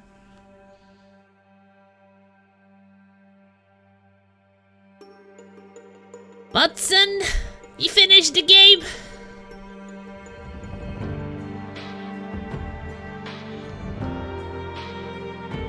Finally! It's only like 9 AM or something. I was expecting ending it like... Well, okay, Remnant incoming. Remnant time now.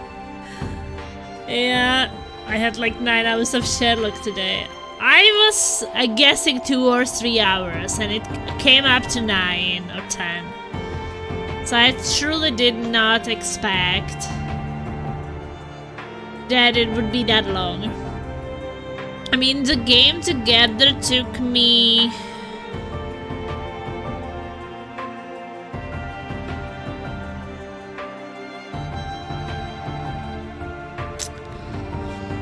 check.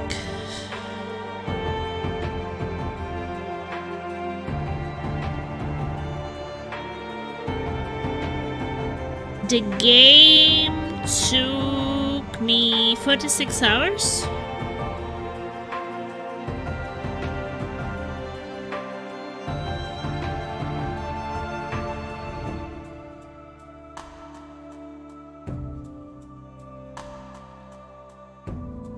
I'm only missing 5 achievements. One is punch first, ask question later. One is refuse to help Mycroft, which is that you have to refuse the help and then help him anyway. Present accurate evidence in all accusations. I think I found one. Kill 15 enemies. Becoming Sherlock Holmes. Get every achievement.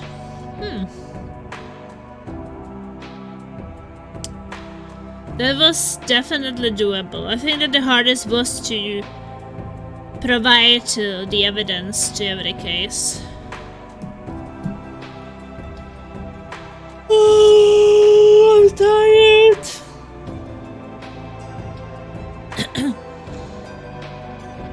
But it was fun. I like the game. I just perhaps think that if they removed some of the open world, like, treasure hunts shits, it would be much more enjoyable. If they removed the fights, there were way too much of it and it was very repetitive and not very good. It would be better. So they definitely like farmed the hours on those bad things. But there were interesting cases, like the cases were fun. Basically, all the cases were really nice.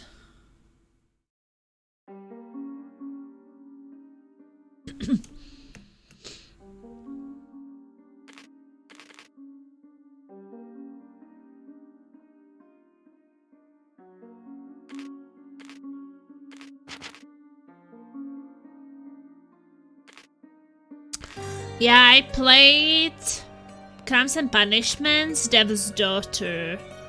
I still need to buy Sherlock Holmes, The Awakened and Sinking City. I don't own those two. But I played those two, this one and this one. Not this one and that one. So yeah, I played Crimes and Punishments and Devil's Daughter. I have not played The Awakened and The Sinking City. And now I finished chapter 1.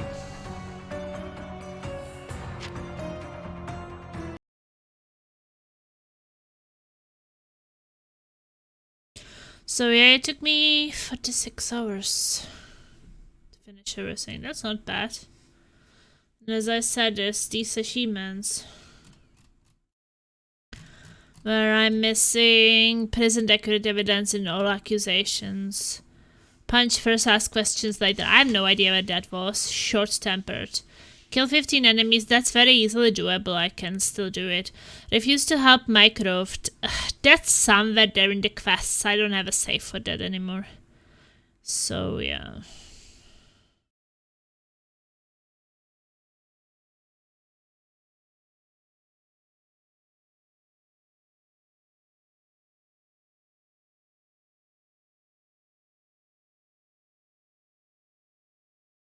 Because one of the rarest achievements is get every achievement and then fight in all the bandit slurs, which I did. I guess people didn't like it.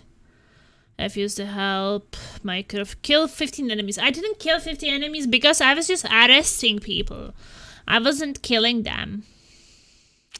I guess punch first, ask questions later is missable.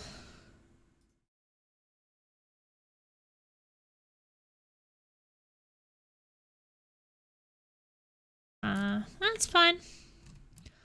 Well, that was fun. I liked it. I enjoyed it. It was a good game.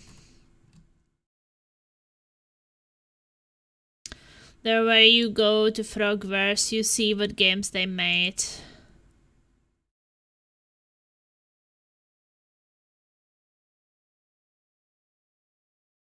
This is the one I want to play eventually. It's much shorter. That's not actually an open world game, so that one will be done really fast. The Awakened. And then there is the game Soylent recently bought. I wanted to buy it on the sale now too, but I forgot. Like there was something with the DLCs, I didn't have time to check it out.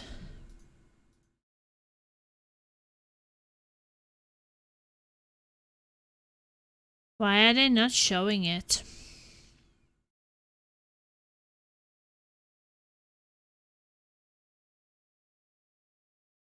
They're just showing Sherlock Holmes games, but not the other one.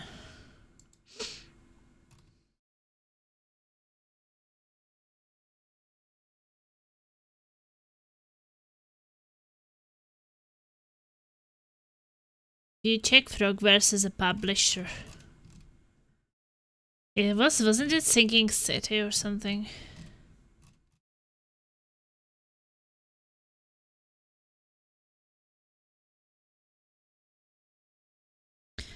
Sinking City, yeah. There was something with the DLCs, like